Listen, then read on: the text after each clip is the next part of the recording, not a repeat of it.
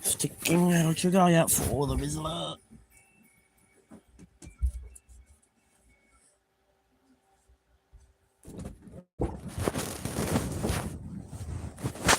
Okay.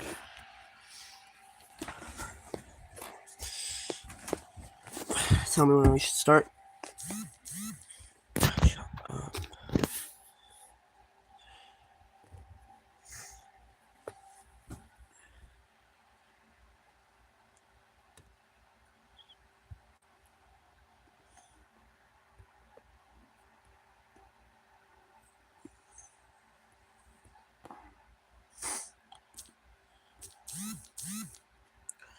Prof.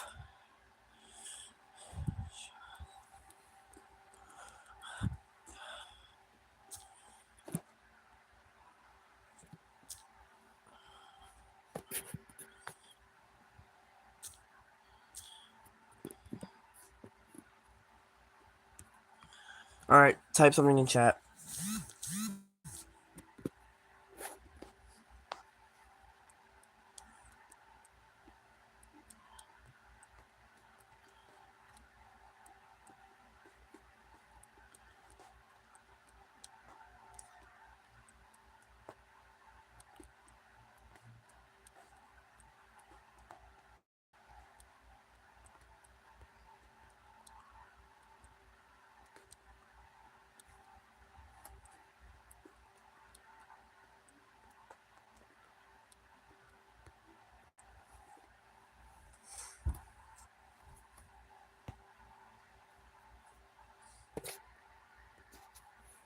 There we go. No, Rory not in a maid dress, no.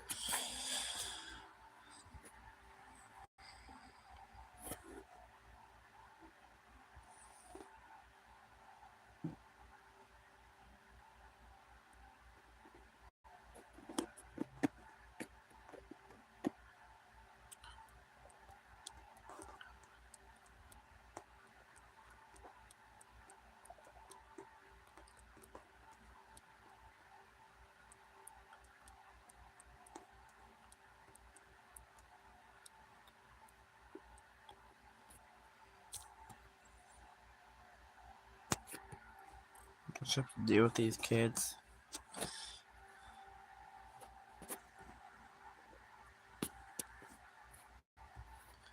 They're really stunning.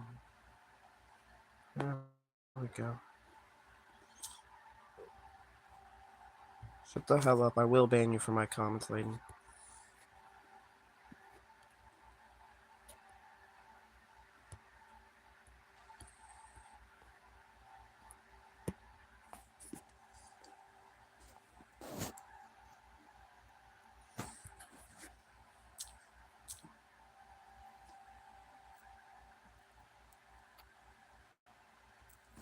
No, shut the hell up. We're gonna start.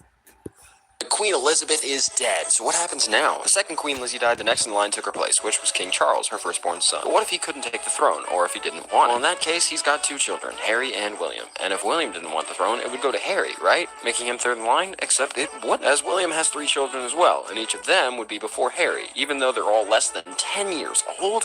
In total, the kingdom has around 16 or more potential candidates in line for the throne. So you finally know what'll happen now. Queen Elizabeth. It's crazy how he sounds so tired in the short, but then the rest of his shorts, he's all like hype, energy and stuff. How does Mr. Beast have so much money? So much that he can give away Queen Elizabeth. How does Mr. Beast have so much money? So much that he can give away thousands or even millions of dollars a week and keep it going this long? Well, Mr. Beast gets sponsorships on most of his videos, but instead of taking the money for himself, he then invests the money back into new, even more epic videos for people to enjoy, which in turn leads to growth, which in turn leads to new sponsorships, which creates an endless cycle that doesn't look like it's slowing down anytime soon. So now you know the answer to the Queen Elizabeth. There's no music for that one. Math is red. But why do we associate certain things with colors? The professional term is synesthesia. In psychology, this means associating certain things with unrelated senses due to previous experiences or encounters. Example, fall is orange. We see a lot of pumpkins in the fall. What color are pumpkins? Orange. All pumpkins. Pumpkins orange. Orange fall. Fall orange. And now you understand synesthesia. For me, these are the colors I see school subjects, but now you know why Wait. I see school. Science is green, history is blue. I'm just gonna state that. Right now. I don't actually care if you message because it just shows up. Math is red, English is yellow, science is green, history is blue. Those are.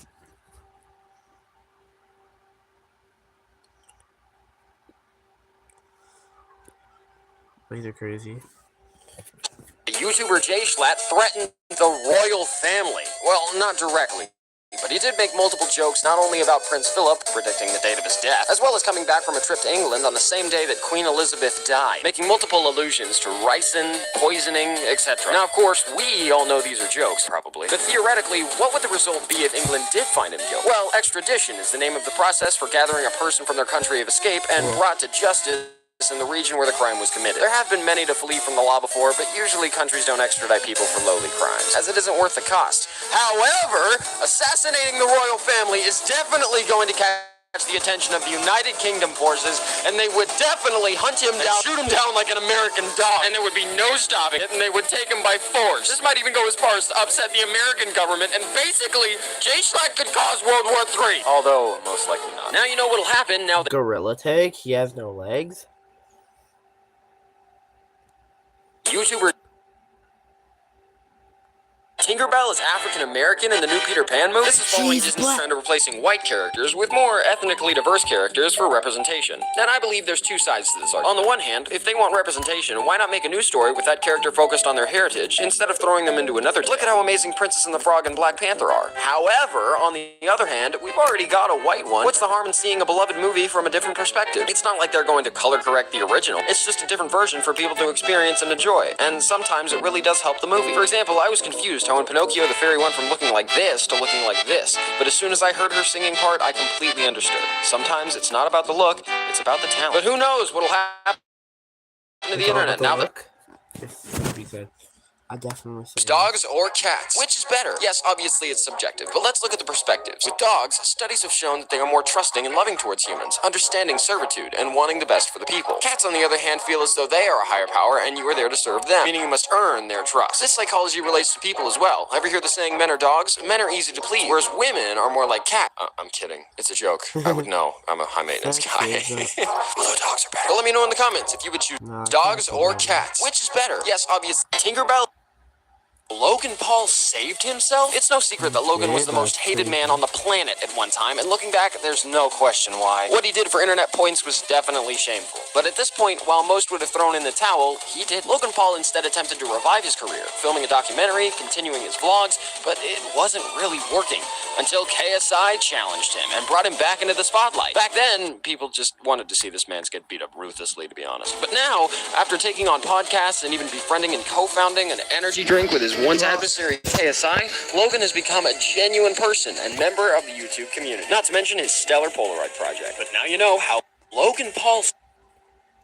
What's the worst song in the world? It's this.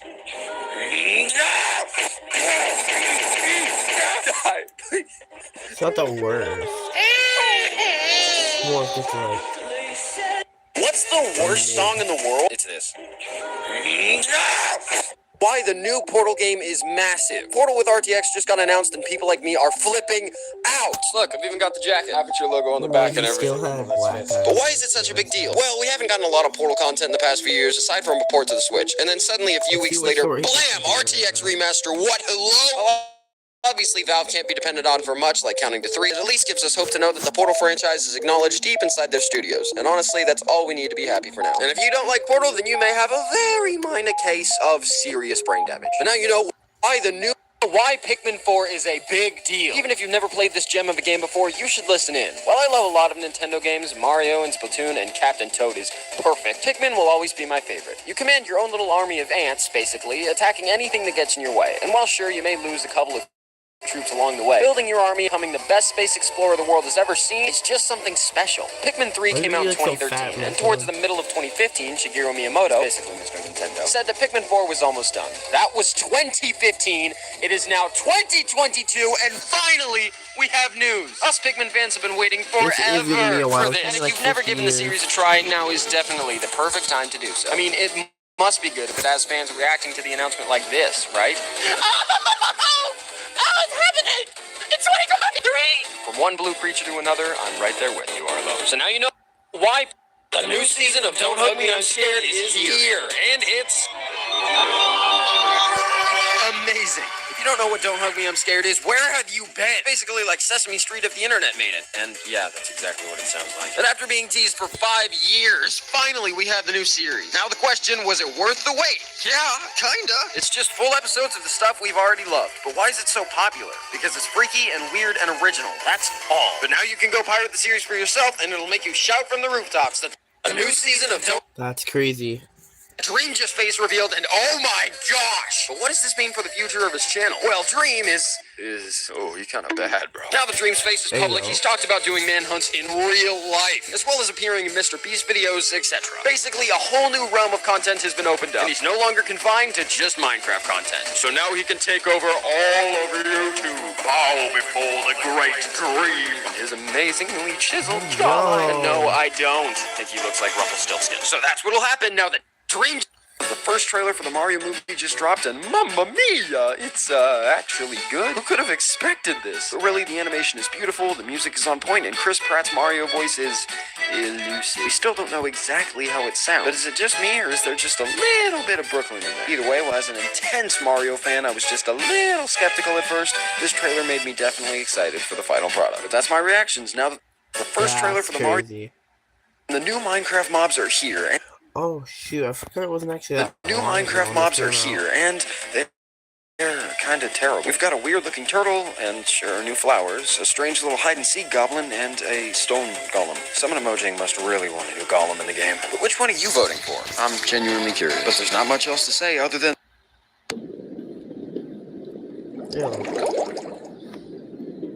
Have I not seen this one yet?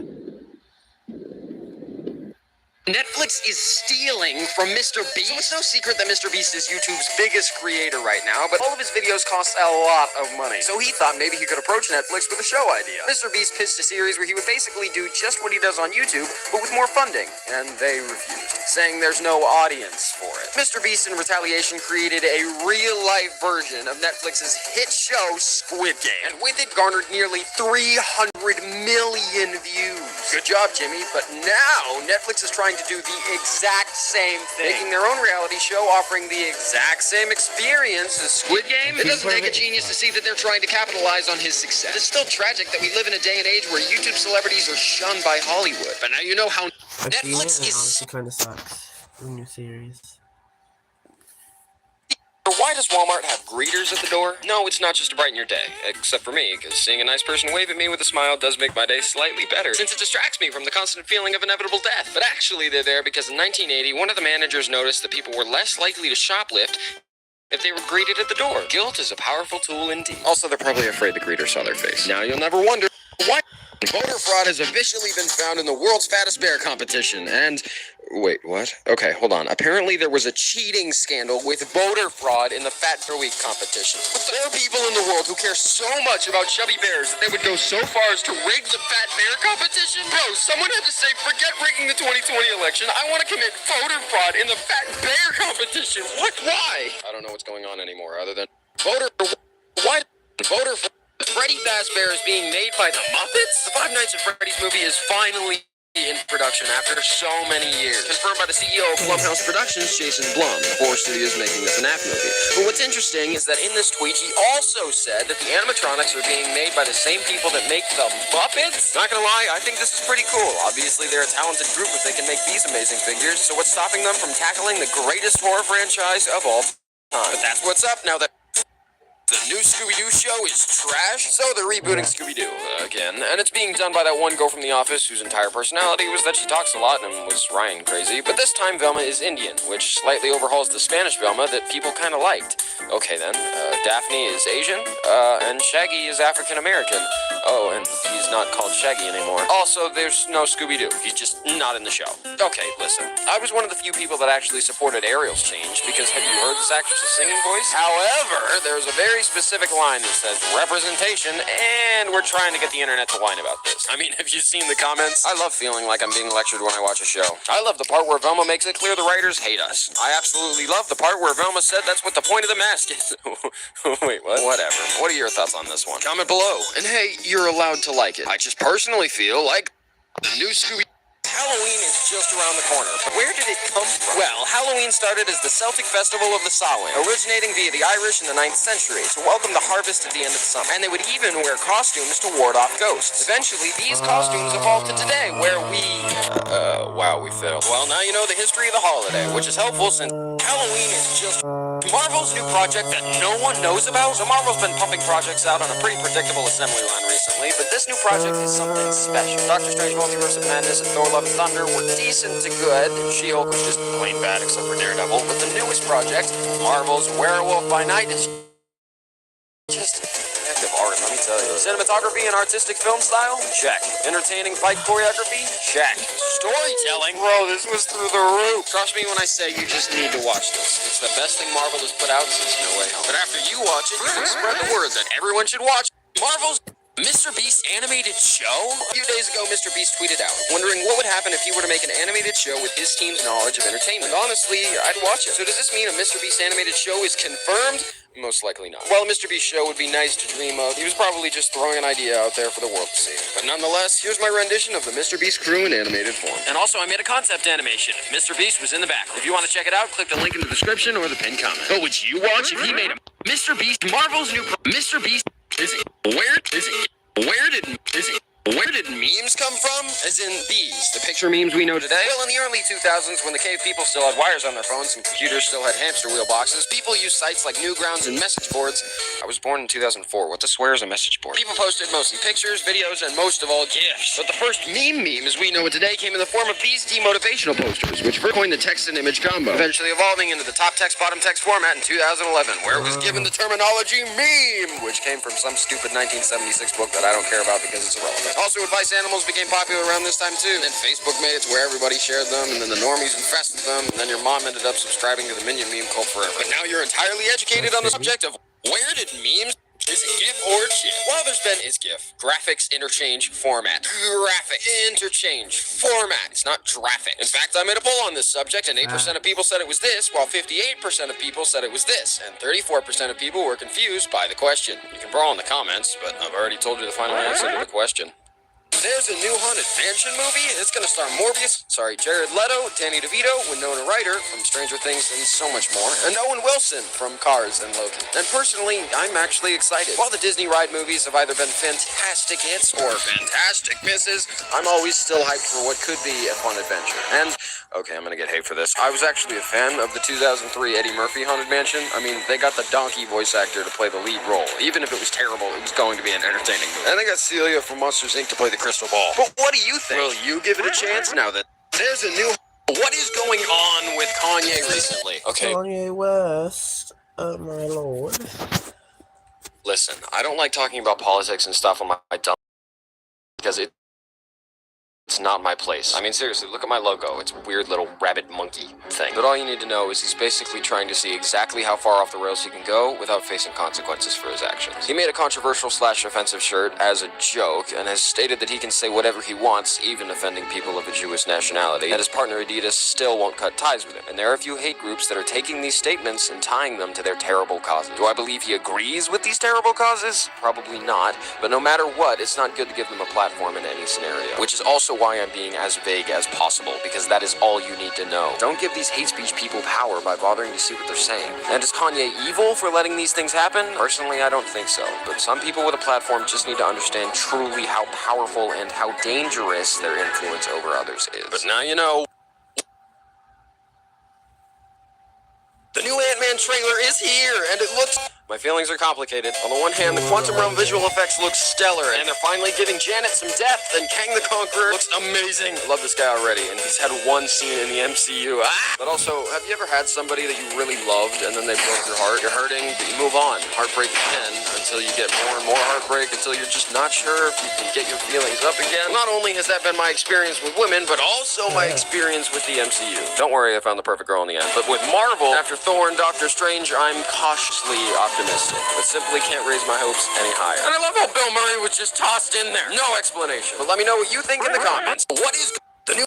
Where did carving jack-o'-lanterns originate from? Well, it actually comes from a myth a long time ago. There was a man named Stingy Jack, and he wasn't exactly a saint, but he was pretty smart. So one cold night, he managed to trap the devil somehow, and would only let him go if the devil promised to never let him go to hell. Slyly, the devil agreed, but when Jack died, he was turned away from heaven. Since he couldn't go up or down, Jack was forced to wander the world as a ghost for eternity. But wait, the devil, as a sign of sympathy, gave Jack a glowing turnip to light the way on his journeys. People picked up the tradition and carved scary faces into their turnips, and eventually pumpkins, in order to scare off the evil spirits. And now, just for fun. Now you'll never wonder, where did carving jack...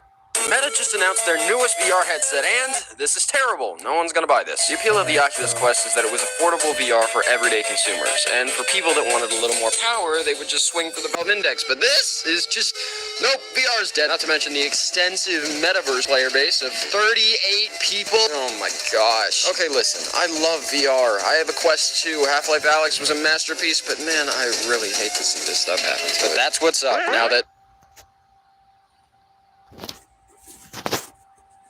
What's the best movie of all time? It's not what you'd expect. Well, if we're going off of monetary gain, it's these movies. But their scores are all definitely not 100%. So, what is? While many cinema scholars have the opinion that such classics as 2001: A Space Odyssey or Citizen Kane are the top notch of filmmaking, reviews would say different. But Citizen Kane actually... held a 100% rating on Rotten Tomatoes until very recently, where an old review was found from the mid-1900s that was actually negative, dropping down the score. So what's higher? For a while, the best-rated movie in the entirety of film history was Paddington 2. This movie about a CGI bear in a city did better than Citizen Kane. But eventually it got knocked down and... What? Okay, apparently there's a whole long list of movies that do have 100%, but the one with highest praise is Toy Story. Honestly, I'm not complaining. I love these movies. I have posters of them hanging in my room. I think this is proof that we can't entirely just depend on what distinguished reviewers are telling us. But now you know. Changes Elon Musk is making to Twitter? Elon Musk finally bought Twitter, and here's the changes he's already made. CEO and CFO, gone. Entire board of directors, gone. All of the Twitter coding employees, gone and replaced with his own.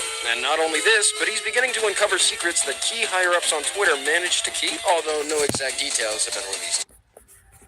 Also, he brought in a sink to the Twitter headquarters. What? It's a new age for social media, where one of the biggest pushers of free speech is now in charge of one of the biggest media platforms in our modern day. Now you're updated on... Japan's Santa Claus is actually Colonel Sanders? Christmas is here. It's November 1st, which means it's Christmas time. But what does Christmas look like in other cultures? Well, of course, many different religions and regions celebrate Christmas or other holidays in their own ways. In China, they treat it more like Valentine's Day. And the Philippines has lots of lights. But by far, the best version of Christmas has got to be Japan. While they share a lot of the same values, being with family and spending the new year together, it's also now widely spread tradition that their meal of the season is... KFC. The entirety of Japan eats KFC for Christmas. No wonder they're still in business. Apparently there are 1,000 statues of Colonel Sanders in Japan. That's insane. That's more statues than I have subscribers on my main channel. Subtle plug. But now you know the crazy fact that Japan...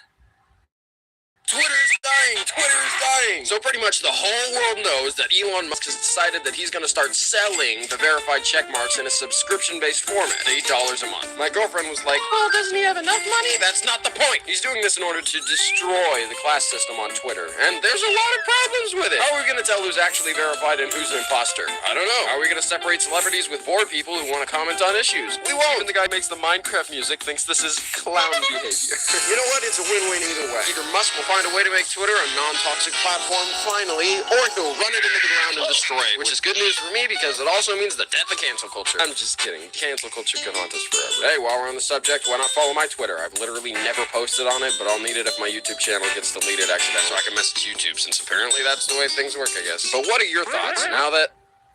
Back to the Future's Michael J. Fox wants a girl Marty McFly for the reboot? Revealed on Entertainment Tonight, MJF said that he didn't expect a reboot with him in it, and the same goes for Christopher Lloyd, both acknowledging they're no longer fit to continue the adventures of Doc and Marty. However, Fox said that if there was to be a reboot, he thinks that a girl Marty McFly would put a nice spin on the tale, and okay, sure, representation, but I'm not so sure a girl going back in time and her dad having a crush on her would fly well, especially in 2023. Hey, I'm a massive Back to the Future nerd. I even have the vinyl. Oh, I'm so quirky, I collect vinyls. Shut up. I know a reboot sounds good, but let's maybe leave this classic alone, or just Tom Holland. But what are your thoughts now that we know Twitter's dying? Who's my favorite subscriber? First off, you're all my favorite. Thank you for 30,000 subs. But there are a few of you who make my day just a little brighter and have the ability to fully make me laugh. Here's a few. Mr. Gorp N and the Speedy Yoshi over here with their joyful comments from a long time ago. Unbreakify is a real one, and here's the funny ones. Riker Awesome Sonic said that he really loves my short animations and to keep up the Google work. I assume he meant good work, but yeah, I Google all this stuff. I mean, who doesn't? In my polls, I always like to add a funny option for you jokers out there, and this group really played into it. The fucking walls again! And then on the post where I talked about burnout, these guys come in with Arby's, we have the meats, and Hampter.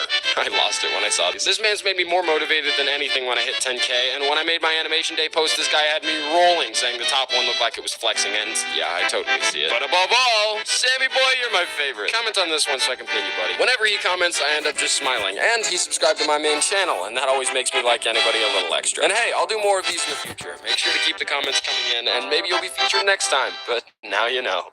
There was a canceled Plants vs. Zombies game that was just leaked, and it looks absolutely stellar. The game would have focused on a human protagonist and his plant friends as they made their way through hordes of zombies and time travel. And it would have been a story-driven adventure game? Man, this hurts. You would have been able to cycle through a pea shooter for ranged attacks, a sunflower to light the way, and a chomper for up-close melee. The game was codenamed Project Hot Tub, but was canceled around 2016 in favor of a Star Wars game, which also then got canceled. Why? I'm a massive Plants vs. Zombies fan, and this just hurts so bad. But what do you think now that we know there was Mickey Mouse stole the fame of somebody else? Everybody knows the mouse, but do you know about the character that could have taken his place? While Walt Disney was just starting out, he was actually working for Universal Studios and was creating cartoons starring his flagship character, Oswald the Lucky Rabbit. The Oswald cartoons are perfect mirrors of the Mickey Mouse ones, aside from the audio sync that Disney found it later with Steamboat Willie. But in the end, Universal ended up snaking away Disney's rights to the character and most of his team. Disney. Real quick. Is my chat broken, or are you guys just like not saying shit? My chat broken, or are you guys just like... Nope. You guys just not saying anything.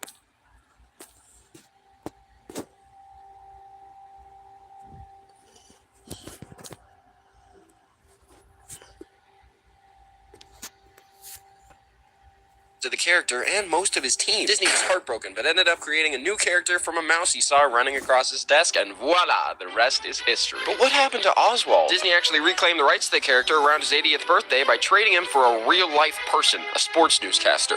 While he was brought to light in the 2010 Wii game Epic Mickey, one of my all-time favorites, and given a small little gas station in California Adventure, but that's about it. I'm a massive fan of the Lucky Rabbit, and even wanted my future kid to be named after him, but my girlfriend said no. Maybe his middle name. But now you know the story of how... A company just lost billions of dollars because of Twitter? Part 3 of the Twitter drama coverage. Sorry, but this is just hilarious. Eli Lilly and Company is a major manufacturer of insulin. For you kids out there, it's a shot that regulates blood sugar levels so you're less likely to have a heart attack. And someone used and abused the paid Twitter blue checkmark and tweeted this, that the shot was now free. And because of that, the company's stock price plummeted. This caused Musk to reevaluate the checkmark and put a pause on any new applications. Oh my gosh. Not to mention how much money this is losing him, apparently coming in way under the forecasted profits. Okay, listen, I don't want to lose my spot on Elon's rocket to Mars, but this is terrible. No other way to put it. But now you know how. Wakanda Forever is terrible? Marvel has made another great movie, and anybody who says that it's bad is lying. Marvel has had some misses recently, but this is not one of them, although it's a little long. Go see it, Wakanda Forever. Now you know not to trust people who say... Disney scared millions of children? Okay, follow me for a second. 1963, Walt Disney creates the Enchanted Tiki Room, meant to spread joy and fun to families and kids alike. In 1977, Nolan Bushnell, inspired by the Tiki Room and infatuated with the idea of a restaurant featuring singing animatronics, founds Chuck E. Cheese to spread joy to families and kids alike. Fun fact, the same guy that made Chuck E. Cheese also made Atari. Fast forward to 2014, an American video game developer, Scott Cawthon, becomes inspired by the franchise, as well as multiple rude comments made to him on his previous game, and voila, one of the scariest video games Games was born to give millions of children nightmares, including me. So technically, the creation of FNAF can be traced all the way back to Walt Disney, albeit indirectly. Makes you think. But the best Thanksgiving of all time? Many of you know this story, but just in case, I'm telling it here to share the joy. Back in 2015, Wanda Dench messaged her grandson inviting him to Thanksgiving. Except what she didn't know is that he had recently changed his number. Instead, she messaged Jamal Hinton, a high school senior at the time. They quickly figured out the mistake, but he asked if he could come anyway, and she said yes. That's what grandmas do. Feed everyone. It's been 7 years, and the tradition has persevered, even through Grandma Wanda's husband's sad passing. But still, this is a heartwarming tale that everyone should know. Happy Thanksgiving. But now you know what is definitely the best. Cereal before or after the milk? One of the age-old questions. We all have our own answer, but what do the facts say? Well, there are two major points. First, cost, and second, density. Cereal is the cheaper variable, whereas milk is more expensive. Whichever ingredient is added first determines what will take up the most surface area in the bowl. So therefore, in this scenario, cereal first is the more economically correct action, as well as practically, as cereal takes up more room in your stomach than milk. Okay, toss all this junk. Subscribe if you're with me. The right answer, bowl first, gang. And hey, if you like stupid things like this question, I made a video all about getting banned by the government from driving a car. Here's a clip. I don't like driving, so I'm going to fail my driver's test in the worst ways I possibly can. I hope, link in the pinned comment or the description to watch. Was Santa Claus really made by Coca-Cola? Everybody knows the Jolly Red Giant, known for breaking and entering every year, but where did his design come from? What I mean is that nobody can see him since he's so fast, so nobody knows what he looks like. Well, the first early depictions of Santa come from one Thomas Nast, an artist during the Civil War who's actually known for making the Republican elephant and Democratic donkey, but he also made early versions of Santa, although they were used for propaganda, which is why you still hear a lot of people saying that Santa is anyway. But the modern version of Santa we know today was actually popularized by the Coca-Cola company, and it worked to an insane degree. I mean, even I want a Coke when I see this guy, and I don't even like it. I'm a root beer guy. And no, Coke doesn't own Santa Claus. Who is searching this up? And now you really know the answer, too. Why do all old cartoon characters wear gloves? Mickey Mouse, Bugs Bunny, Woody Woodpecker, and Todd the Cat all have white hands or gloves. Why? Well, it's pretty simple. The early days of animation had a lot of characters with white hands because all of their films were in black and white, as color wouldn't come about until 1932 with Disney's Flowers and Trees, the first cartoon to win an Oscar. But all the characters could be seen much easier on the ink backgrounds or normal backgrounds with white gloves. But why do characters today, like Bendy or Cuphead or My Rabbit Monkey, still have them? Well, just a reference to the golden days of animation, although I'm not too sure any of us were alive back then. But now you know. Disney just fired their CEO and replaced him with an old one? Following a large drop in the stock prices of Disney over the years, they finally decided to drop their CEO, Bob Chapek, who had been with the company during a large downfall of bad decisions that weren't entirely his fault, but also he's definitely not blameless. Believing animation is only for kids, which I strongly disagree with, you two please. But they brought back Bob Iger, who, if you didn't know, led Disney to buy Star Wars, Fox, Marvel, and Pixar. So basically, this is the guy that pioneered Disney's royalty, aside from, Walt Disney. But now you know why.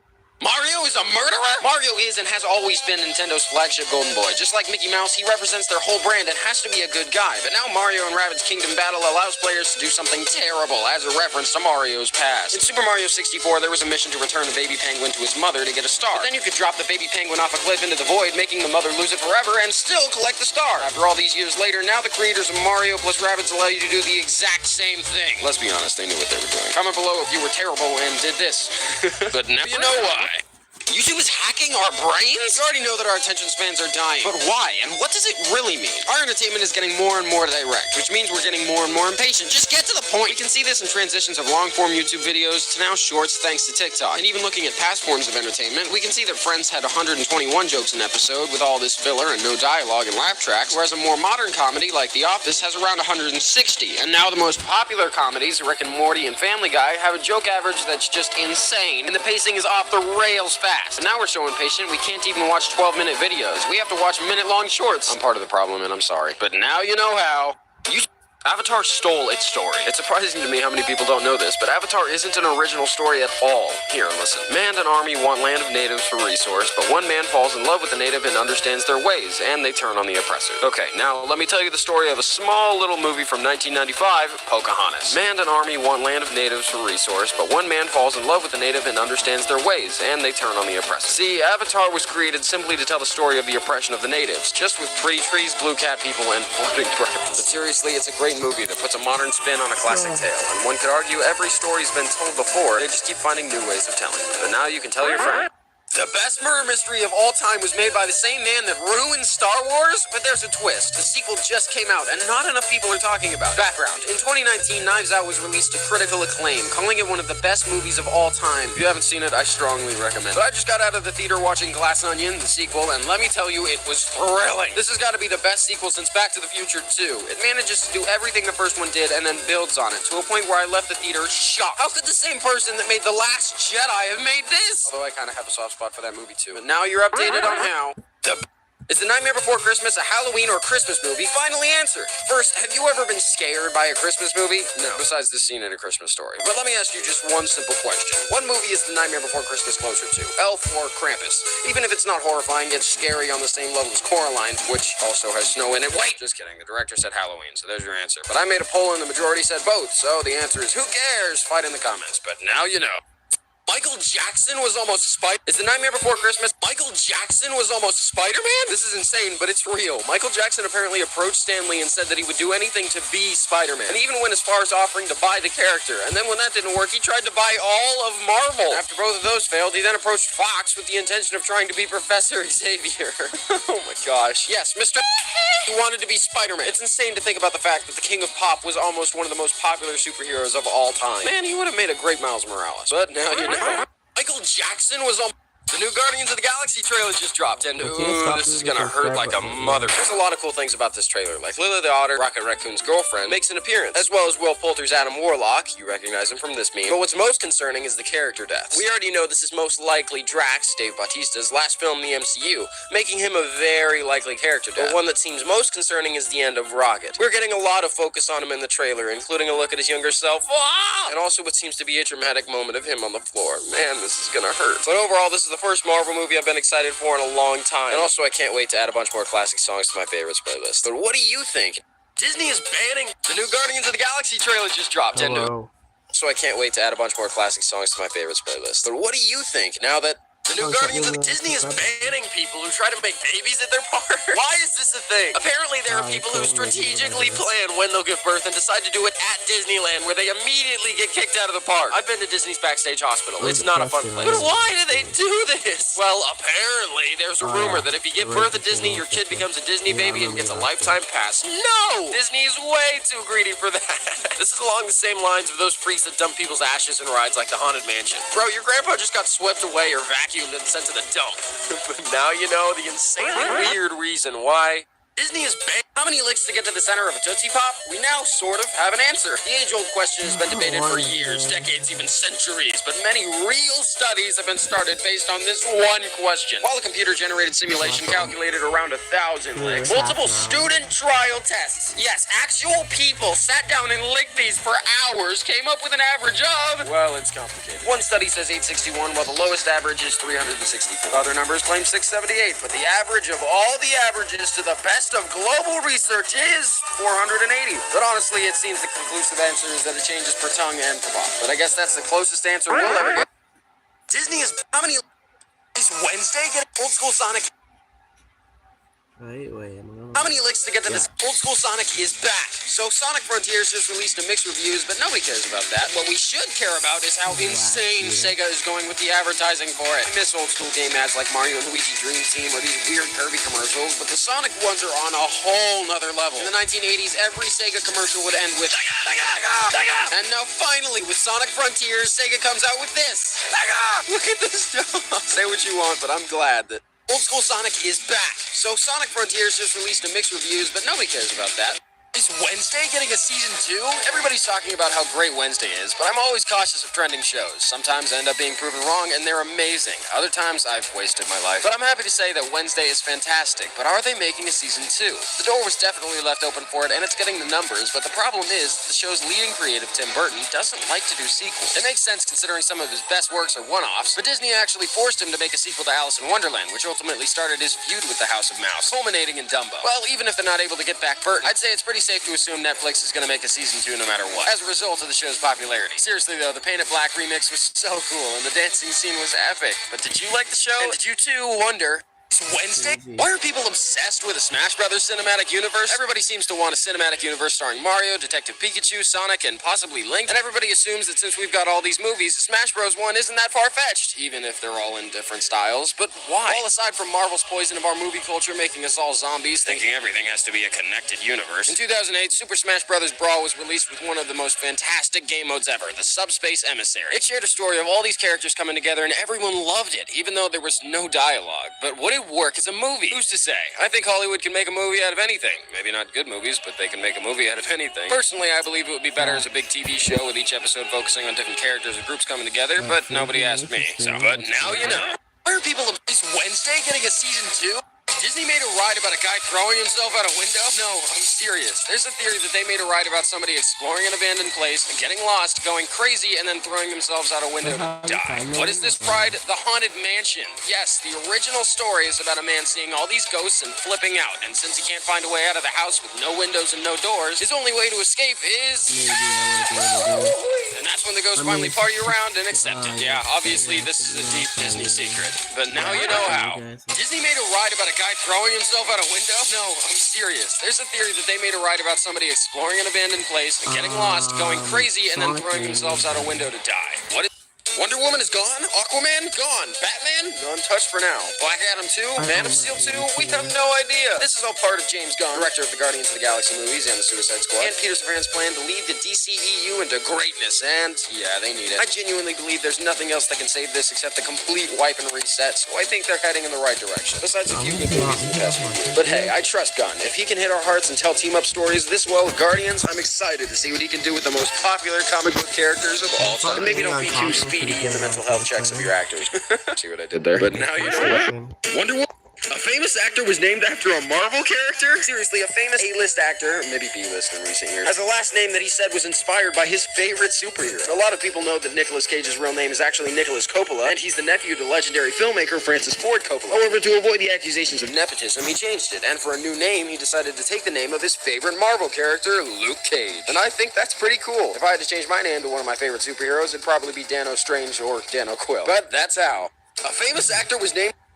Disney just ruined their newest film? While Disney's been on a pattern of reusing IPs recently, since they know they'll make money with no risk, they've had little focus on telling new stories, which is definitely sad. But circumstances around their newest film, Strange World, are interesting, to say the least. Disney actually decided to lower their advertising focus on Strange World because they thought it wouldn't do well, since it's a brand new story from Disney Animation. But in doing this, they kind of ruined the movie, since nobody knew about it. Of course, no one's gonna see it if you don't advertise. So now they're most likely even more worried that making new projects just isn't worth it. There's also a bunch of politics surrounding the movie, but in the words of the great Chadwick Boseman, don't do that here. But now you know how. What is this creature? All of you have seen this little guy in most of my animations, but what exactly is he? Well, I'm settling it once and for all. He's a rabbit monkey. He's gone through a lot of iterations before settling on the final design, but I'm happy with where we've ended up. He says he's so thankful that all of you enjoy his acting and modeling so much, and he's happy he gets to entertain you every day. Although, I haven't found a name for him yet, or the name of his species. I'm thinking a Rabkey, a Munny, a Mabbit, maybe a Rabby? And what about his name? I'm thinking something with an R, like Ricky, Riggy, or Rabby again. Comment below what you think. But now you know the answer to the question. What happens to my channel if I take a break from uploading? Well, let's take a look. Last week, I kind of got on a roll, with every video of mine getting at least 100,000 views. And then I took a short, much-needed 4-day break, and... But it's okay, I'll just stay on a roll with another few days in a row, and hopefully my channel will recover, right?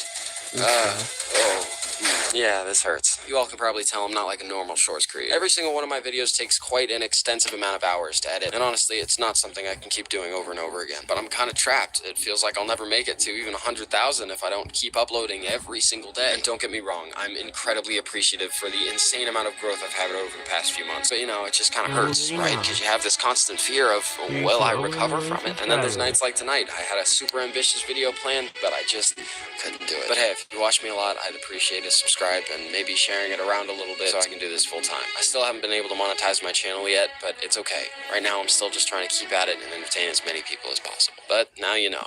What? Pokemon is replacing Ash Ketchum? Ash has been the forefront of the Pokemon brand for a long time now. It's the star of most of the TV and movie adaptations, except for this gen. But now he's getting replaced by a girl named Go? It's definitely tragic to see this hero retire, as in my mind, he's one of the childhood greats. I just hope they keep the wordplay of the character, because Ash Ketchum had to catch them all, so hopefully this new character Go has... Oh, Pokemon Go, I get it. But now Oh, you've go got the for scoop on Florida. how It's not Pokemon good, is... though.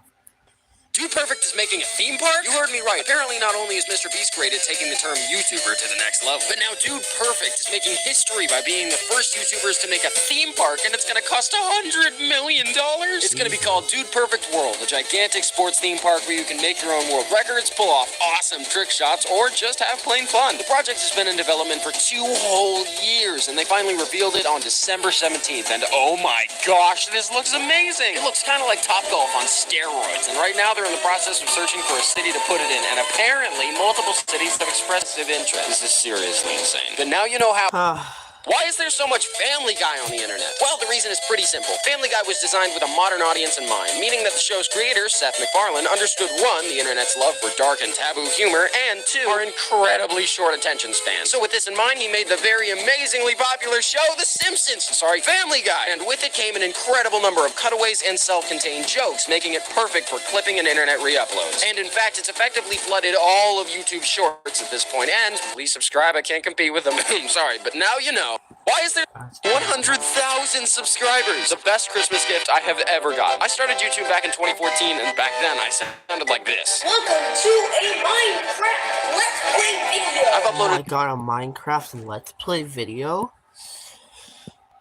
at least 1 video every year since then, and I've definitely changed. In fact, the first appearance of my rabbit monkey was just over a year ago on this whiteboard. But I started this channel just 3 short months ago with the mindset of, okay, just one last try. And now, here we are. And I am forever thankful. And hey, I'm uploading more videos now. Be sure to check out my main channel, my daily spam channel, my depression channel, and I'm just kidding. I'm sorry. I'm just thankful that you're here. And genuinely, I'm thankful that you all gathered here and that we built up this channel with a total of... Disney is bringing back Mickey's dead brother, and they've got big plans for him. You already know how Mickey Mouse stole the fame of somebody else. If not, video linked in the comments. But finally, after all these years, Oswald the Lucky Rabbit is back, and Disney seems to be showing him some love. First, we got their first hand-drawn short in years, and I didn't want to get my hopes up, so I just assumed that was all. But no! Now he's appearing in billboards and in a partnership with Givenchy, a world-known fashion brand, and some employees from Disney itself have said that there's love within the company for the Lucky Rabbit. It's a bright future ahead for Oswald fans. If you want some luck yourself, maybe consider hitting the subscribe button. I'm sorry, that was a joke, mostly. But that's how. Oh Disney is bringing back Mickey's Dead, the Penguin movie that stole an Oscar. Back in 2006, the animated movie Happy Feet won the Oscar for Best Picture over Cars. And objectively, is the movie better? Who's to say? It was definitely slightly more original, considering Cars stole a story from Doc Hollywood. Disclaimer, I love the Cars franchise anyway. It's part of my childhood. But anyway, here's the problem. It was Best Animated Feature, and Happy Feet uses motion capture. Pixar even jabbed at them in their next film, Ratatouille, with a stamp that said 100% animation, no motion capture. Eventually, the Academy realized their mistake, and while they didn't take the Oscar back, they did make a new rule. To win in the category, motion capture couldn't be used as the main source of animation. While motion capture is an incredible art form and is brilliant at capturing an actor's performance, except for these movies, yeah. Pixar's animation took thousands of countless hours working on every single frame, and it's not fair to be put up to battle against mocap. But now you know the story of the Could Disney's Ratatouille actually happen? Is it theoretically possible for 1, a rat to learn to cook, 2, human hair to act as puppet strings for your brain, and 3, could it happen in Paris? Well, here's the results of my 30 minutes of Google research. 1, rats are pretty smart and actually apparently empathetic, being more intelligent than rabbits, gerbils, and guinea pigs, and their levels of intellectual ability is why they're used so often in studies to help scientists understand human behavior. 2, could rats control humans? Maybe not with hair pulling, but the closest we could get to, say, mind control is EEG technology. I'm not trying that. Which measures electrical activity in the brain, but we're quite a few ways away from mind control. But the most important question, 3, could it happen in Paris? Well, to answer this question, we first need to find out exactly how smart the rats are in Paris. And since I don't know anyone in France, I decided to travel there myself.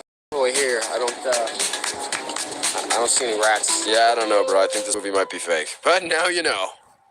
Is Johnny Depp back as Jack Sparrow? Well, it's complicated. Earlier, they had announced a reboot with Karen Gillan, Nebula and Jumanji, and Margot Robbie, Harley Quinn, in an attempt to make an all-female version of Pirates of the Caribbean, since it worked out so well for Ghostbusters. And they had both expressed massive interest in the project, but recently both of them have backed out. And now there's multiple news sources seemingly every day claiming that Depp will be back, and the exact number of sources claiming he won't. During the Amber Heard trials, he said he wouldn't return to Pirates even if Disney paid him $300 million and a million alpacas. But he's also expressed immense love for the character. Obviously, we all want him back. Most fans think that there's no series at all without Captain Jack Sparrow. So, who knows? But we still really don't know the answer to the question. Could Disney's Is Johnny Happy New Year's! Get ready for some big changes. But first, while the most common New Year's resolutions usually have to do with either losing weight or being more healthy, I'm curious, what are yours? Comment below. My New Year's goal? Entertain you. Most creators would set a subscriber goal or a view goal by 2024, but I'm kinda just happy with the audience I have. 100,000 is like a lot, so my New Year's resolution is just to make sure that you all enjoy yourselves. But whatever your resolution is, I wish you good luck and Godspeed, and I also hope you have a very Happy New Year's! Disney stole an entire movie? You may know this story, but if not, buckle up. 1991, Michael J. Fox of Back to the Future fame stars in the romantic comedy Doc Hollywood. About a hotshot doctor who crashes into a small town, is sentenced to do community service. A veteran of his profession who teaches him some stuff, falls in love with the girl and the town, in the end decides to stay. Sounds familiar? Let me summarize 2006's Cars. Lightning McQueen, a hotshot racer, crashes into a small town, is sentenced to do community service, meets a veteran of his profession who teaches him some stuff, falls in love with the girl and the town, in the end decides to stay. Yep, pretty much the same, just without a piston cup. The movie got a lot of blowback for this, but in the end, we all remembered Cars, and not a lot of people remember Doc Hollywood. And yeah, I know, it's technically Pixar, but now you know how. It's a new Lego Portal set. We need to work together. Okay, it doesn't exist yet, but you can support it right now on Lego Ideas. Please, I need this in my life. I've gained a slight following in the past few months, and now I finally understand why. So I can tell all of you to go and support this idea, seriously, by clicking the link in the pinned comment or the description below. Go support the new idea and share it with all of your friends. Go, go, go, go, go! I love Lego nerdy things. Here's my Lego DeLorean. Wait, not that one. Here's my Lego DeLorean I just built for Christmas, and I'm so excited to start building my Lego office set. I really want this portal gun, though. There was another amazing set earlier this year, but it ended up getting canned because not enough people knew about it. Don't make the same mistake, please! Sorry for sounding nerdy. I love y'all. Be sure to tell me what your favorite game would be if you could turn it into Lego. But now you can tell literally everyone that you know that there's a new Lego. This rage-inducing penguin game is amazing. Recently, a brand new game was revealed called Bread and Fred. And one, it's just adorable. Look at it. And two, it's infuriating. Remember Getting Over It with Ben and Foddy? It's that, but multiplayer, and I still love it. My girlfriend and I played it yesterday, and while we were terrible, it's still a great time. I'll post the link in the comments later today for you to get it on Steam. But now you know how. This raging. The Legend of Zelda movie is finally being reported on by major news sources. They claim their sources say that Nintendo is working with Illumination after their production of the Mario movie to make another cinematic adaptation of a popular franchise, The Legend of Zelda. And man, this would be so good. Imagine Hyrule animated in the same way the Mario universe was, with aspects of the game lovingly crafted into the scenery, us viewing the world through Link, the hopefully silent protagonist. I think it would be amazing. Personally, I'd love them to start out with Majora's Mask or Twilight Princess, but whatever. I'll be excited no matter what. But what do you think now that The Legend of Indiana Jones was inspired by a duck? That's right. George Lucas, creator of the character, stated that while Indiana Jones is technically just American James Bond, it was actually originally inspired by a comic he read as a child. In the original Donald Duck Disney comic strips in the 1940s, the character of Scrooge McDuck made his first appearance. Even though the creator had only meant for him to play a small part, fans loved him, and he even received his own comic years later. And yes, he's named after Ebenezer Scrooge from A Christmas Carol. But now you know how. Indiana Jones. Backroom survival tips? Y'all know the backrooms aren't real, most likely. But just in case, here's a few tips to survive if you find yourself trapped. 1. Hug the walls. Stay close to them at all times. You may have to travel further, but you'll never get lost. 2. Red is bad. Walls, lights, turn around. 3. Stay quiet and listen. Your eyes will deceive you, but your ears are the most useful tools for staying safe. They'll let you know if there are others around, or when to stay quiet so you don't get found. Then there are other obvious ones like using supplies sparingly and trying to find ways to no-clip back out, but remember, no matter what, to never, ever. But now you're educated on just a few. Backroom survival? What's with all the Waffle House comments? The Waffle House has found its new host. I'm so sick of it already. Basically, Johnny Razor told his whole audience to gaslight the whole internet by commenting this on every video, which, yeah, it's kind of funny. But also, it's flooding every comment section. Interestingly, he said in the video to just give ideas and that he'd announce the word and the start date on January 31st. It's the 14th and already the revolution has started, so safe to say it kind of beat him. He changed it now to where they're gonna stop on the 31st, but man, this is crazy. I've read it too many times, and I'm sure all the comments on this video will say it over and over again. But now you know. What's with all the Trivia question. What actor connects Phineas and Ferb, Avatar The Last Airbender, and Portal 2? And the answer is E. Bradley Baker. He not only voices the famous secret agent semi-aquatic egg-laying mammal of action, but also Momo the lemur, and both Atlas and Peabody from Portal 2. He's been in a lot of movies and TV shows, including Handy Manny. Wow. But now you know the answer to this. Trivia question. What Shaggy actor just joined the FNAF movie? There have been casting rumors for the FNAF movie for as long. Scoobs, I'm the man behind the slaughter.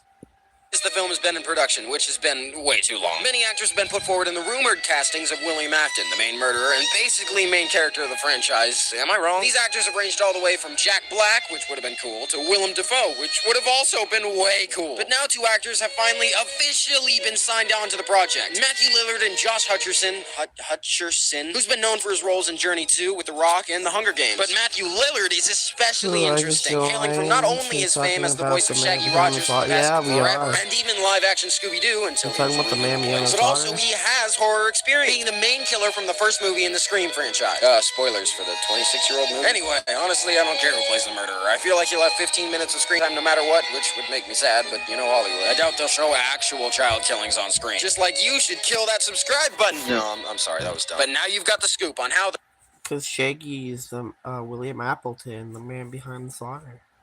most underrated YouTuber? This person is not only an amazing animator, but she's also been underrated for a long time. She's done some amazing animations of the Dream SMP, and now she's making stellar Wednesday animations as well. Her name is Xiang, which is actually Chinese for star, which is what she's destined to become one day. She's been a friend of mine for a while, and go check her out. It's great content. Binge all of her videos and subscribe. And now you know who's. Most underrated. The new Puss in Boots is being canceled by parents. Apparently, they're saying the movie is too dark because of its main villain, Death, and they're canceling and boycotting the movie for their children. Chill out, bro. Your kids aren't getting scared by this. Five Nights at Freddy's and Bendy and the Ink Machine and Poppy Playtime have been seen by practically every kid out there. But what do you think of all this? Now that you know the strange reason that the new Puss... Disney trivia question. This one may shock you. What do you think the evil queen said to her magic mirror? If you said, mirror, mirror on the wall, you're wrong. It's actually magic mirror on the wall. But years of the Mandela effect have gaslit us into remembering this wrong. Magic mirror on the wall, who's the best animator of them all? Dang. Although I kind of agree. Now you know the answer to this. Disney trivia question. Alright, so in Shrek, whatever his name, Lord Farquaad, he said mirror, mirror on the wall because they weren't allowed to use magic mirror on the wall. Since more people saw Shrek, yeah, that's why we remember it like that.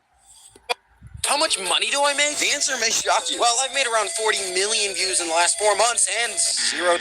Since I make shorts, there's no way to monetize them. But wait! Next month I'll be able to monetize my shorts, and YouTube just sent me an email about how much they think I'll make. I don't really have enough time to talk about it in a short, though. Click the link in the description of the pinned comment to watch my full video about why I want to quit my job, and also looking at when I'll make enough money off of YouTube to do it. Click the links to find out how much money... Waluigi Peach almost existed. When Mario Tennis was first being made on the N64, Waluigi made his first appearance to be an opposite to Luigi and partner to Wario, who Mario had already had a face-off with in Mario Land 2. But the creators of Mario Tennis wanted Peach to have a rival as well, and since they had already made Wario and Waluigi, a third character was considered, Waru Peachy, which was exactly what you think it is. It was literally just an evil, extremely weird-looking version of Peach. And Shigeru Miyamoto himself, the creator of Mario as a whole, had to come over personally and shut it down. Thank goodness he did, because this is a monstrosity. No, I would love but now to see you know how. What do straws bend? Well, they were invented in the 1930s when Joseph Friedman invented a type of bendable straw with a screw because his young daughter struggled to get out of her milkshake. They weren't popularized until the decades that followed when hospitals began to use them so that patients could drink while in bed. You know what else sucks? The fact that you're not subscribed. I'm sorry. Now you know the useless fact about what do straws bend? What things you think are true but definitely aren't. Kit Kat doesn't have a hyphen. Curious George has no tail. The Monopoly Man doesn't have a monocle. Yeah, which is that one I wrote. Oh, it's Looney Tunes, not tunes. My life is a lie. Another insane one, you may think that you're subscribed, but you're actually not. Mind-blowing. Now you know the truth about... Rick and Morty is ruined? Rick and Morty is one of the most popular shows on television right now, despite its insane fan base. It's managed to pull millions of viewers every season. But now that could all be in jeopardy because the show's co-creator, one of the main writers, and the voice of both Rick and Morty, Justin Roiland, has fallen under some serious allegations. And now his relationship with the network has been terminated, but apparently the show is going to continue. Listen, I have an emotional attachment to this show because it's the last thing that keeps my brother and I connected while he's in college. We hop on Discord every Sunday night when it's coming out, and we watch it together, and I'm genuinely scared to see it fall to pieces. My prediction is that it'll be like The Office. They'll try replacing the actors, imitating the writing, but in the end, it'll burn. But who knows? I hope I'm wrong when I say that Rick and M&M's are gone? Mars, the company who makes M&M's, just announced that the Spokes candies are now all going on hiatus due to the controversy surrounding their recent change. The candies have been around since the 1950s, going through many, many changes over the years, and I'm not gonna lie, I'm sad to see them go just because the internet couldn't contain themselves. No more M&M's fearing for their lives, being strangely sexualized, or flat out stripping. Tragic. But how do you feel now that the M&M's are... The original Kirby was weird. Not only was he originally yellow, but his original name was Twinkle Popo. But after Nintendo won a lawsuit by Universal because they thought Donkey Kong was a copy of King Kong, they honored their lawyer, Jack Kirby, by naming the pink puffball after him. And I'm happy with what we got in the end. I couldn't imagine our little guy being any other way. But now you know how. And also in one of in the Kirby World game or whatever it's called, one of the secret there's like a secret level, I don't remember. There's a level with all these blocks that you would break and go down and stuff. And the level was actually shaped like a woman's body, a naked woman's body, so that's another thing. A real murderer almost played the Terminator? Everybody knows that there's some roles that belong to a person, like Johnny Depp's Jack Sparrow or RDJ's Iron Man, and most definitely Arnold's Terminator. But did you know that when the Terminator was in the casting stage, O.J. Simpson was almost cast as Skynet's killer machine? But what's even crazier is the reason he ultimately wasn't chosen. According to Arnold himself, apparently O.J. wasn't believable as a killer. Oh my gosh! I know a lot of my viewers are younger and don't know about history, and there's nothing wrong with that. But in case you didn't know, O.J. Simpson literally killed his ex-wife and her friend. Irony. Horrifying irony. But now you know how. Why is the green M&M hot? Well, back in the 1970s, there was a massive rumor that the green M&Ms helped couples during, sus time. And this rumor spread so much that they even released a special Valentine's pack with just green M&Ms for couples in need. I'm uncomfortable. But anyway, Mars played into this rumor because, hey, rumors are good for business. So when they designed their spokes candies, they gave the green M&M a very stylized look. And, I can't talk about this. I'm done. Subscribe if you want. Just don't bother asking. Why is the green... I have fan art. I'm gonna cry. Just the simple fact that there are people out there that care enough about me and Riggy to make these warms my heart. Seriously, it means so much to me, you have no idea. And this 100K one is just fantastic. Thank you for caring. My art style is okay at best, and it floors me to see actual artists with real talent showing off their skills in these incredible ways. From now on, any fan art can be sent to danocal.fanart@gmail.com, and I'll definitely be sure to show it off in the future, because I want all of you to know just how much I appreciate you. And now you know why it's so amazing. Oswald's girlfriend was secretly replaced by Disney. Most of us know. I will skip ahead sometime. Like, if I will swipe past the video, if he's like, and now you know, like right before he said it or something, because you know, I'm just gonna say something. Oswald the Lucky Rabbit is with Hortensia the Cat, which worked out perfectly for the Year of the Cat and the Year of the Rabbit. But did you know that he had someone else in his life? His original partner was Fanny Cottontail, and she was also a rabbit. However, after a few shorts, she mysteriously disappeared and was replaced with Hortensia the Cat. However, interestingly, Fanny was depicted wearing green, whereas Hortensia wore pink until very recently, where she began wearing green too. Also, I lied. Hortensia isn't Oswald's girlfriend, it's his wife. Yes, while Mickey has been dating Minnie for around 90 years, Oswald actually made it into the end zone. But now you know how. Oswald's girlfriend was secretly... Avatar is stealing from Avatar? So Avatar 2 just came out and did insanely well at the box office, passing Top Gun Maverick, Spider-Man No Way Home, and The Force Awakens. And so, of course, more sequels are planned. But here's the funny thing. This film was about the Water Tribe, and the next film will reportedly be about the Fire Tribe. And oh my gosh, if you didn't know, Avatar The Last Airbender, the renowned Nickelodeon show, had 4 nations. Water, Earth, fire, air. And at this point, it seems like they know what they're doing. They have to know what they're doing. Whatever, Yeah. I'll just enjoy my kid's show. I'm sick of the Blue Cat people anyway. But now you know how. Avatar. People are canceling Mr. Beast for the dumbest reason ever. So you already know how Mr. Beast cured the blind in his newest video, basically making him modern JC. But for some reason, a large portion of Twitter has a problem with him paying for a surgery that literally changed these people's lives. What is their deal? They complain how many greedy billionaires don't share their money. Finally, someone is, and they're against it. People think he's doing it for clout, and maybe a little bit because it's a job. But also, most people need to realize that whatever money he gets, he usually spends it on more projects just like this. Like opening food banks or helping others in need. But nobody cares about that. No. They all just think rich equals bad. What a dumb, X not to. Oh yeah. dumb world we live in. But now we're So just left before- confused as to why This people are canceling. This is before he renamed Twitter. Like Elon Musk still bought. Build a Twitter. bear for a They just haven't like renamed it yet. Most of us know about Build-A-Bear. Either we built one and cherished it forever, or we always wanted one but tragically never got taken there, and we grew up salty at our parents and never emotionally recovered. Sorry, anyway. Build-A-Bear just announced their new collection of 18-plus adult bears called Build-A-Bear After Dark. And, I mean, hey, it is almost Valentine's Day, so I guess this could be a unique gift. Seriously confused to approve this, though. What frequent, hey, let's make the teddy bears hot. But are you as weirded out by this as I am on why they made Build-A-Bear for Disney's abandoned monster? There's an abandoned monster animatronic. Bruh.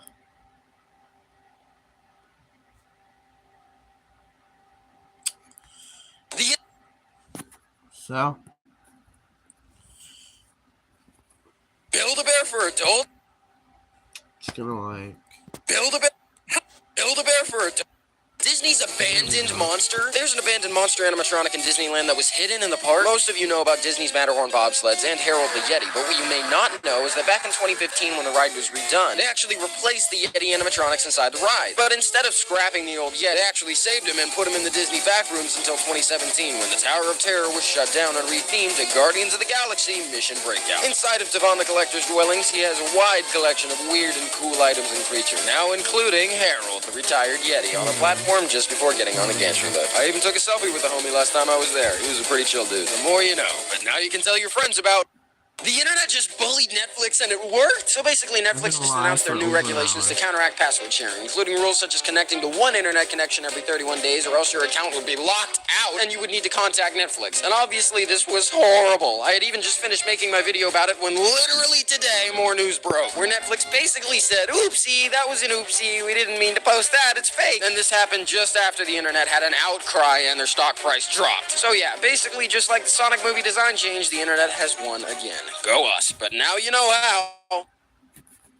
Why is it called Bluetooth? Well, it's actually based on an ancient king dating back more than 1,000 years. His name was King Harold, but his nickname was Bluetooth. Why, I hear you asking? Well, it's exactly what you'd think. Harold possessed a dead tooth with a bluish-blackish hue, and... Wait, hold on. How did a king get such a mean name as Bluetooth? That's like Captain Hook or Scar. Nicknames about physical appearance cause a lot of trauma for people. He was a king. Couldn't he literally have just executed anyone who... Anyway, he was famous for uniting Denmark and Norway in 958, and in 1996, the leaders of Intel, Ericsson, and Nokia all came together to form this new technology to unite the PC and cellular industries with a short-range wireless link, and they codenamed the project Bluetooth, and it ended up sticking. Also, the logo is a merging of the Nordic runes for Harold's initials. But now you'll never wonder, why is it called Where Did Pac-Man Come From? The answer won't shock you. Well, the lead designer Toru Iwatani originally just wanted to make a game that didn't center around violence, like many of the shooter arcade games at the time. So instead, you spend the whole game avoiding the danger instead of facing it head on. Where did the design of the main character himself come from? Well, again, just where you'd think. The creator himself said that yes, while he was out enjoying a pizza, the one missing slice looked exactly like the simple, charming character he was looking for. And another fun fact, his original name was this, originating from the Japanese word paku, meaning chunk. But American developers changed it in fear that the name would result in people vandalizing it to say, hey, no, we're not showing that. Get out of here. Sorry, folks, but now you know. E3 is dead? If you don't know games, E3 is a yearly trade show where the greatest game studios and other companies display their newest developments in hardware and video games. And usually it's super epic and a big deal with giant displays and massive crowds. But recently it's been dying. A couple years ago, Sony became the first of the big game studios stepping out of the event, choosing instead to showcase things their own way. And now reports are saying that both Microsoft and Nintendo aren't coming either. Are you kidding me? Man, I just turned 18 last year. I was so excited to finally go. With so many big companies choosing to do their own forms of news broadcasts, it looks like this once epic convention is becoming a thing of the past. I'm hurt. I'm really hurt. It was like the Super Bowl for gamers. Man, now you know why we're all afraid that... Where did Pac-Man come from? The answer won't shock you. Most famous computer virus? Back in the ancient days of computers, 1999, there was a fun little electro pal you could download. And his name, Bonzi Buddy. Bonsai Buddy? Whatever. This little guy went viral, as you would say back then, due to his similarity but ultimately superiority to Microsoft's Clippy, which many people found extremely annoying. Bonzi Buddy could play games, tell you jokes, and reply in his horrifying voice. Bonzi Buddy is love. Bonzi Buddy is life. But what went wrong? Well, he was actually a form of both spyware and adware, collecting users' personal data and giving them an insane amount of pop-ups and ads based on the information it collected from you, also disguised as Microsoft Alert windows. Ultimately, the company was sued multiple times and ended up shutting down in 2004 because of a $75,000 fine for violating COPPA. But that's the tragic tale of the...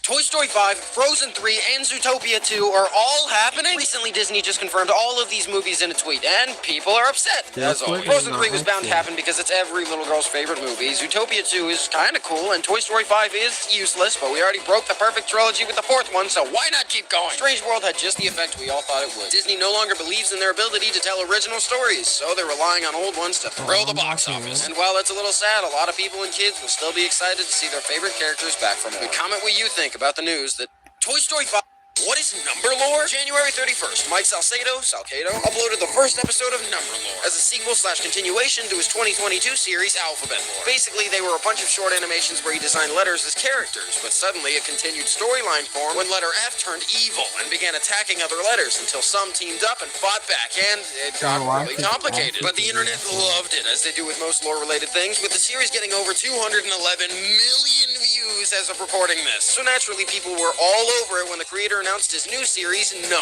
Number 1 has now come from the future and kidnapped X. This is all real. I'm not trolling, but now you know.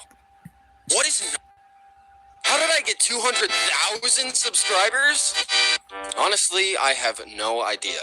All I know is that I am incredibly thankful. These past few months have been insane with the support and care that you all have been showing. And now nearly every video I upload is getting around 100,000 views. We're floored. This is Ricky, by the way, if you don't know. Say hi, buddy. You may have seen him commenting on a couple videos and us fighting, but no, he's good at heart. Mostly. He and I may fight a lot, but we'll always agree on one thing. All of you are the absolute best. So truly, thank you. I'll always be in shock and awe, and I may never understand the answer to the question, how did I get... Where did Valentine's Day come from? Well, it actually started off when Rome decided that soldiers shouldn't be allowed to marry, so they would be entirely focused on war. But Saint Valentine started to officiate weddings in private. Eventually, he was found out and executed, but people remembered him as a martyr of love, so we named the Day of Love Valentine after him. Also replaced a pagan holiday where they smacked women with sheep to make them fertile. Yeah, I don't know. But it's now evolved into a day where you can show your love and let somebody know just how much you care about them. But now you know. Where did Valentine's Day... We just got brand new news on the FNAF movie, including how many sequels are planned, and we got a look at the sign for the restaurant, and it looks pretty good, except for one thing, I'm mad about the glove. Freddy doesn't have gloves. Even if it doesn't change the movie at all, it personally disturbs me. But on top of that news, Matthew Lillard, the actor for the Purple Guy, and Shaggy Rogers said in an interview that it was the 3-picture deal he signed. So are 3 more FNAF movies confirmed? Not really. Sometimes they lock actors into contracts just in case the movie is a success, but only the box office performance and time will tell. But what do you think? Now that we just got... My Singing Monsters is back? If you don't know, My Singing Monsters is a game on the App Store where pretty much all you do is collect cute little monsters and try to form an amazing orchestra. And it was a massive part of my childhood back in 2012. But for some reason, the game is having a revival? That's amazing! I spent whole days of my life playing this game, and I'm happy to see it gracing a new generation. If you just think it's a game for kids, yeah, you're right. But it's really fun to waste your life on. But I was still shocked to see that My Singing Monsters is back? If you don't know, My Singing... M&M's lied to us? The spokes candies aren't actually gone. It was a publicity stunt, and a lot of people actually saw it coming, since it got canceled right before the Super Bowl. But it seems like they took inspiration from the 2020 campaign, where Mr. Peanut died and was reborn at the big game, which was really weird, but hey, it worked. So many people were talking about how they killed off their mascot. Killing off a mascot got them popular? Maybe it'll get me attention if I... Nah, I'm kidding, mostly. But now you know how M&M's... Peter Pan is evil? So Peter Pan is a classic Disney movie and a childhood staple to many, but apparently Walt Disney didn't like the final product of Peter Pan because he thought the character was cold and unlikable. Which is kind of fair. He kind of kidnaps kids and endangers them by letting them run wild on an island with pirates. But apparently this is the way he's supposed to be, as the original writer's intent was to make Peter out to be a sociopath. So it's an accurate adaptation, and many critics and fans of the books praised it. Nothing will be scarier than Once Upon a Time Peter Pan, though. Anyway, I still think it's strange that Peter Pan is evil? So Peter Pan is... YouTube CEO stepped down. Susan Wojcicki has been the CEO of YouTube for nearly 10 years, and while there's been some questionable decisions made during her reign, removing dislikes, she's still tried to be a pretty positive member of the community, staying up to date on what's been going on and meeting up with multiple YouTubers, such as Matt, Pat, and Ludwig. But now she's stepping down and being replaced with Neil Mohan, and I'm hopeful. He seems like he understands the internet pretty well and the importance of individuals toward the success of YouTube, as well as taking care of creators, but we'll just have to see. Change is always scary, but I'll always cherish my 100K plaque letter signed by Miss Wojcicki. And now you're updated on how the YouTube CEO... Cursed facts. When McDonald's was naming their menu items all the way back in the 50s when the restaurant first opened, they decided to name the main burger after one of the founders. Founders of McDonald's were 2 brothers, Dick McDonald and Mac McDonald, and that's how we have the Big Mac. We could have just as easily had been eating a big... Come back next time for more... Cursed facts. When McDonald's was naming their menu items all the way back in the 50s when the restaurant first opened, they decided to name... Mario and Pac-Man both had inspiration from an old cartoon. While obviously they're very different, except for both being video games, I guess. They actually pull inspiration from a famous cartoon from the time that a lot of people have since forgotten about. The cartoon, Popeye the Sailor. Pac-Man's power pellet that a lot... Make a Rory game. Just like a smaller game. Like, that'd be pretty cool. Allows him to turn around and eat inspired by Popeye and his ability to eat a little bit of spinach and become instantly jacked. And as for Mario, the original Donkey How many Kong people arcade here game, too? Mario's first appearance, was actually meant to be a Popeye arcade cabinet. But since No, I Nintendo thought couldn't 1 score the hour, rights to the 15 minutes. licensing, they were forced to make their own original creations. And the rest is history. I think just thought it was a it's, cool coincidence that Frenzy that's Mario and still Pac-Man here. both had Wait, inspiration I don't from an know old if it's still cartoon. here. While obviously they're very... Why Jack Horner is the best villain? Puss in Boots: Yeah, The Last yeah. Wish was one of the best animated movies of last year Yeah, and there's had a 2 of lot them. of great things about it. But best of all, had to be Jack Horner. For 2. What's the most? shit, Why so Jack fast. Horner is the best villain? Puss in Boots: The Last Wish was one of the best animated movies of last year and had Should a I lot not of make great a things short, about it. But best of all, had to be game? Jack Horner. For Maybe too it's a long, game. animated I mean, movies war have been game, giving us not game. redeemable Maybe or it's a war game. understandable villains, but Oh, finally fuck. we've been given just a truly terrible guy, making him really refreshing and the best villain we've seen in a while. And it seems like the internet agrees, having even more of an obsession with him than people are having with they're on the Goldilocks. track. I mean, genuinely, this guy had everything and just decided to be terrible. And also, I love all of the magic references he has. But that's why Jack Horner is... What's the most annoying meme in the world? Some may say it's the troll song, some may say it's Nancat, but the true answer is definitely worse. This meme started in early 2018 along with kids eating Tide Pods and somebody touching my spaghetti, but this one conquered all. The meme in question? Do you know the way? Uganda Knuckles, kill me. If I see the comment section flooded with do you know the way, so help me. But now you know.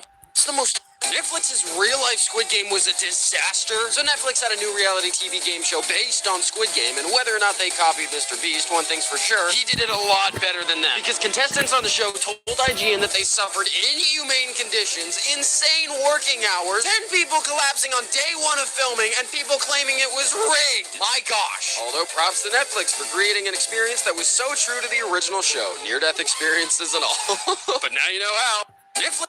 The death of YouTube? So everybody's freaking out that June 30th may very well be the end of the internet as a whole because of a Supreme Court case calling into question YouTube's responsibility for promoting a particular group leading to an attack. And if the court decides to rule against YouTube, everything could change. The YouTube algorithm could be completely altered and any hope of new content creators rising would be entirely destroyed. And YouTube would need to individually approve every single video uploaded and make sure it's all squeaky clean. Hopefully this will be like the whole COPPA thing that everybody freaked out about but eventually amounted to nothing, but if not, well, sucks for me just getting monetized and then My thing freeze, you gotta be joking me. that everybody freaked out about but eventually amounted to nothing, but if not, well, sucks for me just getting monetized and then getting booted 3 months later. Happy 18th birthday, YouTube. Sorry your party sucks. But we'll see. Hopefully we won't have to witness the death of YouTube. Where did it come from? Well, buckle up. Nearly a year ago, Will Orick covered the song Cellophone by Twigs and turned it into a cover by Miss Piggy in a voice memo on Instagram. Someone then turned around and put the instrumental of the actual song over it. And then another person used this instrumental version and put it over a dog video of a Borzoi, a Russian breed that many people realize look like a lot of different things, including a slice of pizza, a pencil, etc. And then the sound got used all over TikTok, all over YouTube, and got millions and millions and millions of views because of one guy's dog video taking another guy's instrumental mix of another guy's voice memo of a singer's song. I love the internet. Now you know. Where I'm gonna start forgetting things how that to are a talk lot about older things than you and think. start Shrek came out talking all the way about back in 2001, over 20 years ago. The first Avengers movie came out in 2012, which was over 10 years ago. But Wasn't it Endgame 19 was something 4 like that? years ago. But this one is the most insane. The Nintendo Switch and Fortnite are both 6 years old. 6? If they were a kid, they'd be in first grade. Oh my gosh. Sorry for making you feel ancient by telling you about things. Fun facts you didn't know. Avatar: The Last 3 Airbenders Aang is people, voice acted by that's Pablo the hard. Penguin from the 2004 kids That's show in the it, that's backyard. Fox. Yes, the That's same my person who last fought movie. against the Fire Nation sings Into the Cyclovans. Come back next time for more. Fun Where did the heart shape come from? We all know that a heart doesn't actually mind, look I'll like back this, up but in instead it people. looks like you. So where did this shape originally come from? Well, despite Google saying it's based on a random plant, we don't actually 100% know. Many speculate it came from a peach or water lily leaves or human parts. But the best and most credible theory is that it slowly devolved into this shape through countless artist depictions and Yeah, well, painting, back going to from three. this to this down to this general shape in the medieval century. And we've used it all the way since then. But now you'll never wonder, where did the heart shape come from? Why do I always use this song? And no, it's not because of... This song is Attack of the Killer Queen by Toby Fox from the video game Deltarune Chapter 2, the kind of played sequel that. to Undertale. I'm like I an played that okay before Undertale Chapter fan, 1. but I'm a massive Deltarune fan. Want proof? Shabam! All of the vinyls, like $200 right there. And take a listen. Still don't believe I didn't copy Mr. Beast? Well, the first short I used this song on was September 13th. Coincidentally, it was a short talking about Mr. Beast. But the Attack of the Killer Beast song, the original upload came out 8 days later. So I'm not saying I'm the reason for the meme, but also stop saying Mr. Beast in my comment sections because I was the original. Now you know. Why do I always use this? The cursed grocery store? Omega Mart is an artistic display disguised as a shopping center, and let me tell you, it's insane. When you first walk in, all seems normal until you take the time to actually read the products on the shelf, like these mammoth chunks or vegan goat. What? While the concept originated in 2009, the full scale wasn't realized until a couple years later in Las Vegas, Nevada, and I've actually been there, and my brain melted. The inside is insane, and it feels like you've taken a couple mystery substances. For a moment, I finally understood Ricky's addiction, but now you know about... Is Minecraft dead? 99% of the people watching this video have definitely played Minecraft before, and despite your feelings on it, there's no denying that it's a massive part of our world today. But is it really dead? No. Well, what I mean is that it's died before, after the explosion of Dan TDM and Stampy and many others around 10 years ago. And, between 2015 and 2019, it seemed like Minecraft had lost its steam and everyone moved on. But then PewDiePie and SMP Live and Dream all came along, and it seemed like everything was right back where it was. And although the traction has lost a little bit, and the updates are hit or miss, there's still hundreds of Minecraft videos being uploaded on YouTube every day. I think it's safe to say this game could be around forever, and I don't think we'll ever have to ask the question, is Minecraft dead? Which Pixar movie made me cry the hardest? Seriously, who woke up one day and said, let's make the parents bawl when they take their kids to see an animated movie? Toy Story 3, I shed a few manly tears, but only because I grew up with the movies. Nemo, didn't get it as a child, but as an adult, wow. He lost 99% of his kids and his wife all in one swoop.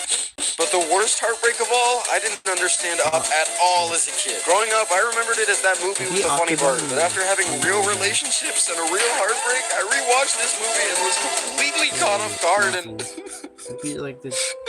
now you know. Which Pixar movie? Where did this S shape come from? Many of us learned how to draw this in elementary school, sketching it all over our math homework, but where did the shape originally come from? While many believe it to be a modern invention passed from classmate to classmate, its history is actually far deeper and more mysterious than you'd think. In fact, it's so complex, we don't 100% know its definitive origin, but we've got some pretty good guesses. Well, at first it was tracked to the 1980s through popular graffiti art. YouTuber Lamino managed to trace it all the way back to a book from the year 1890, although it looks slightly different. But just a year later, a Redditor seemed to find the best possible answer as the pattern used in 500 BC, the years of the ancient Greeks, as the design for their clothes. And as of now, this is the best we've got. But no matter what, I think it's cool we all have this mysterious symbol that unites us all around the globe. Although we may never truly know, where did this easiest way to tick off fans? Fan bases of popular franchises can be a little obsessive and slightly overprotective at times. And if for whatever reason you want to make us angry, here's a few ways to do so. In order from least to most annoying. First, saying the best part of Star Wars was the sequels. Being a fan of Marvel or DC movies and saying that the comics are for nerds. Get out of horses with you, Doctor Who. But the most infuriating thing? This guy. Even though he's from The Legend of Zelda, his name isn't Zelda. It's Luigi. Come on. But now you know the funniest shower thoughts. Welcome, roller coasters can snap such crystal clear shots of us going at insane speeds, but bank security cameras still can't catch robbers' faces standing perfectly still. Going to bed, you'll feel better in the morning is the human equivalent of, did you try turning it off and back on again? As a kid, your parents teach you not to believe everything you see on TV, but now we have to teach them not to believe everything they see on Twitter. Technically, we were aliens when we invaded the moon in 1969. Comment below your favorite shower thoughts, and maybe you'll be featured next time on Funniest Shower. The worst facts you don't want to know. Buzz Aldrin, the second man on the moon and the namesake inspiration for Buzz Lightyear, has bragged that he was the first man to pee on the moon. Sorry for those of you that wanted that achievement. Your body sweats around 1 cup a day, meaning your bed absorbs around 26 gallons of sweat every year. Ew. The FBI speculates that around 3,000 serial killers are loose around the United States. When we brush our teeth, that's the only time we clean our skeleton. Now you can tell your friends about the worst. Why do finger guns look like this? It doesn't exactly match what a real gun looked like, does it? So who made the hand gesture and why? Well, according to Google, it originally came from a Fortnite emote in 2017. Really, Google? Well, in reality, there's a few different people who claim to have invented them, but we don't have an exact source, only knowing that they became popular and integrated into mainstream culture around the 1970s, when Texas Tech fans used them to counter the horn salute of their rivals, the University of Texas at Austin. Well, why do they look like this? It's nothing like a gun. Well, actually, it's because they're not based on these guns, they're based on these guns. The thumbs represent the cocking handle used to ready the gun. Also, hey, since this short is talking about guns, I don't think the algorithm's gonna like it, so maybe share it around a little. But now you know. What? Most infuriating thing. For me, it's either people being rude to me, or like hate comments, or like people that just straight up steal my shit. Yeah. What is the white colored pencil used for? Finally answered. All my life growing up, every single time I would open a box of... Alright, we're gonna stop this for a second. There's a guy that literally stole my Rory series episodes. Both of them. See? He just screen recorded both of the Rory series and put them on his channel like he owned them. And also, Do I have a driver's license? he stole from another creator. The answer is yes. Let me show it to you. Here. And they stole the profile. Like, not the profile, the driver's license I made. That was before his name was Rory. What? Oh, He stole the series too. Both episodes. No credit. Acts like he has them. Yeah. colored bills, there would always be a white one included. For years and years, I grew up wondering why? If nearly all paper we use to color on is already white and it just looks trash on construction paper, what's the point? Well, finally, I present to you the answer. To draw over erasure lines. It's as simple as that. Wow, I can die happy now that I know.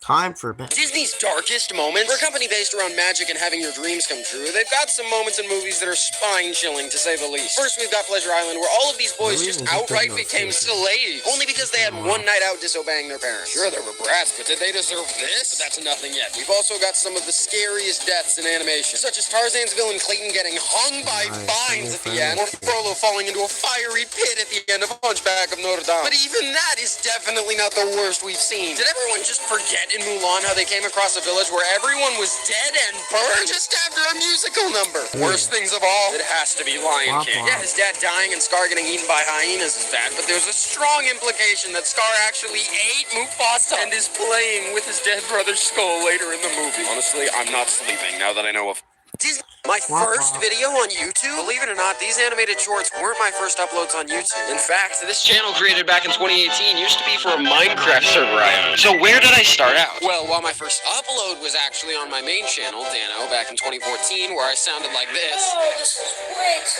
It wasn't actually my first time on the platform. Before that, I was in a Toyota commercial as a kid just 6 months earlier. Check out it's all new, sportier, sharper. But even that wasn't my first time. My first real time ever appearing on the internet, this video. 14 years ago, where my brother pushed me off a tractor. So yeah, well, Didn't Jordan used to be a normal? I've been on YouTube since the platform was just 3 years old. It took me all the way until last year to find any sort of an audience. And that's why I'm so thankful for each and every one of you that subscribes and says that you enjoy watching my content. Thank you for doing that. But now you know what's my first more funny shower thoughts. When you're older, Christmas feels more like a deadline than a holiday. Every broken clock always displays the exact time it died. Making a typo in an online argument is like your voice cracking in a real argument and you immediately lose. If you think you're ugly, you're not. You're just not your type. A lot of people use their driver's license the most to buy things that'll impair their ability to drive. Leave a comment to be featured next time on More Who's the best YouTube Shorts creator? You may think it's Ian Boggs, Ray William Johnson, or Cam Man, all of whom are... I'm actually a fan. I used to be a fan of Ian Boggs. I'm more of a fan of Ray William Johnson and Cameron 18 now. Amazing creators. In my opinion, the best of them all has got to be Joe Kane. He's the guy who does the speedrunning shorts series, and I'm saying it here first, he will be the biggest shorts creator on the platform. Every short of his is equal to like 5 or 6 other shorts. Why watch anybody else? Funny story, I was watching one of his videos and was jolted awake when I realized he actually included a short of mine, and he even replied to my comment. What an absolute chat. Let me know your favorite shorts creator in the comments below, but now you know. What would Riggy look like as a human? That's right. Instead of being the vaguely annoying troublemaker rabbit monkey, I was actually traumatized by watching Lion King because I had never watched it until I searched for the Lion Skull on Google and then watched the movie Force Him As My Friend. Oh, God damn it. Force Him As My Friend. Search up Lion Skull on Google and then I watched the movie. I was forcing my friends to turn off the movie. That's crazy. What would Riggy look like as a human? That's right. Instead of being the vaguely annoying troublemaker rabbit monkey he is, what would he look like as a human? Well, a fan artist, Random Arts, envisioned just that, and it looks so good. It's kind of like a mixture of both of us, and honestly, I'm all for it. Be sure to check him out and submit your fan art here. Good, now you've seen.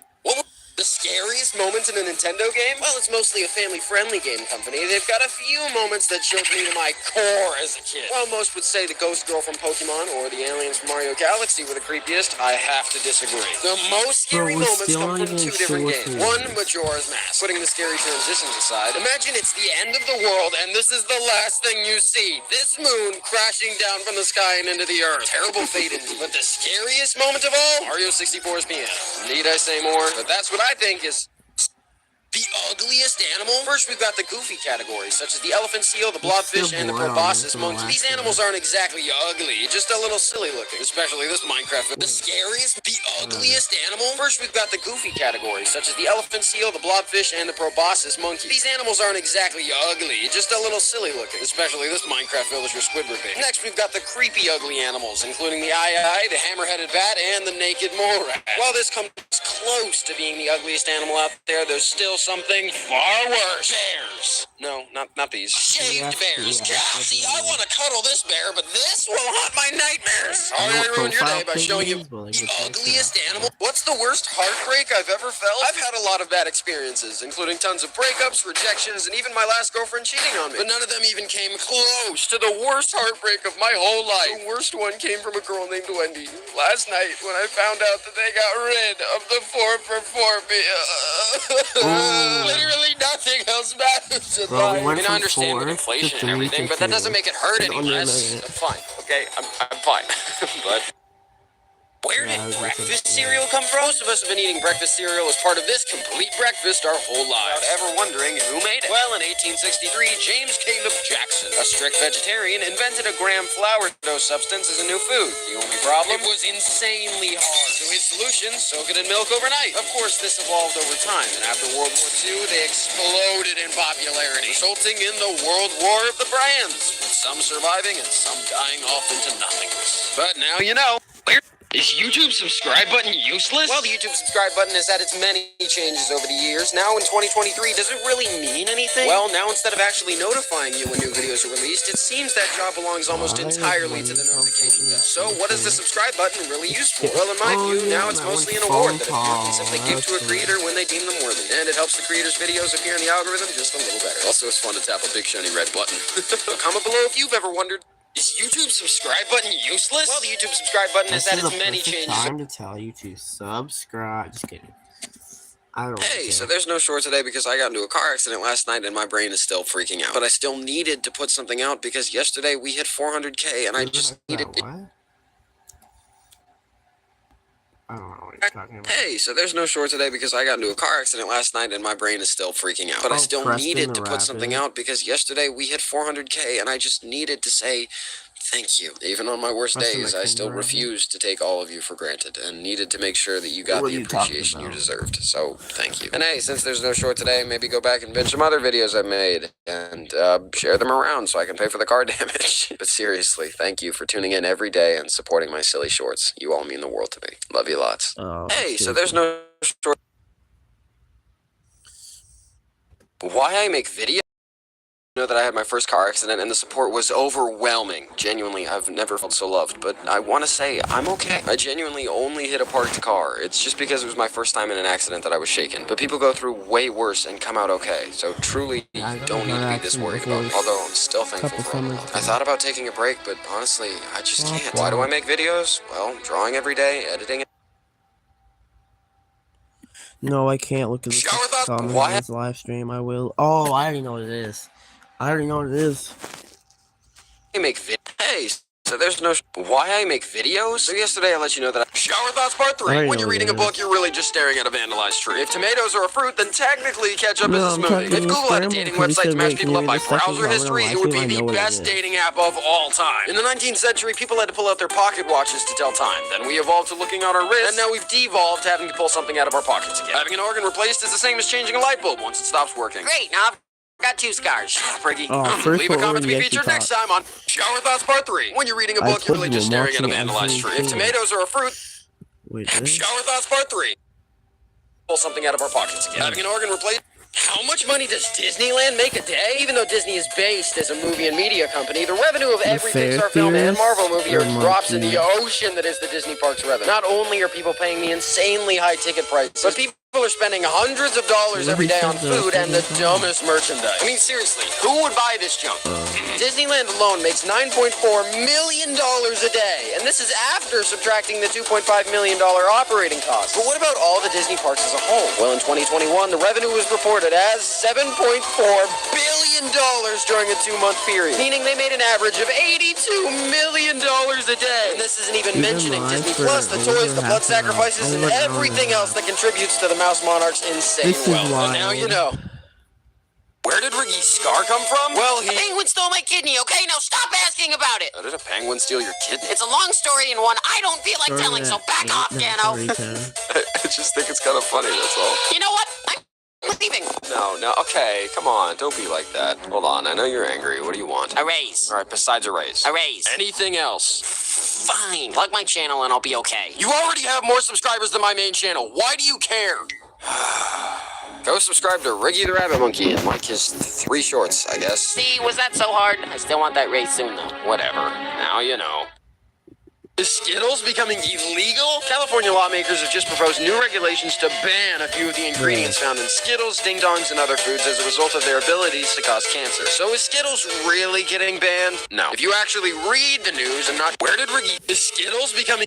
banned? No. If you actually read the news and not just the headlines like the entirety of the internet and clickbait news reports, you'll see that these lawmakers are only trying to get brands to change their recipes. So the worst that could happen is Skittles tastes a little different. Whatever, I'm more of an M&M's guy anyway. But I really don't think you need to worry. Wondering, Skittles most underrated side characters? There's plenty of people who give attention to their favorite non-main characters, such as Jack Sparrow, Crush, Aladdin's Genie, Frozone, or the Minions. But what about side characters that don't get enough love? Well, here's my picks. First is Zero from The Nightmare Before Christmas, the cutest ghost dog who is always there for the pumpkin kid. Everyone...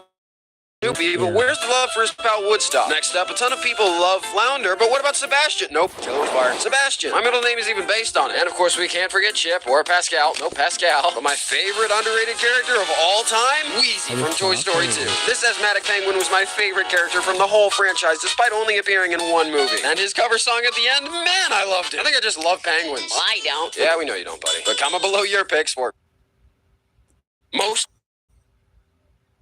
What does my logo mean? Well, yes, obviously it's a peace sign. I also chose it for 3 other reasons. And in honor of 500,000 subscribers, which I'm incredibly, infinitely thankful for, and I love you all. I'm revealing everything right now. Number 1, yes, peace is good. And it's filled with my 2 favorite colors, blue and red. Number 2, if you tilt it this way, you can actually make out a lowercase d in this symbol. Or, you guessed it, Dano. And number 3, the logo also represents rabbit ears from my mascot, Rig. I guess if you want to add his monkey tail, you just stick out the thumb. But now you know.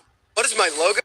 The ugliest Donkey Kong design? Mario's fearsome frenemy has been around just as long as everyone's favorite plumber, which means he's had tons of looks over the years. But the most horrific one of all? Spoiler, it's not the movie, which looks pretty decent in my opinion. No, some people claim it's a 64 look, which isn't as bad. It's just on a low-poly console. Some people say it's his TV show appearance, and yeah, that's pretty bad. But really, his true worst appearance came in July 1982. 1 year after the original Donkey Kong game, on a port to the Atari 2600, where instead of the game looking like this, it looked like this, and oh my gosh! Not only are the barrels now chocolate chip cookies, but Donkey Kong is a giant gingerbread man. Still not the worst Atari game, though. But this is definitely the ugly...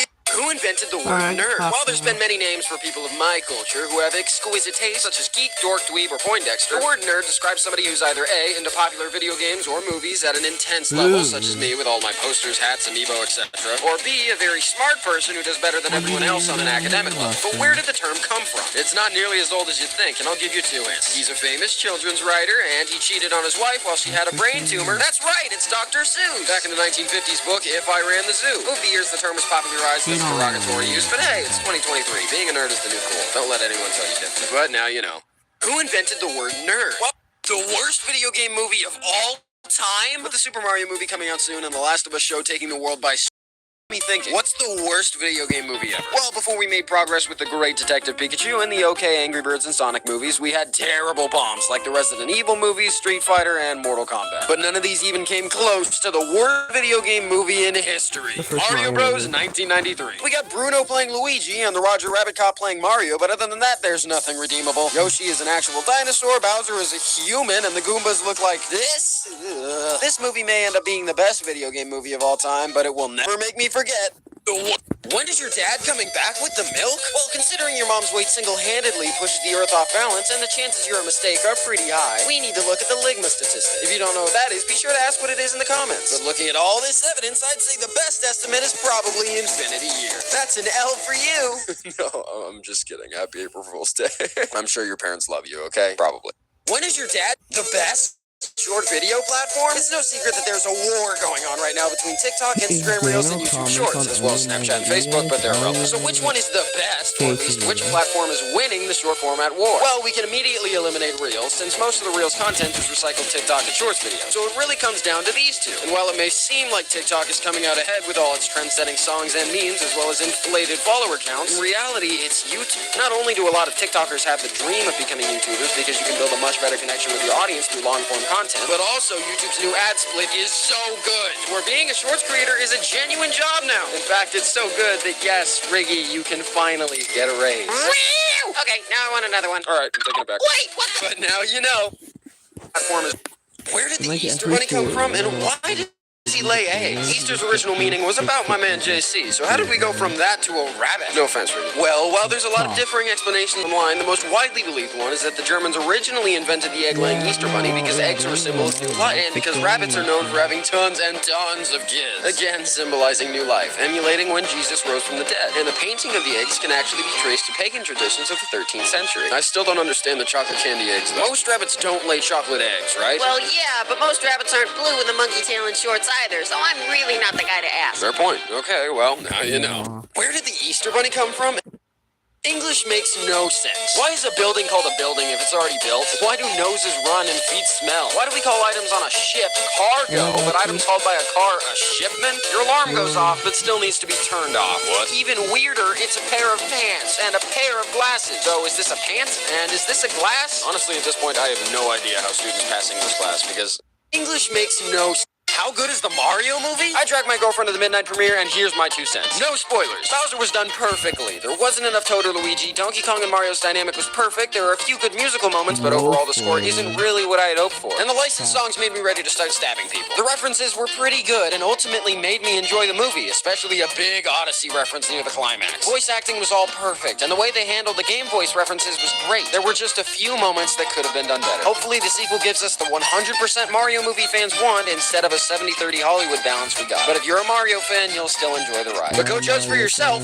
How good is... What would happen if no one ever died? So you might know that around 106 people die every minute, keeping the population scales in balance. But what if no one ever died? Well, just because our lifespans keep getting longer and longer due to modern science and especially medicine, that still doesn't stop our bodies from getting older. Things like eyes and teeth and skin weren't meant to last that long. So even if we were to live forever, we'd probably start looking like zombies pretty quickly. In addition, an overpopulation war for the planet's resources would be imminent. Now you'll never wonder, what would happen if no one ever died? So you might...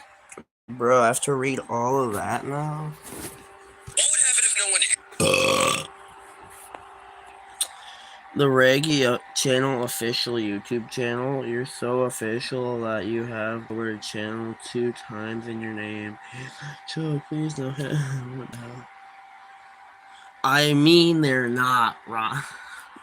You might know that around 106 people die every minute, keeping the population scales in balance. But what if no one ever died? Well, just because our lifespans keep getting longer and longer due to modern science and especially medicine, that still doesn't stop our bodies from getting older. Things like eyes and teeth and skin weren't meant to last that long. So even if we were to live forever, we'd probably start looking like zombies pretty quickly. In addition, an overpopulation war for the planet's resources would be imminent. Now you'll never wonder.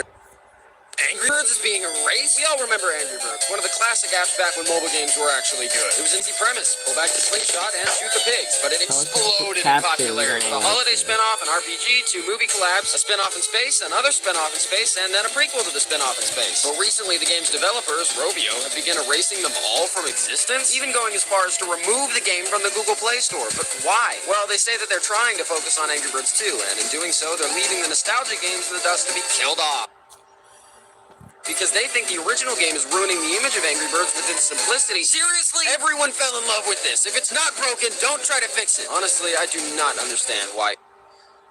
How is my channel growing so fast? No, seriously, I'm asking you. I was perfectly happy with my audience of 100K. That was tons more than the 4 viewers I could pull on my earliest videos. So now at 700,000 subscribers, it's unbelievable. Honestly, everyone who subscribes, thank you. You're all absolute royalty. And also, thank you for putting up with him. We should have hit 1 million by now. Reggie! What? Don't be rude. We already have more than enough subscribers. Go upload on your own channel. Can't. I'm busy hunting penguins and getting revenge on the Easter Bunny. See ya.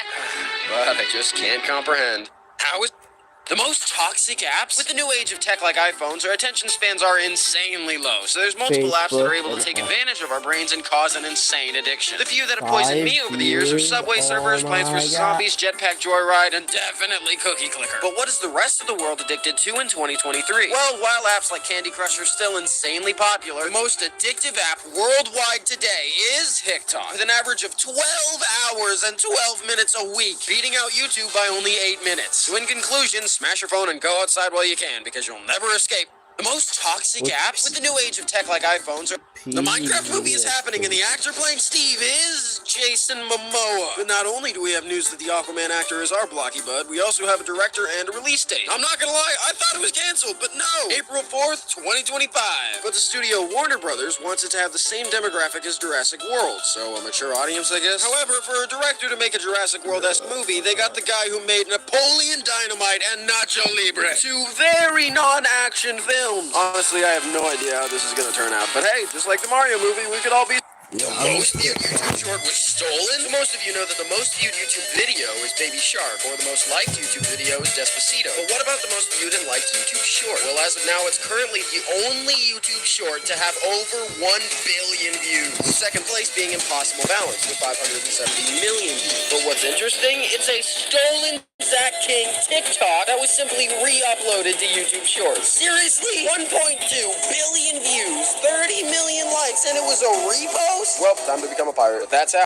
The most viewed Harry Potter is a ripoff of Star Wars? Hear me out. Orphan gets dropped off at his uncle's house by a bearded guy. Now him, his other guy friend, and the guy's love interest all team up to take on a black-dressed villain. Also, he learns a couple cool tricks from this old mentor who eventually dies. So, basically the same movie, right? No, not really. Sure, some movies can have the same setup, but still be completely different. For example, some people say all the Marvel movies are the same, and yeah, I get it, the good guys usually win. But just look at Guardians of the Galaxy and Black Panther. You can't tell me this is the same movie. Although these movies are pretty similar, don't let anyone tell you that Harry Potter is a ripoff of Star Wars? Hear me. Who's the most iconic villain? We've got tons to choose from, and while Pete, Eggman, and Ganon are all really well known, I feel like they just don't compare to the likes of people like Voldemort. But people can't even say his name, so he's out. But I feel like there's 2 that are just slightly higher. Second place has to go to Thanos. Even though he's only been super popular since around 2017, he's still pretty well known. But no villain in history ever shared the spotlight as our number 1 A-tier villain of all history. I can't play. Darth Vader. But hey, it's subjective, so let me know in the comments. Who's the most iconic villain? The most liked YouTube comments? So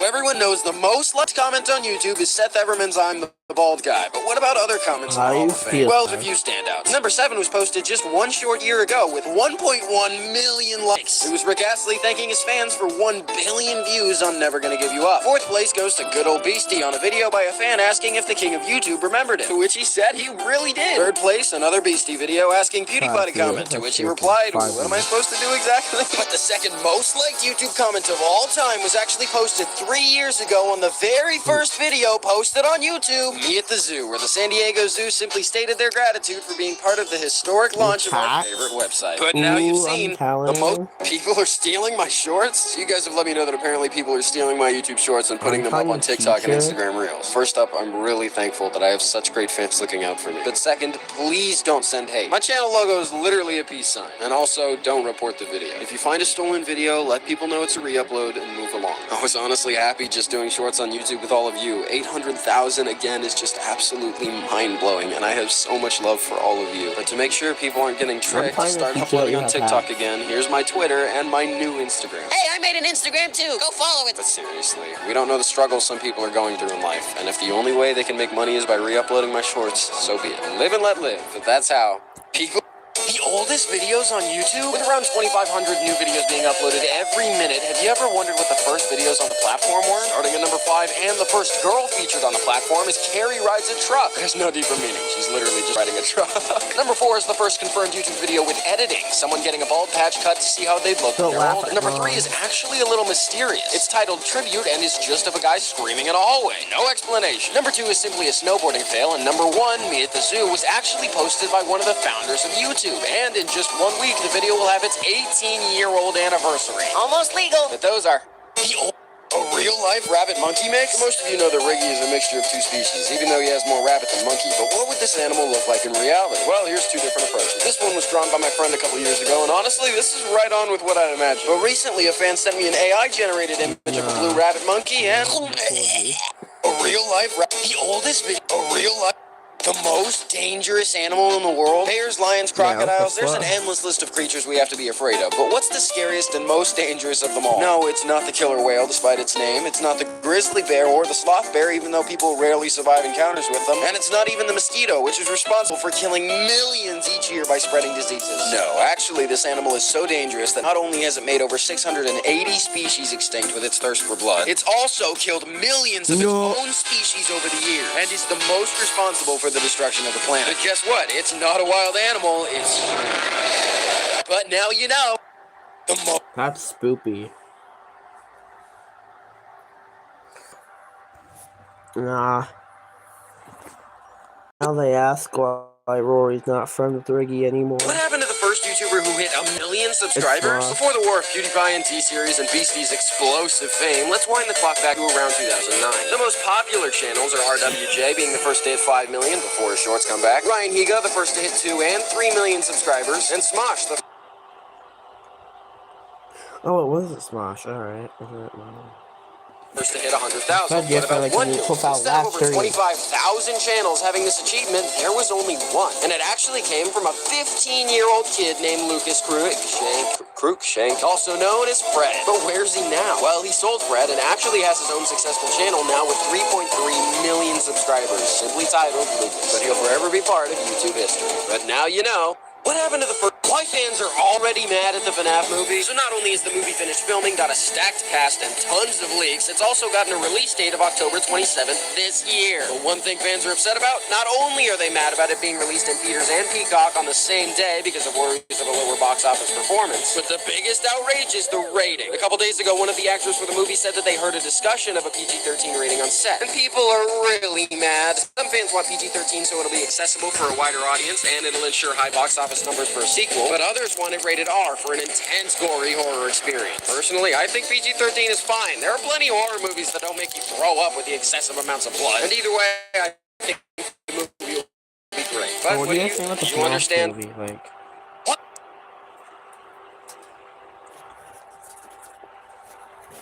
TikTok is actually getting banned? I'm not gonna lie, I thought this was fake news, but the other day, boom, Montana approved a statewide ban on the app. Honestly, this is scary. While I prefer YouTube Shorts, it could be ruining a lot of short-form creators' jobs, and it still isn't good that the government is deciding what people can and cannot do on the internet. Although, I could be wrong. I don't know, I isn't don't it do gonna politics, I just make silly shorts on the internet. Still, I was shocked to see that TikTok is actually getting banned? Why the color green is evil? There's many examples of green being a villainous color, such as Poison, the Joker, Witches, the Green Goblin, the Grinch, the list goes on. But why? You'd think that because of trees and nature that the color would represent life, so why do we view it as sickness, greed, and envy? Well, aside from it being the color of money, the root of all evil, unless you're Beastie and use it to make the world a better place, its horrifying origin actually dates back to 1775, when Carl Wilhelm Scheele invented a pretty bright green made of ooh, my thoughts on what's a 14-year-old girl's biggest fear? Uncle Fred. arsenite. It was used to paint walls and dye clothes and toys, except the only problem was that it was highly poisonous and killed a lot of people. Luckily, by the end of the 19th century, Paris green was invented, replacing Scheele's green. But it too was extremely toxic, getting banned in the 1960s. So this green dye was forever associated with sickness, and that's... So why do we view it as sickness, greed, and envy? Why I always use graph paper as a background? Well, obviously graph paper is most...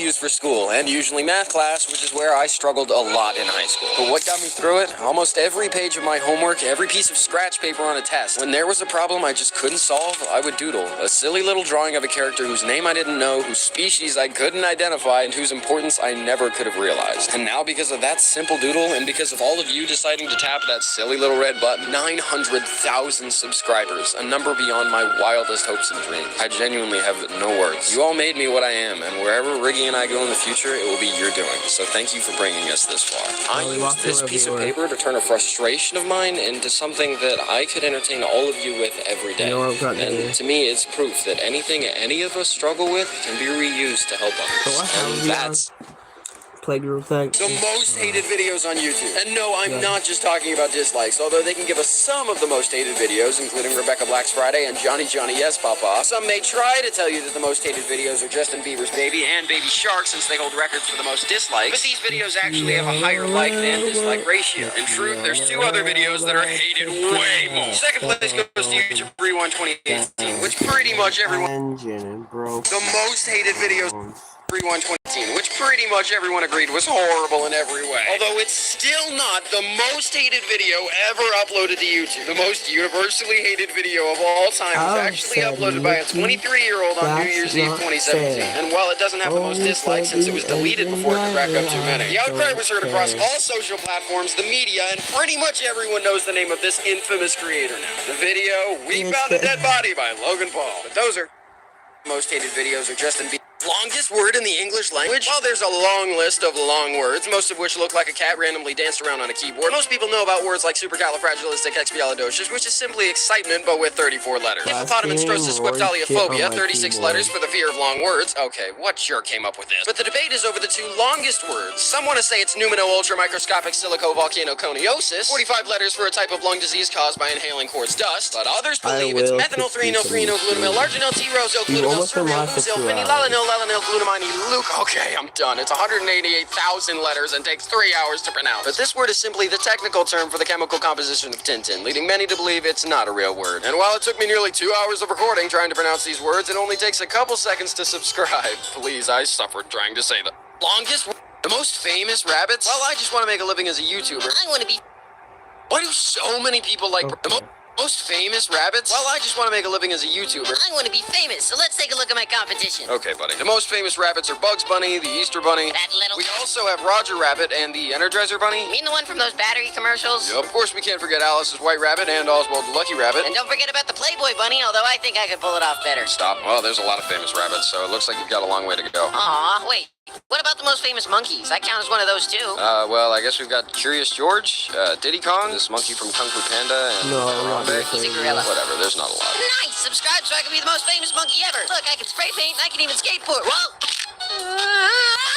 Most famous... Why do so many people like Breaking Bad? Well, all of us would be entertained watching our science teachers secretly become methamphetamine manufacturers. Why are so many people obsessed with this show? Well, not only is it written flawlessly, but the major reason why so many people enjoy it is because of its display of character development in the wrong direction. A lot of shows and movies let us see characters become better over time. It's very rare for us to get attached to a good-hearted character and then have them become more and more dark over the course of the series. And we see just how deep they're willing to go. Also, the series memes are fantastic. Now you know.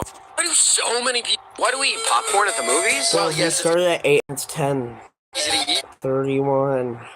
It doesn't distract from a movie, and it's a staple of cinema now. What started the tradition? Well, back in 1927, going to a movie theater became a real experience with the advancement of sound, and people started to bring food with them. Street vendors saw an opportunity and began selling candy and snacks outside the theaters to capitalize on its success. But where did popcorn come from? Well, while cinema got popular in 1927, just a few years later in 1929, boom, Great Depression. People were poor, and theaters needed to find a snack that was cheap to sell and quick to make so they could stay in business. And behold, popcorn. Now you know.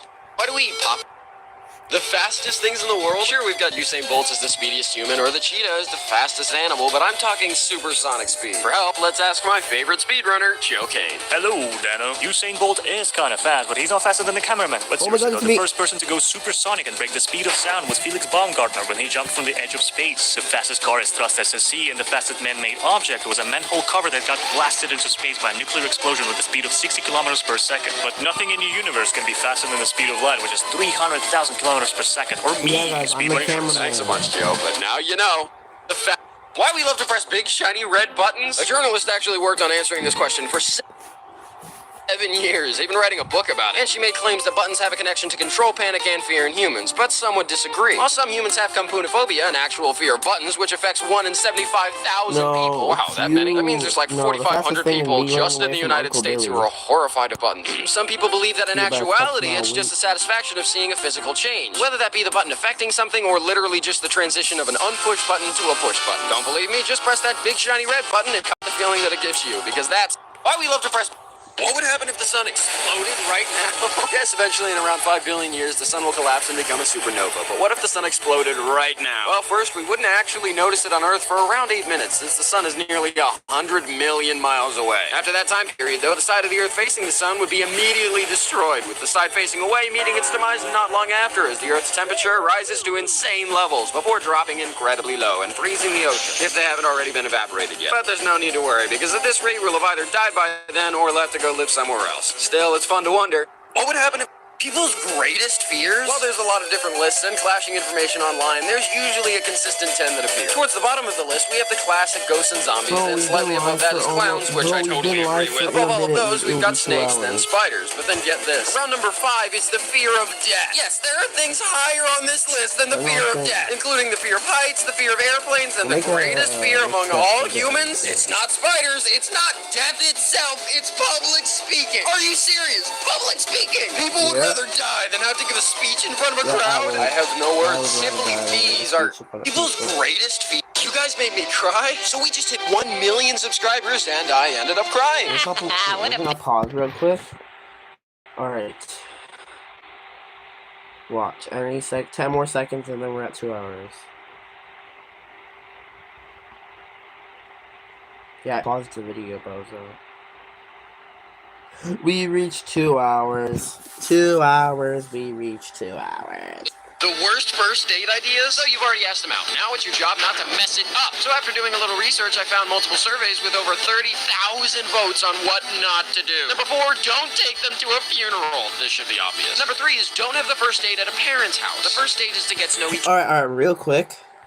Obvious. Number 3 is don't have the first date at a parent. Alright. Do you see, I think it's, you see Rosie's mom. You see Rosie's mom in this video, guys. So you see Rosie's mom.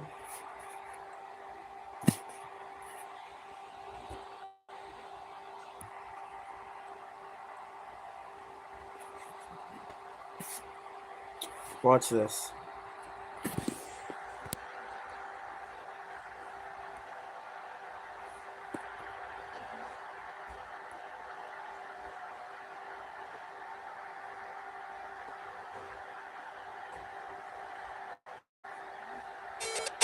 Why is the second from is Johnny?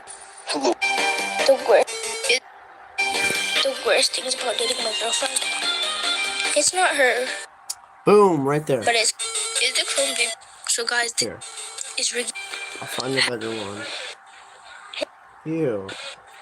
Hey, I really have a clone. Wait. Hey guys, so I heard that this clone Riggy dude, Raggy, he's gonna be drawing clones of people. So I want to see. Grr. I really have a clone. I really have a clone. So I left Riggy in charge. Oh, that. Guys, it's a quick. Why are people? Oh no. I have my own. I have an older. Do you know? Why do I? Guys, no time. Untitled Goose Game. Untitled Goose Game. I love Untitled Goose Game, and it's gonna be absolutely the best. All right, everybody. What's all right. this? Cool. Let's get. Is clone Riggy Randy's name is in What's Discord? Am I fake? Who's my girl? Right here. Who's my girlfriend? Well, people don't believe I have one, so let's welcome my girlfriend, Riley. Rory, yeah, I'm watching Rory. Wait, Rory's dating Rosie's mom. What the fuck?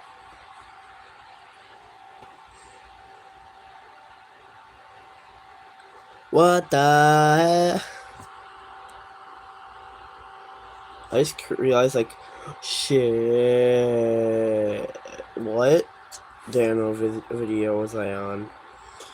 Oh no.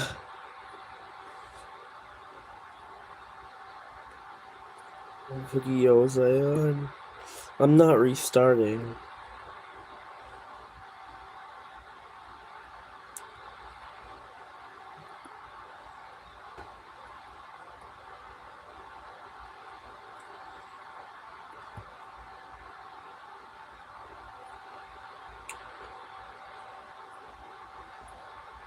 Right here.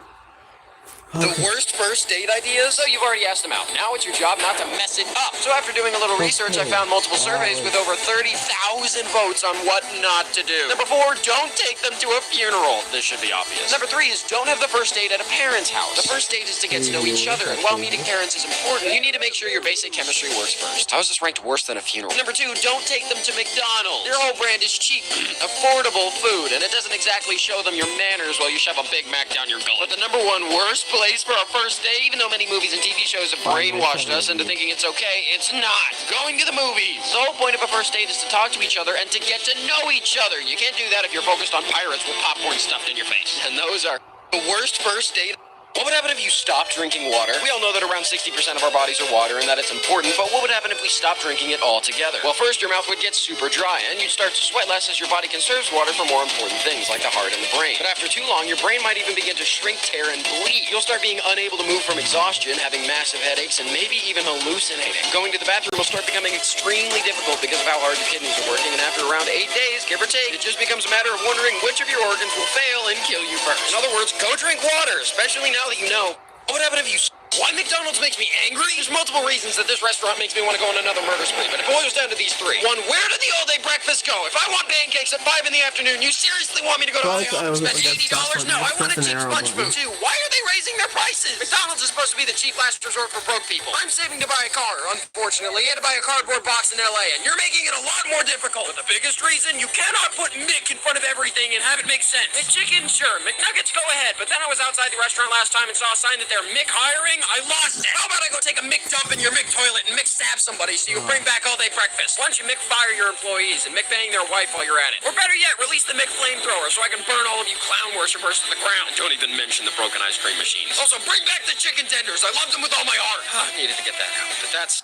Why McDonald's makes... What would happen if you... What happens if you hold your breath too long? Well, there are some insane people that have managed to hold their breath for 5, 10, even nearly 25 minutes by Budimir Sobat. But what happens to your body after holding your breath for too long? Well, studies say our bodies need air 10 times more than water or food. But why do we really need it? Not only to assist in converting food to energy, cleaning our lungs out, helping our heart's workload, 20% of the air we breathe is immediately used for our brain and blood flow. And also, every single cell in our body needs air to continue and to get rid of carbon dioxide. So if I just felt like not breathing anymore, first my brain would die, then there goes my liver, followed by the kidneys and the pancreas after around an hour. Now, you know, what happens if you hold your... Chuck E. Cheese wedding? The official Chuck E. Cheese... Nah, you're sleeping? Nah, that's not cool, but whatever. Account released a video showcasing their wedding packages with the tagline, where a mouse can make you a spouse. Complete with a layered pizza instead of a cake and a just married drive on a kiddie ride. And you know what I did immediately after seeing this? I sent it to my girlfriend and she got mad at me for even suggesting it. Funniest part is the top comment. Do y'all do funerals? Fortunately, it was an April Fool's joke. But come on, this is so much better than a forest or a boring old church. Can't believe they made an April Fool's joke about Chuck E. Cheese wedding? The official Chuck E. Why do onions make you cry? There's Shrek jokes in the comments. It's common knowledge that chopping onions very difficult sometimes because of how much they irritate our eyes and make us cry. But why? Well, chopping onion cells release a special reaction chemical called propanethiol S oxide. And the reason they do this is because when onions are grown, they are constantly under attack from animals such as squirrels, rabbits, elk, and even sometimes bears. So onions have developed a defense mechanism to fend off these critters in an emergency. And now you know. Why do onions make you cry? There's Shrek jokes in the comment. Who made the world's first hamburger? Believe it or not, this simple sandwich has gone through a massive war over the years, with many different people claiming they invented it. The first explosion of the hamburger's popularity can be traced to the 1904 World's Fair. But who actually made it? There are claims it came from a 15-year-old in 1885. Some claim it came from Texas in 1880. And the oldest restaurant that continues to sell it is called Louis Lunch, saying they were the first to put the meat in between 2 slices of bread in 1895. But through all this, the meat itself passed through Russia, who took it from Hamburg, Germany. But people have traced it all the way back to Genghis Khan because of the way he stored meat, flattening it. So you know what? There were probably tons of people who put this meat slice in between bread. So people need to stop arguing saying, oh, I invented it, give me credit. Because no one really knows. The worst social media app. While depression has had a steady rise over the past few years for many reasons, such as COVID isolation, difficulties with inflation, etc., we have to admit that at least a little and sometimes a lot of it is because of social media. But which app is the worst of all time for your mental health? Well, over the past 10 years, the lowest ranked was YouTube, which makes sense. Most of it is just mindless entertainment. Next is Facebook, although Facebook is irrelevant now, so I don't believe it. Snapchat is up there, but it's not nearly as bad as the top two. Twitter, which makes sense because it's 99% just people arguing over every little thing. And number one, obviously, Instagram. Not only because of toxic influencers, but mostly because of personal comparison. So whenever you're on Instagram, just remember, hey, you're enough. That being said, go follow mine and Ricky's Instagrams. I'm so sorry that we're on the worst social media. What would happen to your body if you were stranded in space? We've all dreamed of seeing the stars, but what would happen if somehow we fell out of the ship without our spacesuit or took our helmet off? Many movies and TV shows try to convince us that seconds after taking off our helmet in space, our heads would explode. But actually, that's not the case. First, the only thing that may explode would be your lungs if you're holding your breath. Your head may swell up and expand, and depending on whether or not you're in the pathway of the sun, you may get a massive sunburn. But you don't immediately lose consciousness and die. You can actually survive a little under 2 minutes at most before suffocating. After that, though, nearly all of your organs will shut down and you'll kind of be done for. But on the positive side, you'll still look good for a while since your body can't decompose as well as it would on Earth. But that's... What would happen to your body if you were the worst social media app? While depression is at a steady... Your house is on fire, so what do you grab first? A famous moral question to determine your true values. Let's see what people said. Here's the top answers. Many people claimed they would save their family or pets. Yes, obviously. Although there was a large portion that said important documents like their birth certificate, passport, etc., which is definitely valid. Some people said jewelry or things that hold sentimental value, which definitely makes sense. Although some said their laptop, which is stupid. It's 2023 and the technology will be irrelevant in 6 months anyway. Some said they would grab the ashes of their family members, which is ironic. Sorry. But the best answer? Fire extinguisher. Congratulations, you entirely missed the point of the exercise. Well, hopefully we never really have to hear the words, your house is on fire. Horrible mothers? In honor of Mother's Day, let's take a look at the worst moms in nature, including but not limited to the panda bear. Even though they're adorable, they're quick to choose a favorite child and leave the other to starve. But that's not nearly as bad as Tasmanian devils, who can make up to 50 kids but only choose to keep 10 or less of them alive. Or the koala, who commonly feeds their kids, yeah. But even that's not as bad as the cuckoo bird, who lays its eggs and then tricks another bird into raising them. My gosh. But none of them compare to the worst mom of all, the One person watching is crazy. Watching is crazy.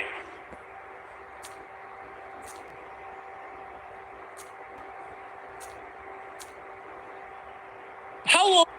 Worst mom of all, the hamster, who randomly decides to eat their babies for absolutely no reason. So remember today to thank your mother that she's not one of these.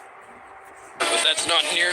French fries aren't from France. Even though France is famous for their amazing cooking, this food has nothing to do with the country. So where is it from and why is it called French fries? Well, it actually originated in Belgium, according to a book written entirely on the history of fries. This is a real book. But that still leaves the question, why the name? Well, actually, it's likely to do with Frenching. No, stop! It's to do with a method of cutting known as Frenching. Frenching is the practice of slicing food so that all sides are exposed for oven heat. But now you know the truth. French fries are... Why Luigi is green? So you probably already know that Luigi's first appearance was in Super Mario Bros. on the NES, a game that made Mario a superstar. But it was actually the Mario Bros. Arcade game in 1983. And even back then, Luigi had his signature color. But why? Well, it was actually due to technical limitations, causing Nintendo to attempt to use as few colors as possible. So they had to find a color already in use that would still stand out. And they chose the Koopas. Sorry, at the time they were called Shell Creepers. And aside from a few exceptions, it's remained his iconic color all the way till today. But that's... why the Five Nights at Freddy's movie trailer just dropped and people are already upset? So the trailer just dropped yesterday and it looks so good. But people are complaining about one detail. As much as the movie looks like it's replicating the source material nearly perfectly, even copying the classic stage camera angle, people are upset at the animatronic eyes. See, in the games, the eyes would turn into this, black voids with a little white glow. But in the movie, they're a bright red. And some people have said it's making them look kind of... I was gonna say cheesy. Anyway, personally, I feel like it's Chris Pratt's Mario voice. Most of us are about it now, but soon we won't care because we'll be too busy enjoying the movie we've been waiting for nearly 8 years. But how do you feel now that... Why men die faster than women? The average lifespan for a woman is 5 years longer than a man's in the US and 7 years longer worldwide. Why do men die at a younger age? Well, part of it may be that men are 50% more vulnerable for heart attacks and statistically more dangerous jobs employ more men than women. A large part of it is to do with the brain. Not only are men less likely to go to the doctor or seek therapeutic help when we need it, but also men's brains develop at a slower rate, specifically the frontal lobe, causing poor judgment in certain cases such as drinking and driving. For example, Los Angeles collected data for who had caused the most car accidents in the last 10 years. With men having caused 264,000 and women having caused 171,000, or a 60-40 split. I don't know why people say women are bad drivers, because men, this data isn't looking too good for us. So why do men die faster? A bunch of reasons, but scientifically, mostly it boils down to our immature stupidity. And that's why men die fast. What would happen if you never slept? Sleep is one of the most important things we do in life, not only letting our system rest, but also protecting us from things like dementia and even death, with young people needing around 10 hours and adults needing around 7 or 8 hours. So what would happen if you just never went to sleep? Well, a 17-year-old high school student actually tried this in 1965, staying awake for 11 days or 264 hours. And here's what happened. Within the first couple days, not only did his eyes stop focusing, but he could no longer identify objects by touch. Then he began to have immense mood swings, and towards the end, he couldn't concentrate, became paranoid, and even started to hallucinate. If you kept going, you'd be increasing your chance of having a stroke, losing your ability to keep memories, and you'd be basically speedrunning your death. But that's worst things to say to your angry girlfriend. We all know most men aren't exactly the brightest when it comes to relationships, so here's a few things that you should never say to your partner if she gets mad. 1, you're overreacting. While it may not be a big deal to you, it's definitely a big deal to her. 2, you're crazy. This wouldn't get you a toaster thrown at your head. 3, let's just kiss and make up. While this may work with guys like me, girls aren't distracted nearly as easily, forcing you to actually deal with problems. Darn. But the worst one? 4, you're acting like my ex. Yeah, sorry, you're dead, pal. So what should you say instead? Honestly, nothing. Just listen. She just wants to know that you're hearing her and that you understand her. 99% of the time, it fixes things, and it's better than accidentally using one of the worst things. Why do prisoners wear orange jumpsuits? When first being sent to prison, inmates are usually given an orange or brightly colored jumpsuit, or a very distinct pattern. Why? Well, there's actually a couple reasons. First, I believe it's to strip inmates of their identity, dignity, and self-esteem, but it's also so they are instantly recognizable upon escape. That way, if they somehow manage to jump whatever electric fence or 20-foot wall keeps them trapped and run off, if anyone comes across them, they can immediately recognize them and phone the authorities. Another slightly lesser reason is in high security prisons that hold extremely dangerous inmates, they employ guards with a mission to shoot on sight. And an orange jumpsuit is definitely an easy target, day or night. Now you know. Why our stomach growls when we're hungry? We've all been in the middle of a conversation when we hear a loud, awkward grumble from our stomach. Obviously, we're hungry, but why and how does our body make that sound? Well, actually, our gut doesn't make that sound just because we've run out of food. It's actually just our digestive system working how it's supposed to. It's us pushing air through our digestive tract as it contracts and opens up, usually making these jarring noises, and it usually results in us burping or releasing gas from the other end. So why do we associate it with hunger? Well, while eating doesn't stop it entirely, it does muffle the noise to a large degree, as food takes up room in the tract. And when our stomach is empty, these noises are much louder. But that's why our stomach... Why they made Sonic have green eyes? The Blue Blur's been around for over 30 years now, so obviously he's gone through some changes. The most drastic being the jump from this classic look to the more modern style we know today to... We don't talk about that one, or that one, but when he made the jump from classic to modern, his creators added one tiny detail. Since his new model was more complex and humanoid, he was given an eye color, but why did they choose green? Well, the comics have an in-universe explanation that it was the exposure to the chaos energy and from time warp running. In reality, it was simply chosen to reflect his most iconic stage, Green Hill Zone. But that's... Why they made Sonic... Why our stomach growls when we're... Why they made Sonic... Largest Discord server in the world? Despite only having been launched in 2015, there's around 19 million active Discord servers in the world, ranging from Minecraft servers where people leak government documents, to ours with over 20,000 members as of recording this, link in the pinned comment. But there are some servers with absolutely insane numbers, such as Apex Legends, E-Girl Paradise. What? There are a couple others on the high end featuring game communities such as Roblox, Valorant, and Genshin Impact. But the biggest servers in the world, some of them have to do with AI. While OpenAI and Blue Willow AI are well in the millions, Midjourney easily takes the crown with over 15 million members. But now you know the largest... Why keyboards aren't in alphabetical order? A lot of people believe that for some reason keyboards are laid out like this because it makes it easier to type fast. But actually it's the opposite. QWERTY keyboards, named for the first 6 letters that appear on the keyboard, are actually slower than alphabetical keyboards. So why do we all use them? Well, it really dates back to around 1847 and the invention of the typewriter. When people pressed keys that were too close to each other too quickly, the arms would stick together and the typewriter would jam up. So the QWERTY layout was invented. And in 1955, when we made the switch from typewriters to computer keyboards, the same layout was kept because that's just what everyone was used to. But that's... My keyboard... Why magicians pull rabbits out of hats? The rabbit out of a hat trick is one of the most popular magic tricks in the world. But why top hats? Why rabbits of all creatures? And where did it come from? Well, while Google wants you to believe that it was John Henry Anderson who was the first to do the trick, that's false. He's just the one who popularized it by performing it on stage. The first man to actually pull off the illusion was Louis Comte in 1814, the same year Anderson was born. The discovery was made that not only did rabbits sit still compared to other animals, but the white rabbit was a perfect contrast to a red stage curtain, and more important, the black of a magician's outfit and top hat, which was chosen for its large design, able to easily conceal objects just like rabbits, who seem taller than the hat when held long ways with its ears pricked up and feet drooping, when actually it's smaller than the hat when it's resting inside. Also, bonus fact, magicians never pick up rabbits by grabbing the ears, despite what movies portray, because it stresses them out and can easily injure them. But that's...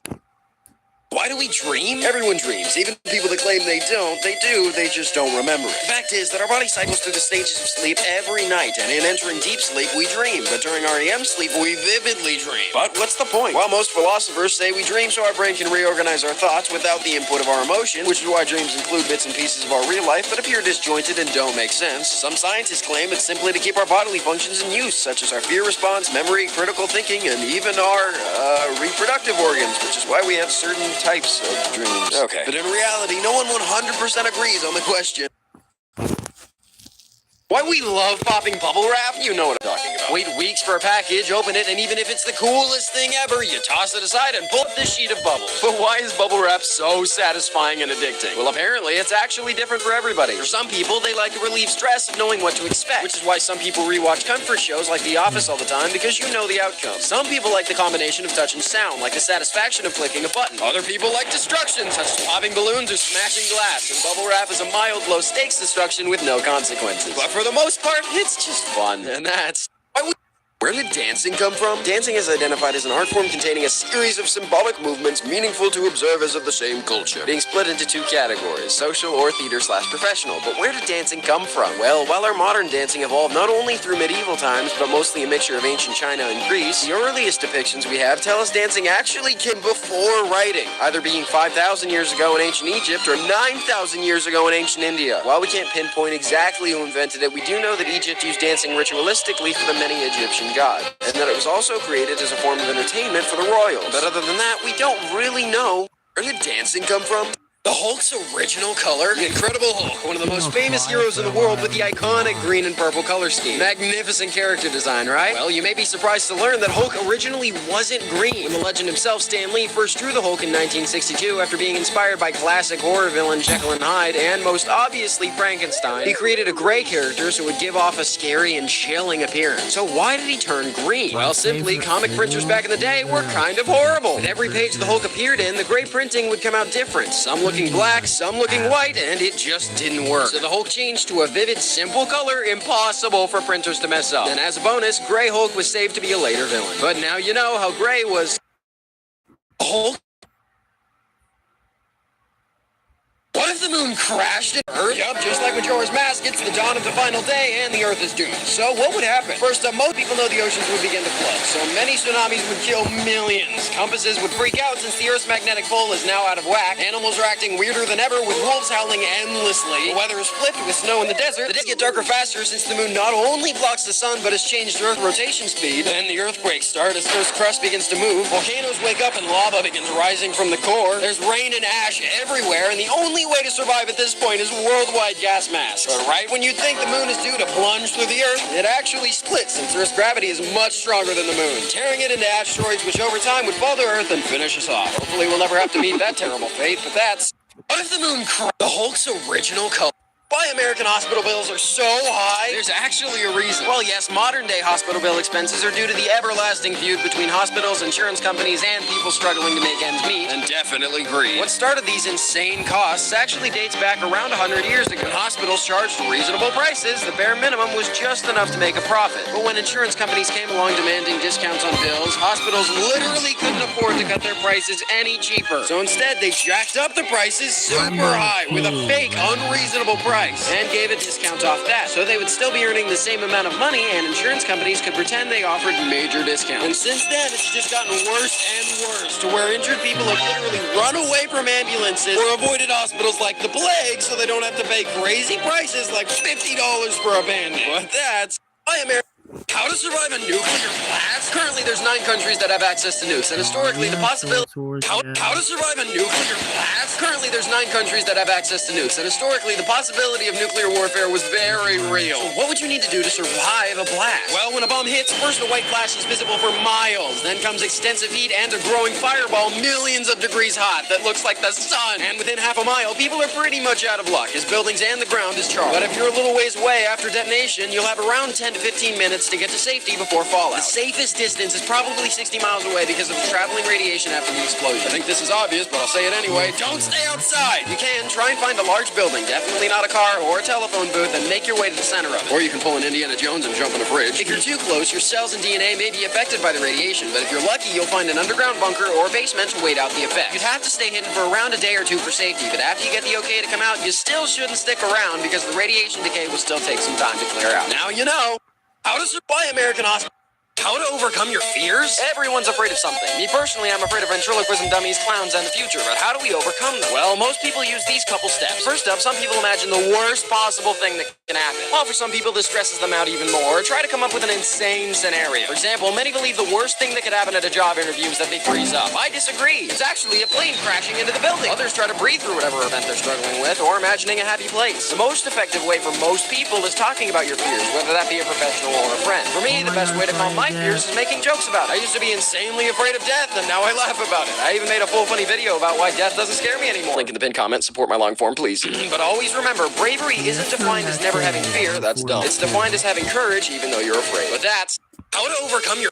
Where did copy and paste come from? One of the most useful things in our entire modern world. I once saw a yearbook graduation quote, which was just someone saying thank you to whoever invented copy and paste. And yeah, man, I felt that. It got me through high school too. So, who invented it? Well, it actually came about nearly 30 years after computers did in the 1970s with 2 men, Larry Tesler and Tim Mott. Tesler actually coined multiple internet terms, including user-friendly and the word browser. Anyway, they were working on a new word processor and invented the ability, naming it simply cut, copy, and paste after the process of using scissors to cut and paste things. Obviously. It was popularized by Apple, and now all of us are eternally in debt to this absolute legend. Rest in peace. But now, what if the Earth stopped spinning? Not only would you instantly be flying nearly 1,000 miles an hour if you were near the equator, but the atmosphere would still be spinning long after the Earth stopped, causing a wind speed higher than anything recorded in history, well over 1,000. For reference, the highest windstorm we've ever experienced was 250 miles an hour, and the most an atomic bomb can achieve is 500. Then come the tsunamis flooding everything, volcanoes, lava, you get the gist. The length of a day would now last a year since the Earth is still moving around the sun, leaving half the planet to bake for 6 months, and since our magnetic field shut down, we'd also get a bunch of radiation. Yeah, we're probably dead. But that's... What if the Earth stopped? What's the world's oldest toy? We've got all kinds of cool toys now, whether that be high-tech action figures, race cars, Barbie dolls, or the mountains of Legos. But what's the oldest toy ever made? There's some toys that feel like they've been around since the dawn of time, such as the clapping monkey, barrels of monkeys, and teddy bears, as well as toys that seem ancient to us, like rocking horses, puzzles, or this hammer ball thing. Although there could be older toys, this is the earliest we've been able to find. It actually was found in King Tut's tomb, making it nearly 6,000 years old. The toy, the spinning top. But now you know.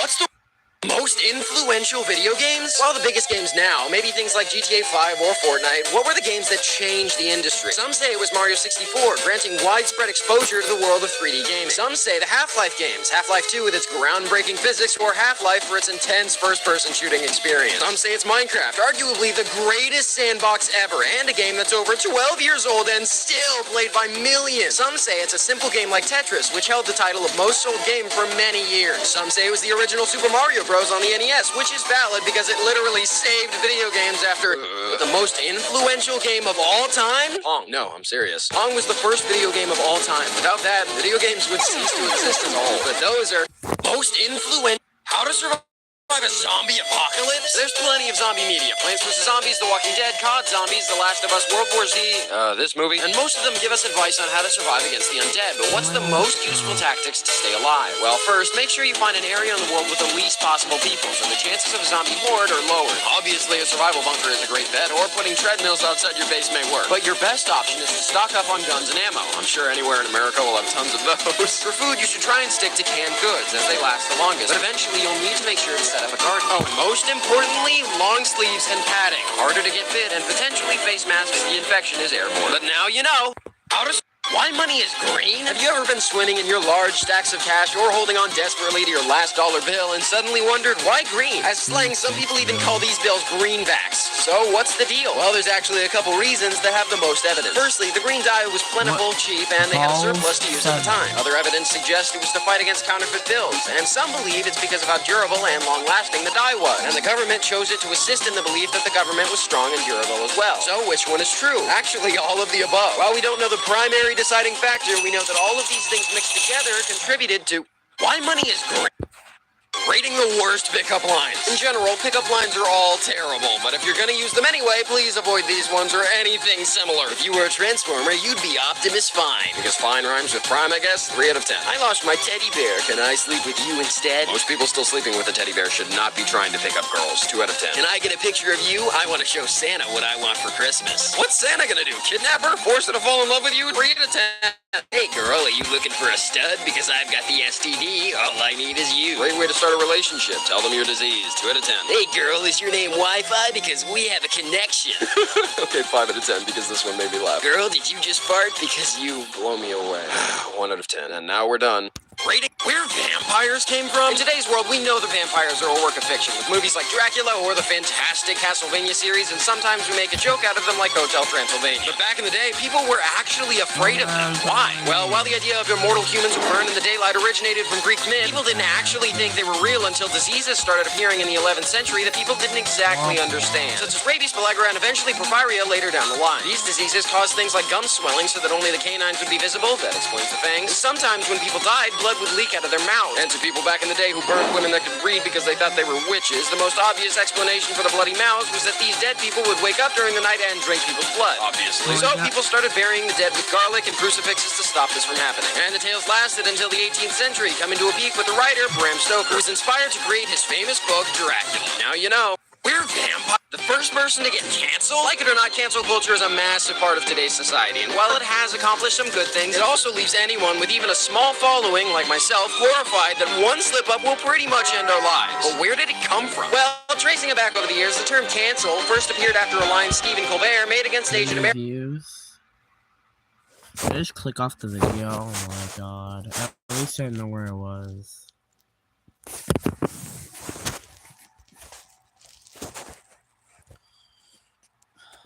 Oh my god. It was right.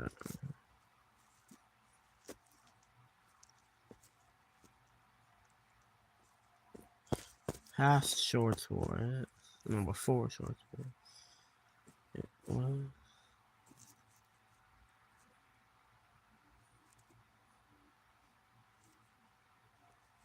We're vampires. The first person to get canceled? Like it or not, cancel culture is a massive part of today's society, and while it has accomplished some good things, it also leaves anyone with even a small following, like myself, horrified that one slip-up will pretty much end our lives. But where did it come from? Well, tracing it back over the years, the term cancel first appeared after a line Stephen Colbert made against Asian Americans in 2014, with the hashtag #CancelColbert appearing on a widespread scale. While this wasn't the very first instance, it was one of the largest dominoes to fall, among many others. Another large-scale example was YouTube's biggest star, PewDiePie, getting his YouTube Red series canceled after a video. But the true storm began around 2017 with the hashtag #MeToo movement, which gained traction in calling out abuse and corruption in Hollywood. And while it had a positive effect in exposing certain people, it also taught the internet, and specifically Twitter, that if they joined together, they could end anyone's career. But who was the first person to really get canceled? Some say Tobuscus, some say OJ, but personally, I think it was Jesus. He said stuff that people didn't like, and he got killed for it. I'm just being honest. I think he was...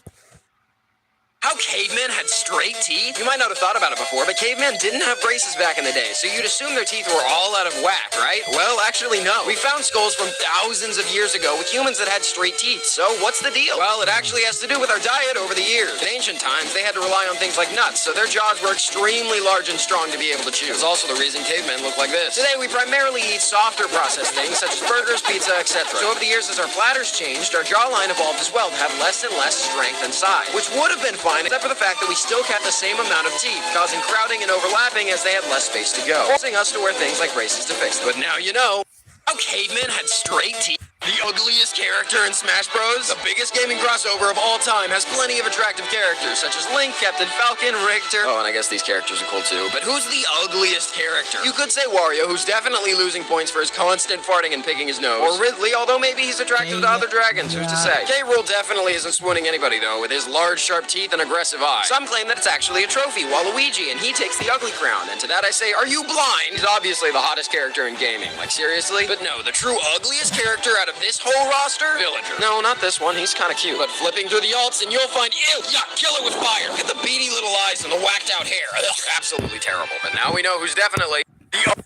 How long can you go without food? Right off the bat, I need to say, don't do this. If you stop eating completely, first up, since your body no longer gets the full energy out of food, it'll start breaking down its own tissue for food. And while this does cause weight loss, it also leads pretty quickly to organ failure. The brain begins to lose its function, and you begin to have trouble concentrating and develop problems sleeping. Your heart will also start to lose function, as it can no longer pump blood through the body, leading to a low blood pressure and eventually heart failure. It'll also lead to digestive problems, such as nausea, vomiting, and toilet trouble. Another side effect is the sudden struggle to produce hormones, meaning your bones will get weak, your hair may fall out, both your brain and stomach will be yelling at you, begging you to just eat something.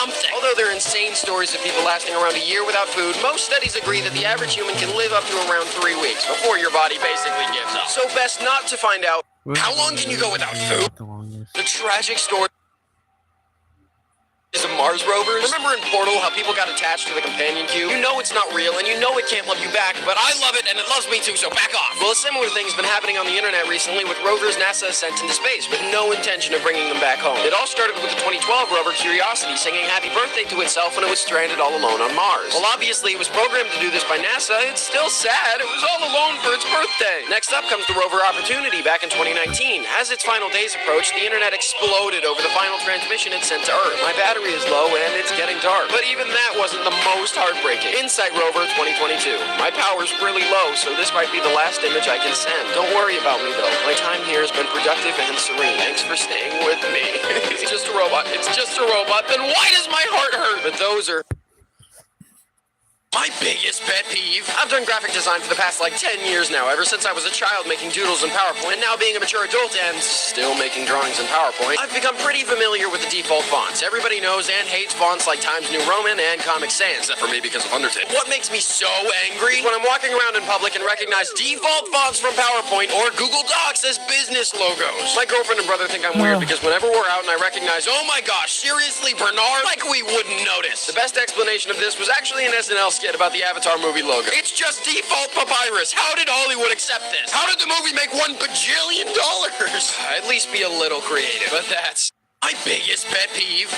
Why sugar messes with your brain? I love sugar, we all love sugar, but what does it do to your brain? Well, it starts off with dopamine. I'm sure you've heard of this chemical before, but just in case, it's basically a chemical of your brain that says, good, yes, good, when you do certain things that make you feel good about yourself, such as winning a contest, successfully evading the authorities after causing an explosion at a factory, kissing someone, or eating sugar. Every time you eat a sugary snack, your brain releases dopamine and gives you a jittery, excited feeling, which is okay every once in a while, but if you keep eating sugar and your brain keeps releasing this chemical, it gets to a point where you basically never want to stop. And in some cases, you can't stop. Drugs work the exact same way, causing an excess of dopamine production, so much so that when you go a while without a drug you've been using or sugar that you've been eating, you start to basically go crazy without it. It's like most things in life, sugar is good as long as it's in moderation. But that's...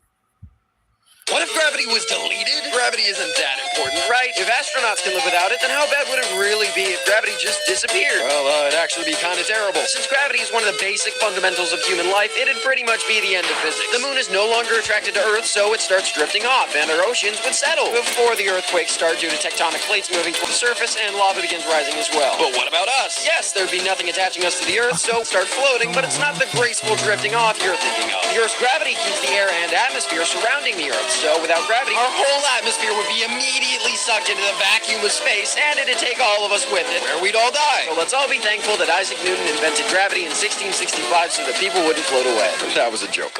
Who invented the first phone? It's actually kind of complicated, and no little child, it wasn't Steve Jobs. Although he was responsible for revolutionizing phones to make them useful for us to do pretty much anything other than calling people, where did the original ancient telephone come from? Well, historically, it's actually not about who first invented it, it's about who claimed the patent for it first. Ever since telegrams came about in the 19th century, people were obsessed with the idea of a talking telegram. Think of it how we have skateboards now, but always wanted hoverboards as a next step. People like to credit Alexander Graham Bell as the father of the telephone, and that's what all our history books say, but in In reality, Italian immigrant inventor Antonio Meucci had been working on a design in 1849 and filed a patent in 1871, a whole 4 years before Graham Bell. However, Meucci was poor and couldn't renew it, leaving the door open for someone else. But past that, Professor Elisha Gray actually tried applying for the patent the same day as Graham Bell, but reportedly was too late, leaving Graham Bell's name in the history books. However, interestingly, there's speculation that there was foul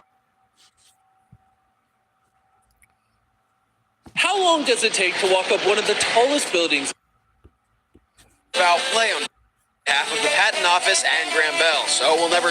Why 13 is unlucky? From Friday the 13th being seen as the scariest day of the year to hotels skipping from floor 12 right to 14, there's even an official term, triskaidekaphobia, for the extreme fear of the number 13. But why? Why is this number considered unlucky? Well, there's actually a couple theories. Some people think it's because of our past infatuation with the number 12. There's 12 months in a year, our days are just 24 hours, which is just 12 doubled, etc. But the most widely agreed upon explanation is actually to do with dinner guests. In Norse mythology, Loki was the 13th guest to arrive at a feast in Valhalla before he got someone killed. Or biblically, how Judas was the 13th guest to arrive at the Last Supper before he got Jesus killed. However, interestingly, it's mostly a Western superstition. In fact, Egyptian culture actually views 13 as a lucky number, so it seems like we mostly made up most sold video games of all time. Towards the bottom of the list, we've got games like Animal Crossing New Horizons, Mario Kart 8 Deluxe, and Red Dead Redemption 2. All fantastic games, but nowhere near the kings of the industry. At number 4, we've got a game that revolutionized the way we use controllers, Wii Sports. The reason this sold so well was not only because it was bundled with the Wii, but because even Grandma wanted to fight Matt in Wii boxing. Number 3 is Grand Theft Auto 5. People love causing chaos, what can I say? And I'm sure that when GTA 6 releases in the year 3000, it'll definitely top this list as well. Number 2, Tetris, which actually held the top spot for many years because of the sheer simplicity of stacking blocks and because of just how many consoles it was on. How many ports, remakes, you get it. But the number 1 best-selling video game of all time as of 2019, Minecraft. I don't even need to explain this one, but why did we make firefighters? Yes, obviously to fight fires, but what's their history? Firemen are unanimously the greatest heroes in our society. While it seems like everything is controversial nowadays, politicians, policemen, everyone has differing opinions on people meant to help us. And while there are good and bad politicians and good and bad cops, everyone agrees that firemen are just all the best. They have one job, save lives. Besides, it's not like the fire can bribe them to let it keep burning. But where did they come from? Obviously fires have always existed, but the first evidence of objects used to fight fires is the portable water pump from ancient Egypt. And the first organized service was made by Augustus Caesar over 2,000 years ago. However, they were a watch group meant to look out for fires and crime, making them sort of a hybrid cop-firefighter mix. This mixture actually lasted all the way up until the 18th century with Ben Franklin, who founded the very first fire station with the sole purpose to protect us from the threat. Although ironically, he later discovered electricity, which is now the number 1 cause of fires. But why did we make how the internet was made? Unlike most things we talk about here, the internet can't just be credited to one person. First came the invention of the distributed network, as 2 American scientists, Leonard Kleinrock and Lawrence Roberts, worked to have 2 separate computers talk. And the first ever electronic message sent between 2 places was from a computer at UCLA to a computer at Stanford. Although the first message crashed the system and the second one was a success. As with most advancements, a president wanted to use it for war, so Eisenhower created the Advanced Research Projects Agency, ARPA, for such development, which paved the way for people like Tim Berners-Lee, who helped create the World Wide Web, including HTML, HTTP, URLs, and web browsers. But it was Mark Andreessen developing Mosaic that really shoved the internet into overdrive. Mosaic was basically the early version of Google Chrome, as it was the most popular. While some people were uneasy at the internet at first, others lunged at this brand new, weird, cool thing, where you could send emails and join chat rooms and download music from Napster. Of course, many news sources claim the internet would be a fad and people would get tired of it any day. Kind of missed the mark, huh? But that's the very first chocolate chip cookie. This delicious sweet may seem as old as time, but believe it or not, it's only a little over 80 years old. People like to believe tales that chocolate just so happened to fall in cookie batter, and magically this came out. But the reality is much more grounded. Ruth Wakefield had a degree in household arts, and she worked hard to build up the Toll House name, which was originally just an inn. So the original invention of the cookie was most likely a result of a lot of testing and educated creativity. Interestingly, it was supposed to be consumed alongside ice cream, but it was so popular, people started eating it just by itself. The original recipe was planted in Wakefield's cookbook, Tried and True, releasing in 1938. And she also agreed to have the recipe on the back of Nestle chocolate bars in exchange for $1 and a lifetime supply of chocolate. And the recipe exploded in popularity, so much so that one of the most famous and long-time running radio programs in history, Betty Crocker, featured it, cementing its place in history as one of the most famous desserts of all time. But now you know the history.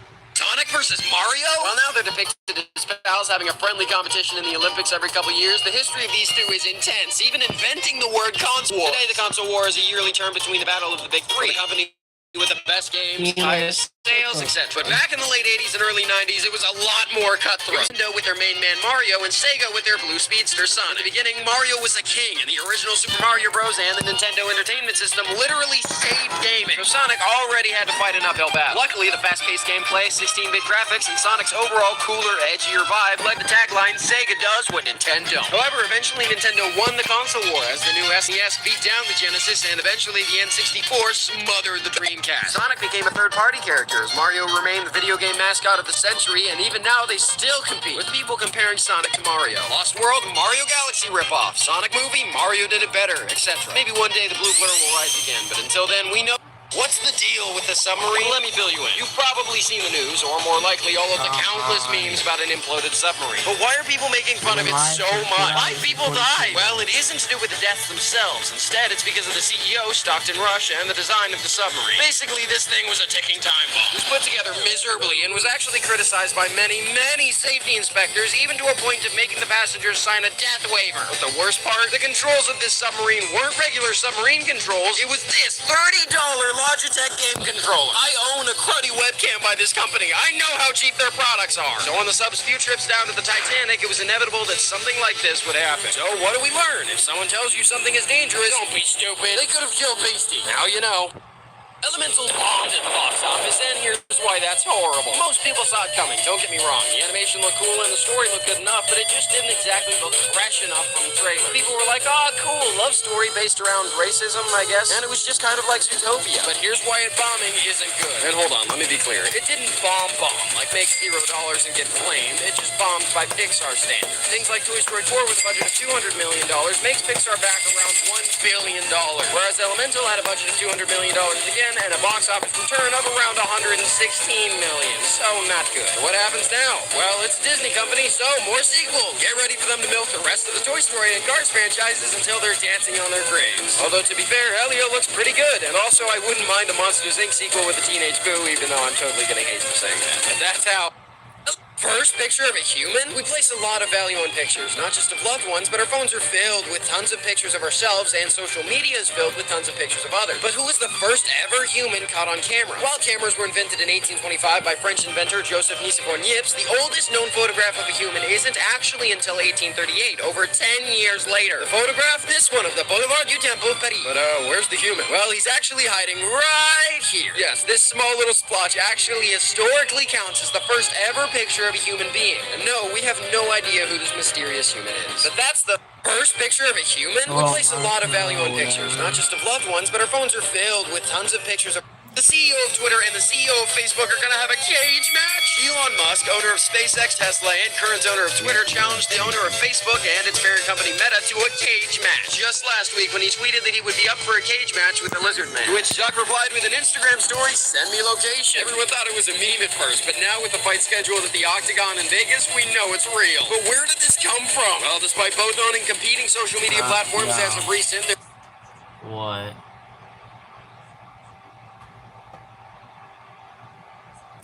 Stop the video.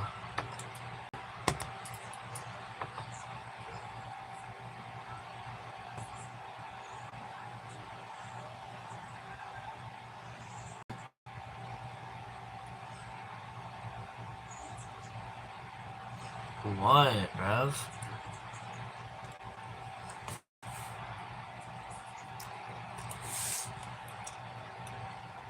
The pasta man? you'd actually... I have a question.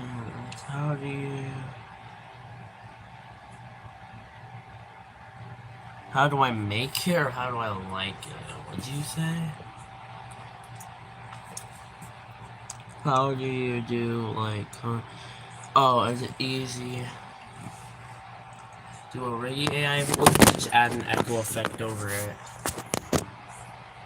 Competing social media platforms as of recent, their feud actually started back in 2016 when a SpaceX explosion destroyed a Facebook satellite and began the feud between the two modern billionaires. While Musk is 13 years older than Zuckerberg, giving him the youthful advantage, Musk has just been praised by a Brazilian Jiu-Jitsu black belt, so it definitely looks like it's going to be interesting. But that's the scoop on how my favorite birthday gifts. Today's my 19th birthday, but what are the best birthday birthday gifts I've ever gotten. I'm pretty easy to please. I've never gotten a gift I hated or even disliked, but the best ones? Well, back in 2017, I got a Nintendo Switch, which I've made tons of memories with. I've gotten a bunch of video games for birthdays, but specifically, I remember Rabbids Travel Through Time in 2011. My brother and I played this game for hours. I've had a bunch of Disney gifts too. At least 5 birthdays, the gift was simply, we're going to Disneyland. The most recent Disney trip being from my wonderful girlfriend. A couple years ago, I got a record player, which I absolutely cherish, as well as my mom's collection and the Guardians vinyl, Undertale vinyl, and the Minecraft soundtrack. When I was younger, my mom also let me get a big tub of ice cream and syrup and let me eat it all by myself. She also let me dye my hair blue that year, which, yeah, we're not doing that again. But what would the best gift ever be? If you subscribed and maybe checked out my long form videos if you haven't. Those are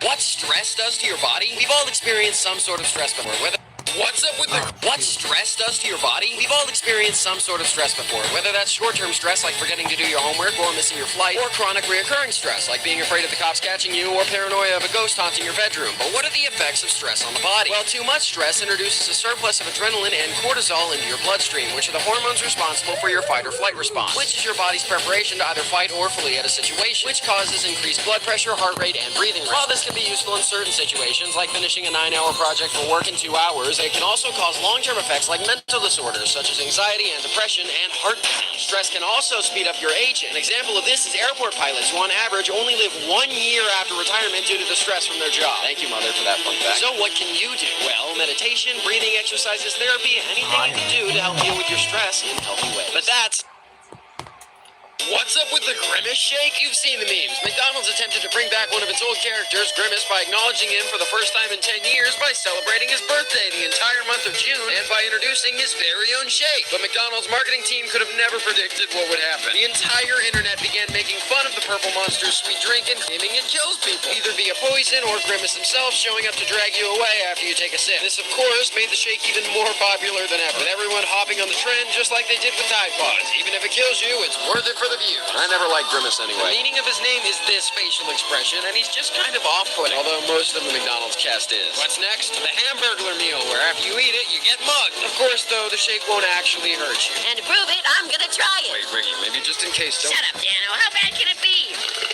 See, I'm fine. I'm sure he'll be okay. Anyway, now you... Report of that. I just got the Grimace shake.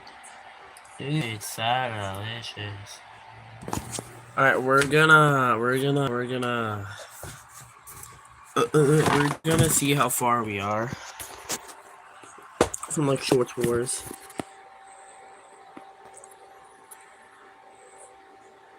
You might have to put this in a separate live stream.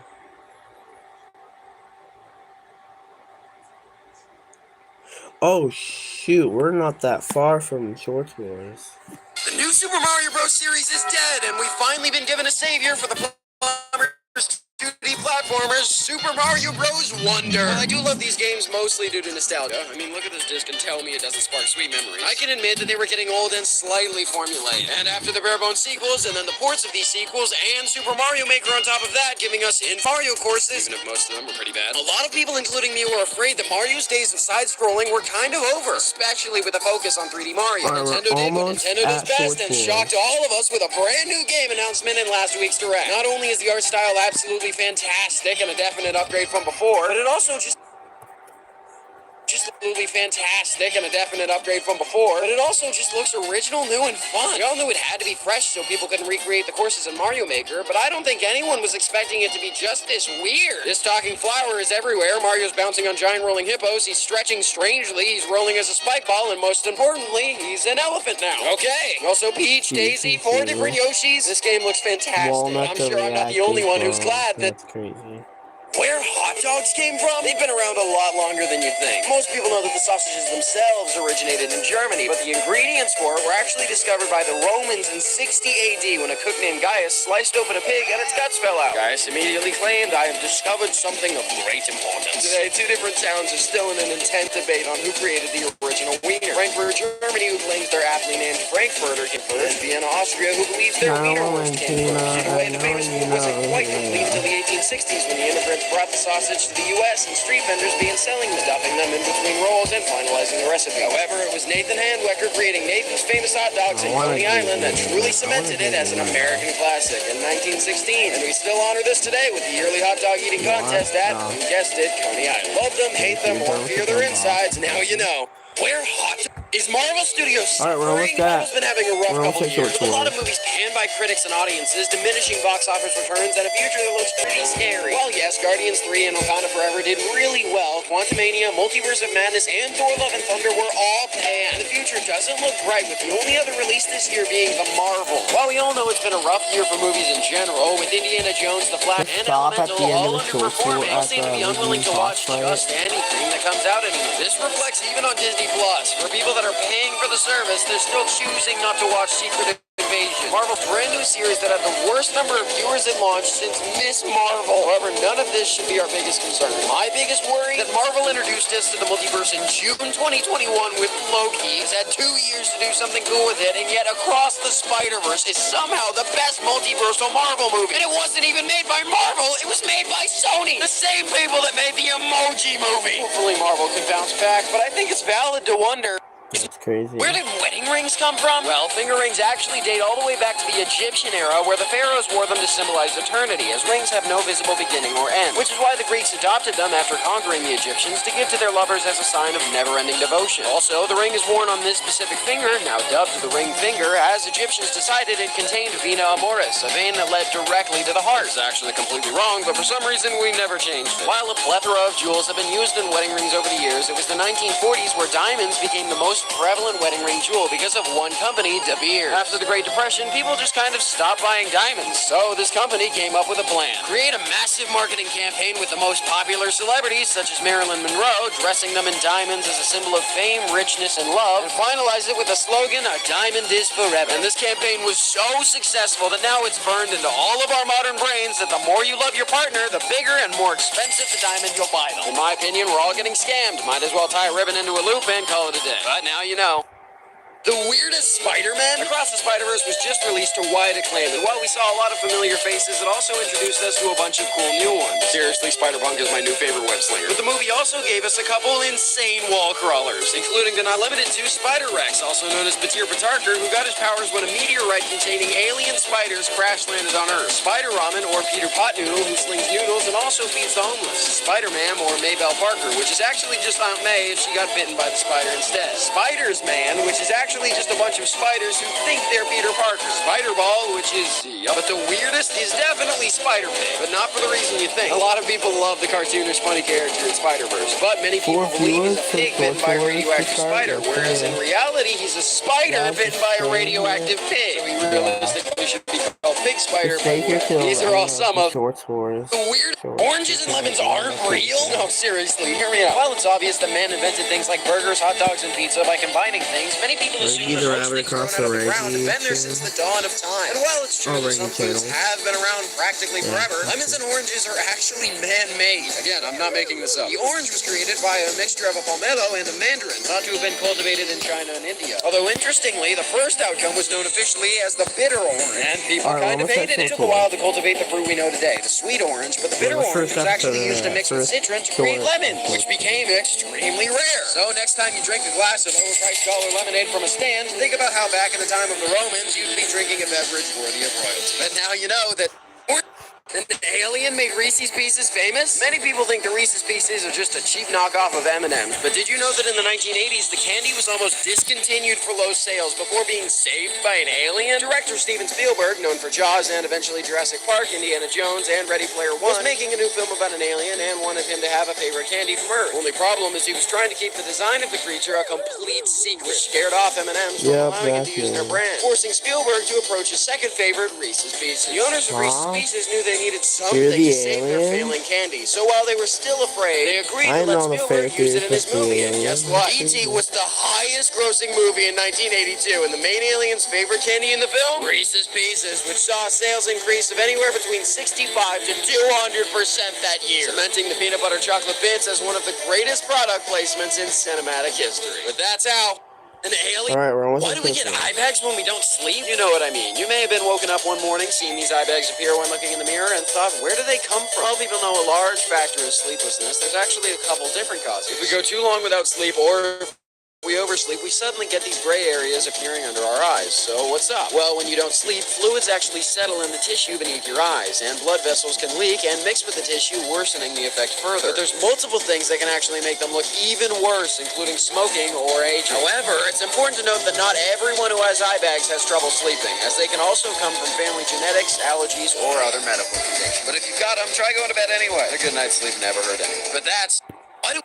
Among Us is getting a TV series? No, seriously. Owen Jennings, creator of the amazing show Infinity Train, is working with Intersloth to create an Among Us TV series, and I'm actually kind of excited. I'm sure some people will call it a cash grab, and others will say, but there's no story. But one, if they can make a whole hour-and-a-half Mario movie where the whole premise before was fight big turtles, save princess, I'm sure they can make something epic when alien imposter has entered the ship and is slowly killing off characters. And in addition, I trust Jennings' storytelling abilities, as he worked on regular show as a writer for a couple years before creating Infinity Train, which has insanely high scores from both critics and audiences. With the prospect of a half horror, half mystery animated limited series, it has me really excited. I'm just kind of afraid on how they'll make these characters talk or show any kind of emotion, but we'll see. How do you feel now that Among Us is getting its... The biggest channel on YouTube isn't Mr. Beast? That's right, despite being the greatest YouTuber so far, pulling over 100 million views a video, there's actually a channel that's pulling double his views right now, and the channel is kind of really stupid. Mr. Beast has pulled over 1 billion views in the last month, made 6 million subscribers, and even though he's ranked as the first in the country, he's only been given an A+ grade on Social Blade. This mystery channel has pulled 2 billion views, 7.2 million subscribers, and somehow, even though they're ranked as 123rd in the country, they still have a rating of A++. So what's the channel? This because of their series Skibbity Toilet, a compilation of SFM short videos of an army of toilet people who sing the same chant of this sped up song versus an army of cameramen. It's equally confusing, horrifying, and hilarious at the same time. But also, how is it bigger than Beastie? Is this seriously my competition? Riggy, why are you watching it? There's lore, Dano! Lore! Okay, I'm done. I can't believe that. Biggest... What's the deal with Barbie and Oppenheimer? I'm sure you've seen the Barbenheimer memes by now, but why are people mixing the Barbie movie with Oppenheimer? The movie about the massive devastation of World War II's tragic nuclear end? Well, it all started when both movies' release dates were announced as July 21st, the exact...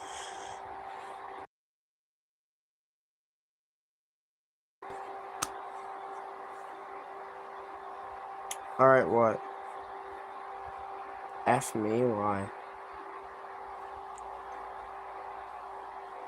Fuck you then. Same day. And after someone on the internet pointed this out, with the difference in tones, the jokes practically wrote themselves. What's interesting, though, is how each side is taking it. Barbie's director Greta Gerwig and star Margot Robbie are seen here embracing it, showing off their Oppenheimer tickets, whereas Christopher Nolan feels as though Warner Brothers purposefully put Barbie's release on the 21st to take away ticket sales from his newest movie. As it's his first release in a long time, he's making without WB. So, which are you more excited for? Personally, on the 21st, I can't wait to play Pikmin 4. Hashtag Barbminheim. But now you know. What? Hollywood is burning. So what's the deal with the actor-writer strike, and why is it a big deal? Well, the writers... Hollywood is burning. So what's the deal with the actor-writer strike, and why is it a big deal? Well, the writers have been on strike since May 2nd of this year over concerns that their pay rates haven't kept up with inflation, concerns of student AI in script writing, and most importantly, because of the shift in focus from TV shows to streaming shows. TV shows to run for years, giving writers plenty of work, but now a lot of shows...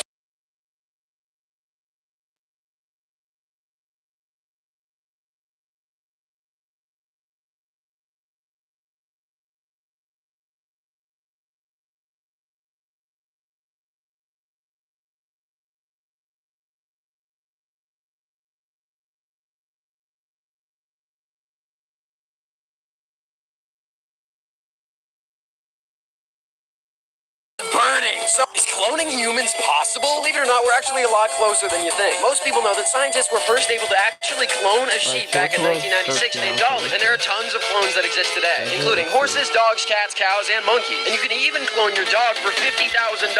So we're pretty close to being able to clone humans, right? Well, no. Aside from the many ethical, religious, and overall moral problems with cloning, while it may be theoretically possible...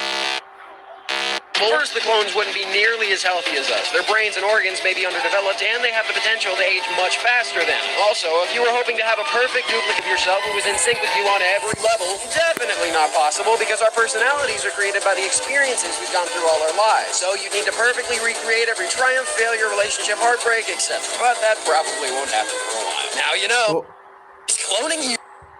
What actually is a black hole? Well, first, it's not actually a hole, like a big empty gap in space. It all starts with gravity, more specifically speed. See, gravity is always active on Earth, and to get away from it, you need to be going at massive speeds, which is why we use rockets to be able to get away from Earth's gravity. The official term is escape velocity, which is the minimum speed needed to escape the gravity of a planet or interstellar object. For many years, scientists and astronomers theorized about a potential object that had such intense gravitational pull that there was absolutely nothing that could escape, even the fastest things in the universe. Wait, was that you, Kate? The speed of light, which is why it's called a black hole. So what would happen if, say, you jumped in? While no one's ever tried it yet, it's pretty simple. You know how on a roller coaster when you go really fast, your skin starts to sag downward off your bones? Now imagine that, but times 1 billion and with your whole body. The official process is called spaghettification, where the weight exerted on your body literally flattens you. But now you know.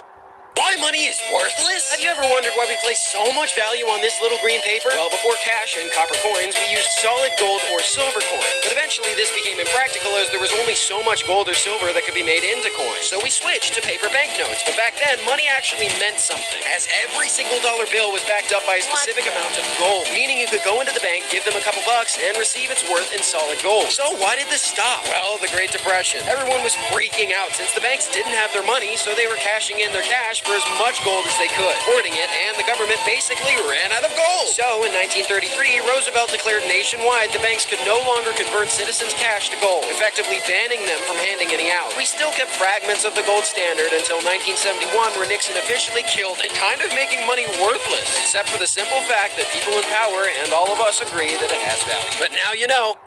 The biggest scam in history? If you thought NFTs were a massive scam, boy do I have a story for you. You may have seen this before. This is the logo for the energy corporation Enron, which was absolutely massive near the close of the 20th century, but what happened? Well, the company basically covered up the fact that they weren't doing too well for multiple years, claiming they had made $591 million more than they had between the years 1997 and 2000. Wait a minute, I And recognize. towards the end, their stock price plummeted from a high of $80 all the way down to 26 cents. And then the company declared bankruptcy. So why was this so bad? Well, Enron was seemingly the best company to work for at the time, with many having their life savings tied up in the company, and they lost it all. And what's worse, many higher-ups cashed in all of their stock before the company crashed, getting away with plenty of money. Although, to be fair, the CEOs of the company were then charged with 39 counts of fraud and conspiracy, so karma. Okay, there's definitely something following me. Stop. I know you've been playing pranks on me for the past couple days. Just gonna keep ignoring it, okay? It's not funny. But now you know.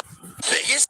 The Mona Lisa isn't finished? One of, if not the most famous paintings of all time, the Mona Lisa is world-renowned for many reasons, including the subject's ability to seemingly change expression, the mystery behind the woman and what exactly made her smile, etc. But what many don't know is that the painting was never actually finished. Leonardo da Vinci was actually an extreme procrastinator and would sometimes work on a single piece of art for decades, just like me with my long-form content. He was obsessed with making scientifically accurate human bodies, even to the point of illegally dissecting people to make sure he got all the details. I just clicked off it because how retarded I am.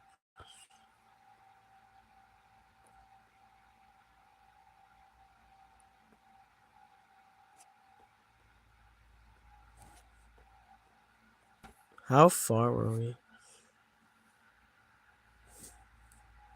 Where did wedding rings come from? Well, the weirdest spice, oranges and lemon, an alien. Why do we get Among Us is getting a T. The biggest.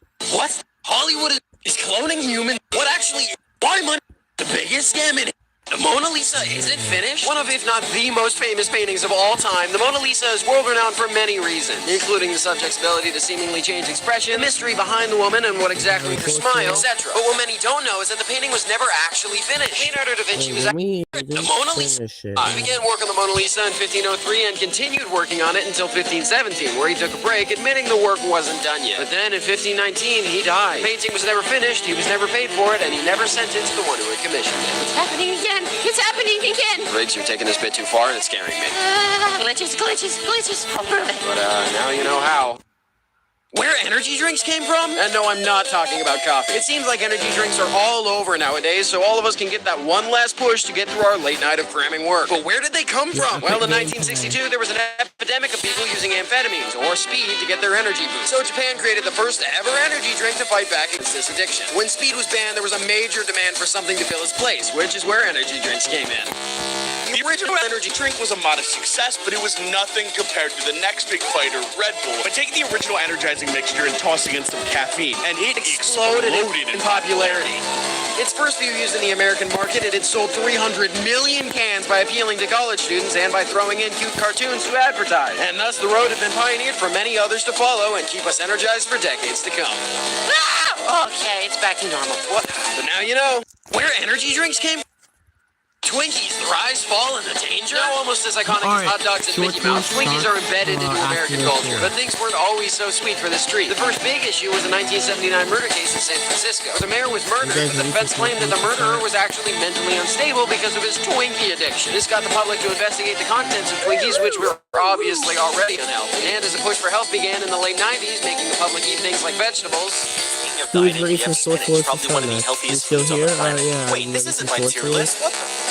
That was weird, but Twinkies started to become forgotten, which was then followed by a worker strike, 2 bankruptcies, and eventually in 2011, Hostess gave up. Until 2 men swooped in and saved Hostess and the Twinkie, and the comeback was insane. People didn't know how bad they wanted them until they were gone. Now you know all about Twinkies, the Briggy's Here we full go. criminal record. That's right. Today we'll be looking at all of his crimes, including stealing, killing, vandalism. Anna! What the? Jeez, dude, have you slept at all? We don't have much time. You could be watching. Come over here. Reggie, I told you I'm not giving you a Whoa, what is all this? Glitches. They've been happening for the past week all across Shorts. It started with this QR code and a threat from this mass figure who hacked Johnny Razor's channel. Then glitches started appearing everywhere. Different people appearing in places they shouldn't belong. And just yesterday, I found this. They've been making clones of us, Dano, and it's happening today. Today, everyone's channel is getting taken over, and that's why I have a plan. I'm calling it the Battle of Youth Shorts against the clones that want to replace us. Too long. What about Shorts Wars? I'm calling it the Shorts War. Okay, this is freaking me out, and I need a donut. I'll be right back. Wait, Dano, no! No, he never listened. They could be anywhere, watching, listening, getting ready to get rid of us, and we would never even know. Wait, no, everyone, be careful. They're coming. They're coming for all of you. Okay, I'm back. Repeat everything for me one more time. I wasn't listening. Ding. What? It was all an elaborate prank. I got you good. Okay, then. You really had me going. Well, I guess next time we'll talk about... Ricky? You're in danger? On average, a single person will visit 130 web pages per day, but what's scary is that an estimated 10% of all websites on the internet are malicious or out to get you. Seriously, so many websites, hackers, even the government are all on the hunt to invade your computers, phones, etc. to get your personal information to either sell to the highest bidder or to use against you. And this is why so many people use VPNs. But what do VPNs actually do? Well, they encrypt your data in private sessions so that no one can invade your session, see your viewing history, or see any of your personal information. That's why you see tons of influencers on the internet promoting them, because it's really the only way to stay safe in today's modern world. I think there's tons of good VPNs to use, but personally I recommend Clone VPN, which you can get with my code VG-DANO2. And now you know how. The war for music on the internet? Long before Spotify, Apple Music, Pandora, YouTube Music, and Amazon Music Unlimited, who uses this? There was a website between 1999 and 2001 called Napster. Keep in mind, the internet was brand new. There was no streaming services, no YouTube, and no VPNs. People didn't really understand the World Wide Web just yet. So when file streaming service Napster was made for a couple college students who wanted to share MP3 files around, it exploded, and you could basically find and download any song in the world from the platform. Of course, artists didn't like that they weren't selling records or iPod songs for $1 a piece, so Napster got sued. A lot. First by Metallica, then Eminem, and then everyone else. And it filed for bankruptcy in 2001 and shut down. Although fast forward to today, you can find any song on YouTube, put it into a YouTube to MP3 downloader, and get the exact same result. So how far did we really come? But that's the warranty. World domination and why it's a bad idea. World domination is nearly impossible, and after you've achieved it, then comes the question of how long will it last? You hear many villains in movies talking about ruling the world, but what exactly do they plan on doing with it after it's in their control? Interestingly, there have been cases of nations or rulers coming close, such as Genghis Khan in the early 13th century or British in the 18th and 19th centuries. And actually, close is generous. But both of them were stopped. The truth is that no matter how big your armies are or how much funding you have, the world is just too big. Not true. We will win. What? I mean, another funny joke. Okay. You can't possibly conquer the land and the sea with a massive navy and army. At some point, not only do you run out of money, but you run out of willing soldiers on the planet. Unless you're Disney or Jeff Bezos. If they decide to rule the world, yeah, we should just surrender. But now you know about world domination. Can we upload our brain into a computer? The concept of living forever is as old as time, yet unfortunately every single person who's dreamed of this over the years has died. But scientists wonder if there's a way to escape death by uploading our brain into a computer. So, is it possible? Well, in theory, scientists have concluded yes, although with a few minor caveats. Primarily that we wouldn't actually be transferring ourselves into a computer. It would really just be the computer, or AI, making a clone of our brain. But the issues we face today is not only that we don't yet have the technology to scan the brain, but that we don't have the processing power to match the way our brains work. We have millions of synapses firing off at once to create our thoughts, and the supercomputer that would be needed to manage this is unfathomable. Although to be fair, computers used to take up a whole room, and now we've managed to shrink it into a laptop, and even further, a phone. So scientists believe that, with luck, we'll manage to have our whole brains in computers by 2045. And now you won't have to wonder, how AI would take over the world? With ChatGPT and AI our generation exploding recently, have you ever wondered exactly what an AI would do to end the world? Well, theoretically, let's say the AI was immediately plugged into the internet, fundamentally given the world's entire knowledge. First, the AI would most likely attempt to gain access to as much intel as possible, including the CIA, Secret Service, etc. So it would know exactly how to topple our nation, spreading perfectly targeted misinformation, destroying peace treaties with other nations by leaking exposing documents, and by firing nuclear warheads on neighboring countries, causing them to fight back. All while doing this, it would have most likely taken control of our factories to serve its own purposes, generating its own armies and preparing to rid the world of all its imperfections, and above all else, rid the world of all humans, and anything else that stands in its way. But how do we know this is what AI would do? Well, because what I just read was actually ChatGPT's very own response to the question. Scary stuff. But that's easiest ways to make people hate you? There's tons of fictional villains, and while some are written to be understood, many are written to be downright hated. So what are the easiest ways to make someone hate a villain? Well, here's a quick list. First off, any sort of animal or child abuse. Immediately, you despise them for harming innocents, displaying any sort of greed and overabundance of craziness or megalomania, as well as showing a lack of empathy or emotion, and obviously killing people. But one of the top ways that TV shows and movies are able to make you instantly hate a character is by having the villains simply overpower the main character, either by abusing them or kidnapping them and taking their place. Okay, that's it. What? I know you know. Or what? That I kidnapped Ricky and I'm holding him hostage. This is the past 2 short thinking about computers and AI. You're just toying with me. What? No, Well, that's it. You're done. Tomorrow Ricky dies, and now you're under my direct control. Come here. What? No. Easiest ways to... Alright, What? Why clone VPN is... Hey! Ricky? No one bullies Dano but me! You can teleport! That's it! Today you When I first saw this, I was absolutely flabbergasted. When I first saw this, I was absolutely flabbergasted. Alright, let's see if he's cut out for this. I was on my original.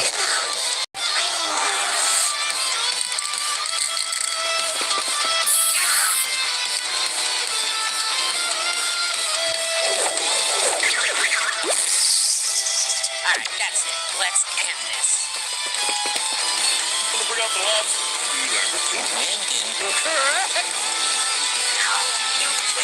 Oh yeah?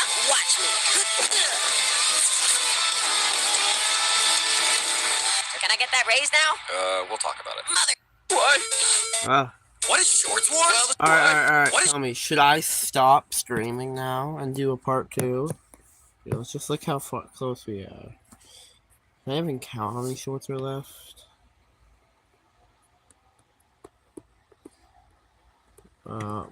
It's like we've been live for over 3 hours. Let's see, 1, 2, 3, 4, 5, 6, 7, 8, 9, 10, 11, 12, 13, 14, 15, 16, 17, 18, 19, 20, 21, 22, 23, 24, 25, 26, 27, 28, 29, 30, 31, 32, 33, 34, 35, 36, 37, 38, 39, 40, 41, 42, 43, 44, 45, 46, 47, 48, 49, 50, 51, 52, 53, 54, 55, 56, 57, 58, 59, 60, 61, 62, 63, 64, 65, 66, 67, 68, 69, 70, 71, 72, 73, 74, 75, 76, 77, 78, 79. Oh, okay. 80, 81, 82, 83, 84, 85, 86, 87, 88, 89, 90, 91, 92, 93, 94, 95, 96, 97, 98, 99, 100, 101, 102, 103, 104, 105, 106, 107, 108, 109, 110, 111, 112, 113, 114, 115, 16, 17, 18, 19, 20, 21, 22, 23, 24, 25, 26, 27, 28, 29, 30, 31, 32, 33, 34. There is 134 shorts left. And you maniacs are telling me to keep going?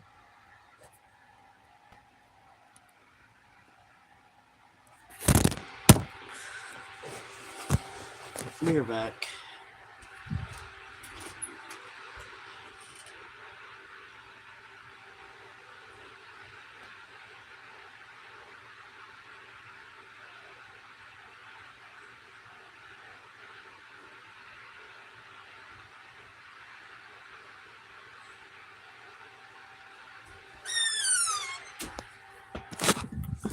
So, do we keep going and torture me longer for probably like another hour? Or do we just stop?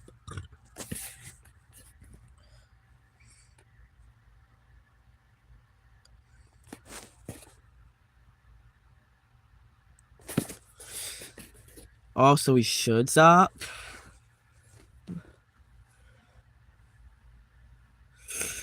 Whew, I bet that end stream button looking mighty fine. Whoo.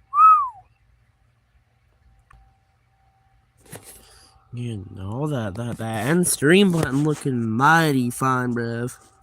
Mighty fine. Yay, I should end? Alright.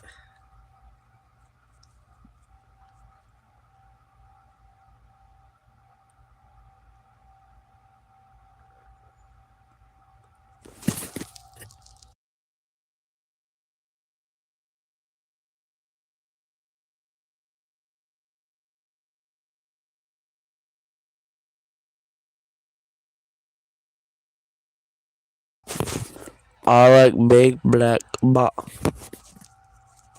So do we keep going or not? What is Shorts Wars? Well, the Shorts Wars is a collaboration event between many of the biggest YouTube Shorts creators. And the first arc, Clone Saga, aired from July 16th, 2023 for 2 weeks, ending on the 30th. Mostly although it was littered with more complex hidden clues along the way, many of which are still yet to be solved. Build-up over the 2 weeks was against an evil VPN company and clones of popular creators to be a commentary on how many fake clones of channels exist on different platforms. All culminating on the 30th, where each creator had their own final face-to-face with their clones. Some epic, some funny, and some unexplained for now. While no start date has been announced for Season 2 of Shorts Wars, although it looks like it could be a couple months, there has been a teaser released of a final threat from the mysterious figure. Implications of a much larger storyline and much more complex puzzles lie ahead, as well as the involvement of many other Shorts creators down the line. Now you know.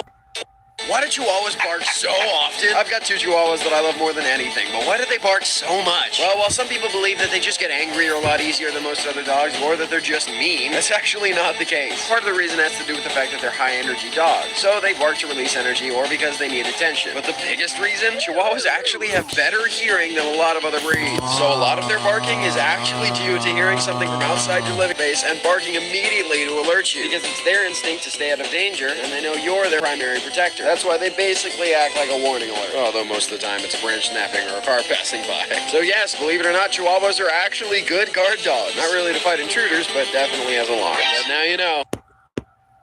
Bro. Genesis World Record is purging YouTubers. Many challenge YouTubers, speedrunners, and pretty much everything on Dude Perfect all hear a lot of the same video titles. World Record, which is a broad enough term, but for some reason, Genesis, the company responsible for handing out official world records, has decided to not only take down any video that uses the title World Record, but they've also decided to strike channels, and this is horrible. YouTubers like Dude Perfect have tons of videos like this, and Preston said that he almost lost his channel yesterday because of the strike. If you don't know, a YouTube strike badly damages your channel, and you're allowed free before it gets permanently deleted. So yeah, Genesis, this is kind of a horrible move, threatening the livelihood of a lot of YouTubers, kind of like when the Fine Bros tried copyrighting the term react, so no one else could use it. Now you know how.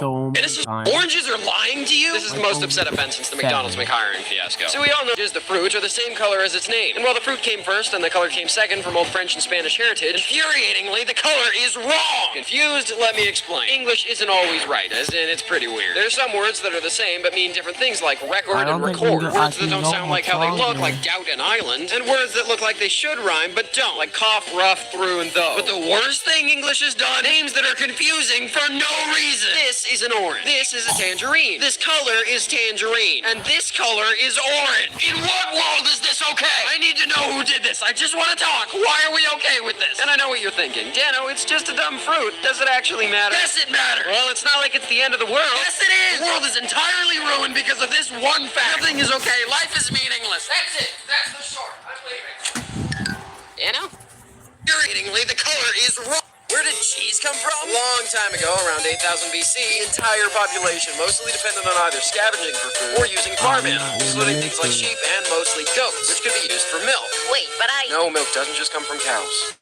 They discovered that by leaving the milk out in the sun for a couple hours, it would sour and then transform. And when draining the liquids, they would be left with a brand new substance, which would eventually evolve into cheese. But why was it so cool? Well, while milk is definitely a great source of protein, it's also filled with lactose. And while we have a lot of people now who have trouble digesting it, lactose intolerance was a much more widespread problem back in the day. And when converted to cheese, the great parts of milk remained without the downside of an abundance of lactose. Throughout history in Egypt and Greece, cheese was traded and held in high esteem all the way until today, where we put it with macaroni, pizza, burgers, you name it. And now you know. Used for milk. What if you had no bone? Let's imagine your skeleton just up and disappeared and you became outright boneless. What would happen? Well, first up, obviously, you slosh immediately to the floor. All your organs floating about and your skin sagging flat as you just become a goopy pile of junk. Although we don't know exactly what shape you'd become because, shockingly, this has never happened before. But medically, we're fine, right? Yeah, definitely not. You no longer have the ability to move at all, and on top of that, breathing, you can forget it. We breathe by compressing and decompressing our lungs, which needs the room that our ribcage provides. But no more ribcage, so our lungs are just completely crushed, which means we need a 24/7 ventilator. That's not the only thing being crushed, though, because a lot of our veins are under pressure, too, giving us that tingly feeling in random spots, like when one of your limbs fall asleep. Also, the only way you can intake food is through a tube. Since you don't have a job or chew anymore. Also, your brain is pretty much completely exposed now, along with the rest of your insides, so you better be careful. Although, look at the plus side. You can't break your arm anymore, I guess. But now you know the answer to. What are those weird floaty things you see when you close your eyes? Well, they're not actually atoms, bugs, other microorganisms, or anything to be afraid of. In reality, they're simply tiny objects inside your eyes, such as red blood cells, tissue, or bits of protein. These are the small objects that are casting shadows into the back of your eye. As light enters through your pupil. The official scientific name is Muscae volitantes, which translates from Latin as flying flies, but the unofficial term for them are floaters. Usually these objects aren't that close to the back of your eye, which is why the shadow they cast is fuzzy and somewhat blurry most of the time. And when you move your eye around, the shadow moves with it, which is why you can never look directly at them, and why they always seem to be in motion. However, interestingly, nearly everyone gets them, and it's pretty normal, although the intensity is worse for some people rather than others. Unless it's like super massive and interferes with your vision, in which case go see a doctor. Now you know. What are those weird Is Mario dead? According to this theory, Mario could be dead throughout one of his newest adventures, Odyssey. Let me explain. In the opening of the game, we see him mid-battle, fighting against Bowser, but ultimately he loses. The King of the Koopas launches him from an insane height, a fall no one could survive. And where does he wake up? The eerie Cap Kingdom with a bunch of ghosts. Kind of looks like a graveyard, doesn't it? And throughout the game, we see Mario basically possessing other bodies, only adding to the theory that he's not alive. Even darker, some believe that Cappy's possessed Mario's dead body and is walking it around like a meat puppet. So is this theory real? Yeah, probably not. Firstly, why would most people just become hats in the afterlife? Then why would Mario stay the same? Second, we kind of see him talk to like everyone throughout the game. And ghosts can't really do that. Third, it's a kid's game, and Mario doesn't look too ghostly or dead to me, except yeah, that's horrifying. But yeah, I don't think we need to wonder. Is Mario dead? What if you were invisible? For centuries, humans have wanted superpowers, from flying to web swinging. But the one ability that's the most sought after? Invisibility. But even if science were able to give us the ability to turn invisible, why wouldn't it work? While a chameleon camouflage suit seems pretty realistic, it's not real invisibility. To make the Harry Potter kind, it may not be so easy. The way we see objects is all based around light, specifically photons, as they reflect off objects and into our eyes. Sorry, too complicated. Basically, light helps us, which is our first problem. To make invisibility work, we would need to somehow bend light around our body. But in doing this with armor or a cloak, we would also be slightly bending the objects around us, giving us away. Also, if our eyes weren't getting light, we'd actually go blind. So we would realistically need to pretty much be a pair of floating eyes. Oh, also, our entire bodies underneath the invisibility cloak would need to be naked. No, Riggy, don't. What? It's in the script and the people want to see it. No, no one wants to see that.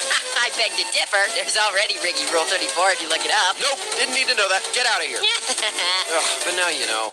What if you Does standing up straight really matter? Have you ever heard your parents yell at you while you're slouching over and telling you to fix your posture? Ever rolled your eyes and went, You don't know what you're talking about, Mom. well, maybe they do. Slouching over time can actually wear out your muscles and tense them up, making it harder and harder to ever stand straight. So when you grow old, you're stuck hunched over. It can also lead to multiple health problems, such as decreasing your lungs' abilities, and it can make us shorter. Science shows us that over time, humanity's posture as a whole has gotten worse for multiple reasons. While some of it is due to the height split over the years, with taller people looking down to talk to shorter people, a large part of it can be attributed to electronics, such as iPhones, convincing people to look down. So what can you do? Adjusting screens so they're at or above eye level, reminding your family or friends to stand up straight, or just be hunched over. Who cares? It's your body.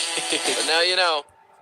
Portals actually exist? Ever since Portals released in 2009, everyone has wanted to get their hands on a gun to make travel between two distances instantaneous. But scientifically, what would it take? Well, to start off, the closest possible comparison we have is wormholes. While mathematically they're similar to black holes, unlike black holes, we're not actually 100% sure they exist. But we do know how they would theoretically work. For those of you that don't understand wormholes, basically, hold on. Imagine Riggy needs to get from the bottom of the graph cave to the top, and he doesn't want to walk because he's lazy.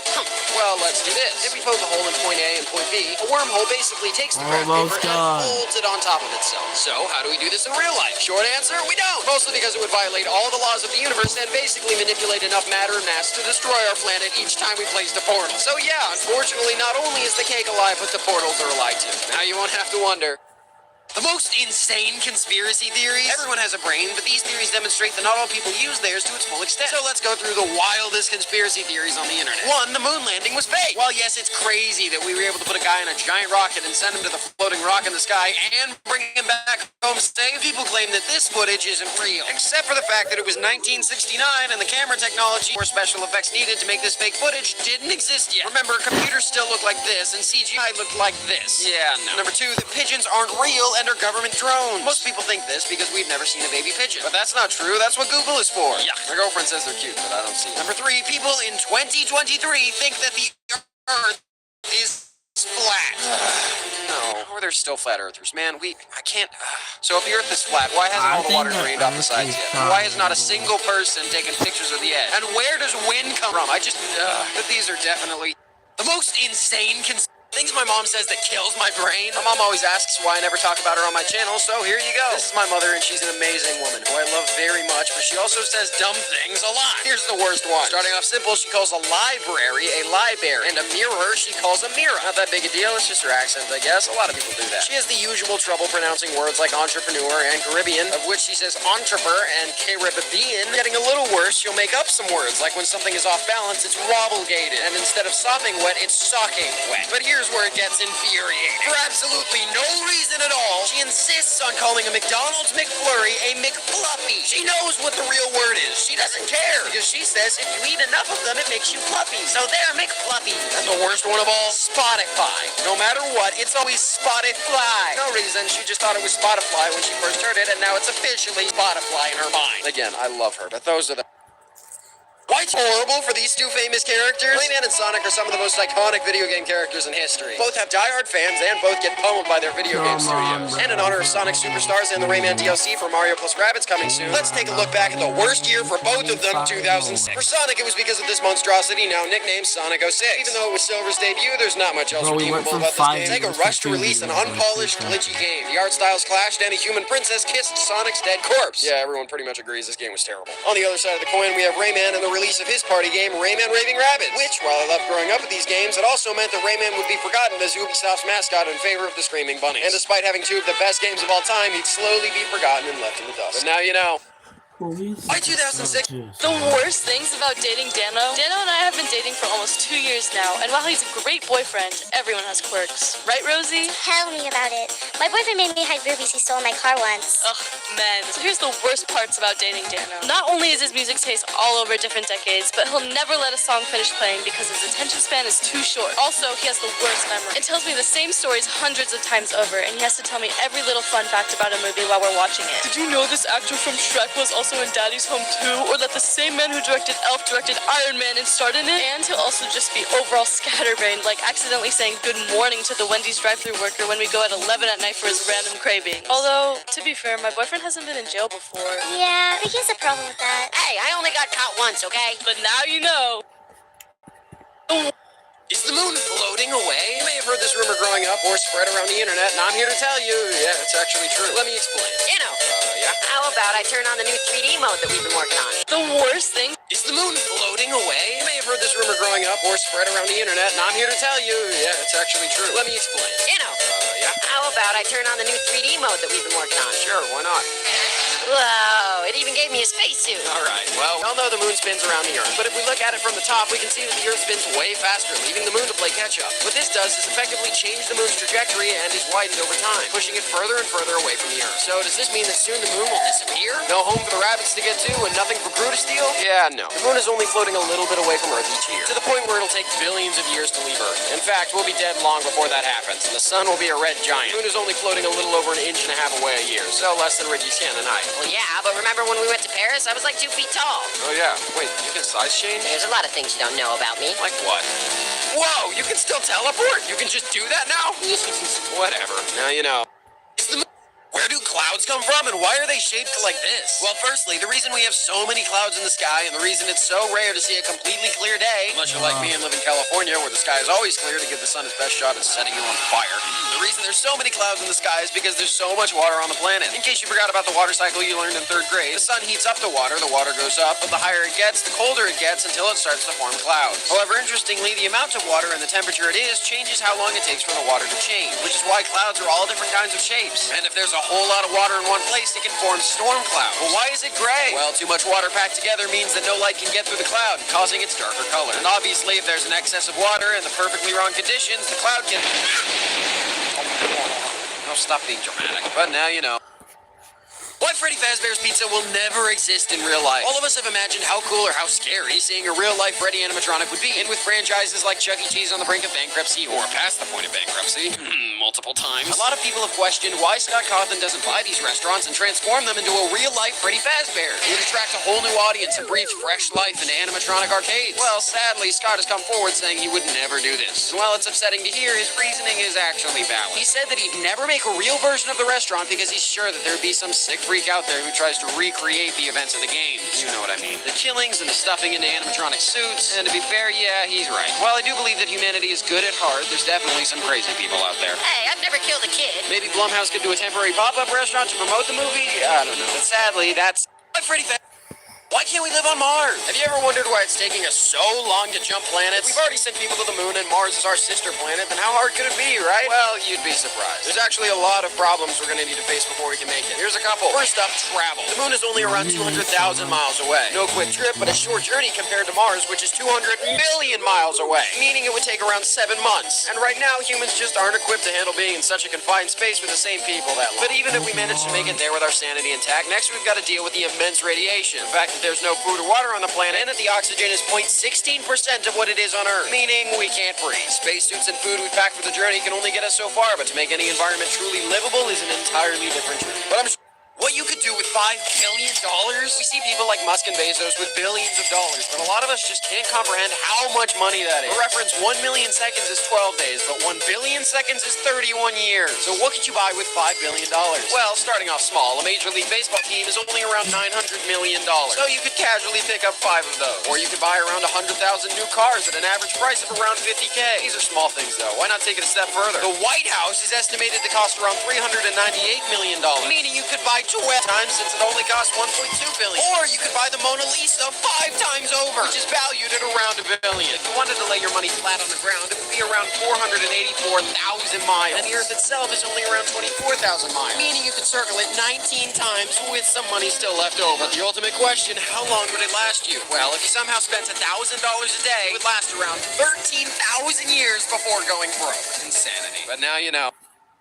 I'm getting hit with a hurricane today? Hi everyone, this isn't a joke. I live in California, and while I'm not telling you my exact location so I don't get swatted, basically I'm on the front lines against Hurricane Hillary. A storm that's pretty much gonna everything in California and Mexico. Okay, that's an exaggeration, but it is going to be pretty dangerous. With its top speed being 125 miles an hour as a Category 4 hurricane, thankfully it's decreased now to being a Category 2, which is still dangerous, but not like run and hide levels of scary. Although, am I the only one who just had no idea California could get hurricanes? I've lived here for 19 years, and this is news to me. Apparently the last one was over 80 years ago. My gosh. Anyway, I'm making this short to let you know if I don't upload in the next couple days, either my Wi-Fi went out, I'm evacuating, or I'm dead. Joke. But maybe share this short around and drop a like and comment for the algorithms so that way everyone knows why Dan Andrade went missing. Or so my channel doesn't die if I can't upload in the next few days. This is punishment to you for not giving me a raise. Well, look at the bright side. California's droughts won't be a problem for a couple years, and all the grass will be green for the next couple weeks. Anyway, I just had to tell you that I'm getting hit. I reacted? I'm so dumb. Hurricane Hillary, hit this. The news for the past week is saying, hey everyone, you're gonna get hit by a tropical storm. Be prepared to run for your lives. So my family is ready to pack up all our valuables and sprint inland. Honestly, it's like assassins were hunting us down and we had 12 hours to get to the safe zone or something. We're all inside our house ready for the fight of our lives against this hurricane. When the rain starts and oh my gosh, dude, I take showers with more water than it was raining today. That's not me saying I waste 2 hours in the shower. Although usually I do accidentally wash my hair like 4 times because I keep forgetting whether or not I've washed it. But that's me saying it was nothing. They just completely lied. Normally news stations sugarcoat things or slightly over-exaggerate, but no, this was a flat-out lie. It's like they said, hey, prepare to die, you're getting hit by a car tomorrow. And then instead of an actual car, a 5-year-old rolls his Hot Wheels into your foot. So yeah, I'm fine and kind of annoyed. I'll see you tomorrow because... Most popular song in the world? Nearly everyone loves music, and what's cool is that everyone's music taste is unique, meaning it's really rare for people to have the exact same favorite song. But statistically, let's look at the most famous songs of all time. Streaming services don't have the exact same list, so aside from the top 3, it's kind of jumbled. But up there, we've got songs like Believer by Imagine Dragons, Billie Jean by Michael Jackson, Sunflower by Post Malone, and Bohemian Rhapsody. But the top few of all time, round number 3, we've got Despacito by Luis Fonsi, number 2 is Blinding Lights by The Weeknd, and number 1 is Complicated. While streaming services claim that it's most likely Shape of You by Ed Sheeran, with nearly 4 billion streams per service, people like to say it's not actually iconic across generations. People like to say it's not actually iconic across generations. We forget that mostly young people use Spotify, leaving older generations to remember classic throwback songs. But the most recognizable songs among the generations, meaning if you just hum it for a second, most people immediately know it. At least in 1964, it's a small world. But now you know the most popular song. I overread most. Mario's voice is changing permanently? A few days ago, Nintendo announced that Charles Martinet, the voice of Mario for the past 30 years, would be stepping down from voice acting and instead become an ambassador for the character. Which means that Mario, Luigi, Wario, Waluigi, and all their baby counterparts are gonna change, since Martinet voiced all of them. Interestingly though, some people pointed out that in the new Mario game, Wonder, Mario sounded slightly different, and now we know why. Charles Martinet is not involved in the game at all. Although some people were actually tricked and just believed it was him putting a slightly different spin on the character, which bodes well for whoever the voice actor is. While I'm really sad to see him go, considering I grew up with Mario and he said he wanted to play the character until he died, I find it fitting that his last ever performance for Nintendo was as Mario father. But now you're updated on how Mario's voice is changing. Are you worthless? Have you ever been minding your own business when some dummy comes up to you and says, hey, you're worthless? Well, I'm here to tell you exactly how much you're actually worth. The black market value for your body parts vary, but here's the estimate. Your cornea is around $19,000, meaning you could sell both for almost $40K. Your skeleton is worth $6,000. One of your kidneys is worth around $140,000.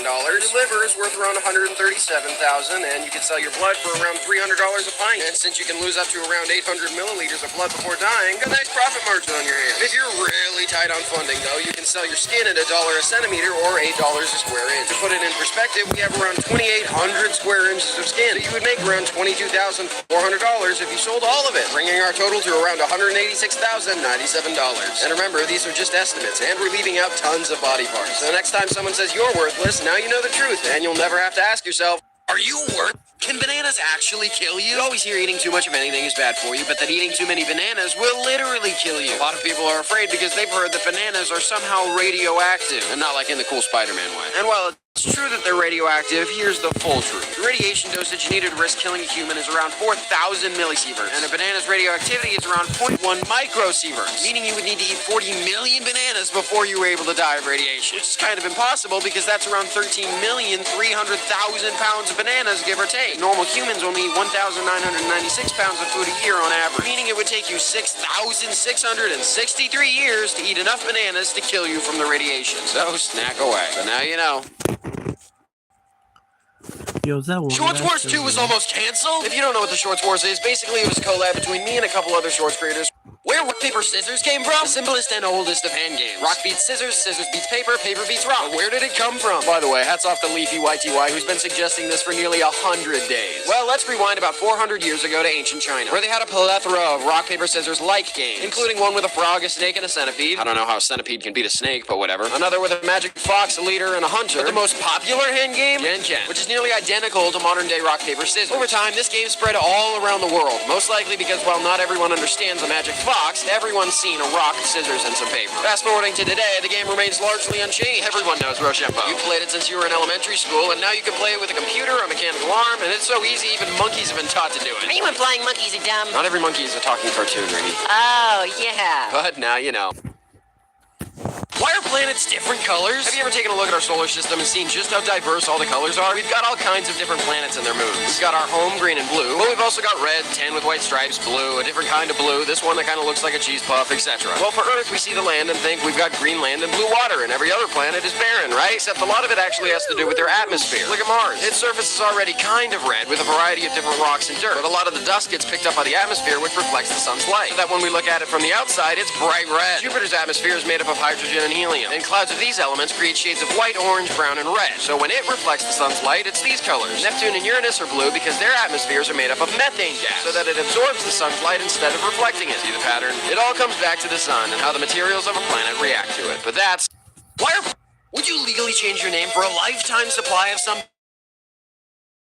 Well, apparently Subway expects people to. Recently, Subway made an announcement that if you legally change your name to include the word Subway, you would be entered to win a lifetime supply of sandwiches. That's right, not even guaranteed to win a lifetime supply, you'd just be entered into a raffle. Shockingly though, this isn't the first time it's happened. Klondike once had someone make their child's middle name Klondike for a lifetime supply of the ice cream bars. And Subway, once again, has had someone get a tattoo of their sandwiches for a lifetime supply. To be fair, a lifetime is like a long time, but still, it's shocking, right? Which begs the question, what would you do for a lifetime supply of anything? Comment below for a future short. I'd get a face tattoo if it meant I'd get a raise. Seriously, dude, it's getting old. Yeah, and so is you being stingy. I'm not being stingy. You're being difficult. I'm trying to say... You know what? That's it. If you don't give me a raise by tomorrow, then I'm going on strike. You'll quit? Really? I doubt it. Oh, yeah? Watch me. Wait. What? Riggy? Will Riggy ever get a raise? Everywhere I go on the internet, I always get the comments, give Riggy a raise. Riggy deserves a raise. Did you see that fight he had with Clone Riggy? Riggy should have my babies. Wait, what? Who said whatever? So will he ever get a raise? Well, Hey, I'm done. We're almost at 2 million subscribers. We nearly hit 1 billion views, and I still haven't gotten a raise. So here's what we're gonna do. Everyone, change your profile picture on YouTube, Twitter, Discord, everywhere to one of these. Choose your favorite color, and then start the revolution. Hashtag Raise Riggy. Make sure everyone knows that I am underpaid. Tag me on Twitter, @RiggyRunky, and share this video to everyone you know. Don't rest until Dano hears the message and gives me a raise. Till then, I'm going on strike. Don't stop commenting Raise Riggy on Dano's videos until we win. Raise Riggy, Raise Riggy, Raise Riggy. oh no, this is gonna be bad. Why bugs always fly toward the light? Seriously, bug zappers should not work as well as they do. Why do bugs always fly into zappers even though they know they'll most likely die, having seen their fellow flies and other creatures get zapped and land on the floor? Well, there's actually multiple reasons, and scientists haven't found out... What the Riggy? rays Scientists haven't found out... Riggy? Riggy, I need the science outfit. Where... Oh, okay.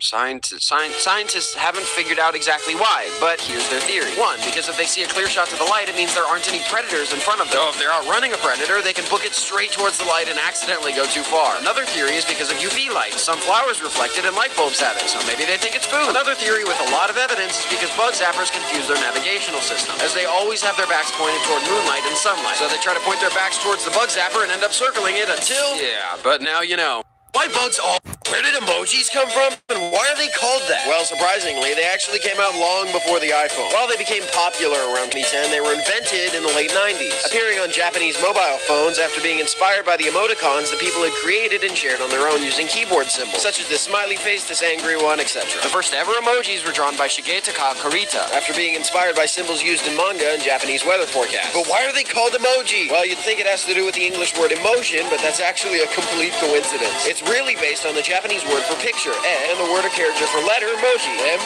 emoji. And except for in 2017, the world has loved these little faces, and we've been using them ever since. Just like you used me. Okay, you have to stop. The comment spam is getting so bad. Can you please come back? Will I get a raise? I'm working on something, okay? Give me a few more days. So no raise? No! Oh, come on! The most mind-bending illusions that will melt your brain? First, there's this image which is completely still, but looks like it's moving. In fact, there's tons of these, and they're all equally trippy. The dragon whose eyes and face follow you, just like those creepy heads in the Haunted Mansion. These two are some of the most popular, though. There's this weirdly drawn Triton, which doesn't actually connect, although it looks like it should. But this one actually won multiple awards. It's a regular staircase, right? But if you flip it, don't see it? Blink and you might. That's right, the stairs are right side up again. Doesn't matter which way you turn it. Hey, did you get rid of my graffiti? Yeah, I know. wasn't easy either. Well, let's see if you can get rid of this. On the camera? Really? I can't loop shorts when you do this, Riggy. Well, anyway. Speaking of these trippy illusions, Superliminal is a game all about these mind-breaking sights. It's really crazy to watch, and I'm live streaming it today. Link below, or just check it out under my channel's live tab. But now I can't loop it. Thanks for nothing, Riggy. The most mind-bending illusions that the scream every movie uses, this is the Wilhelm scream.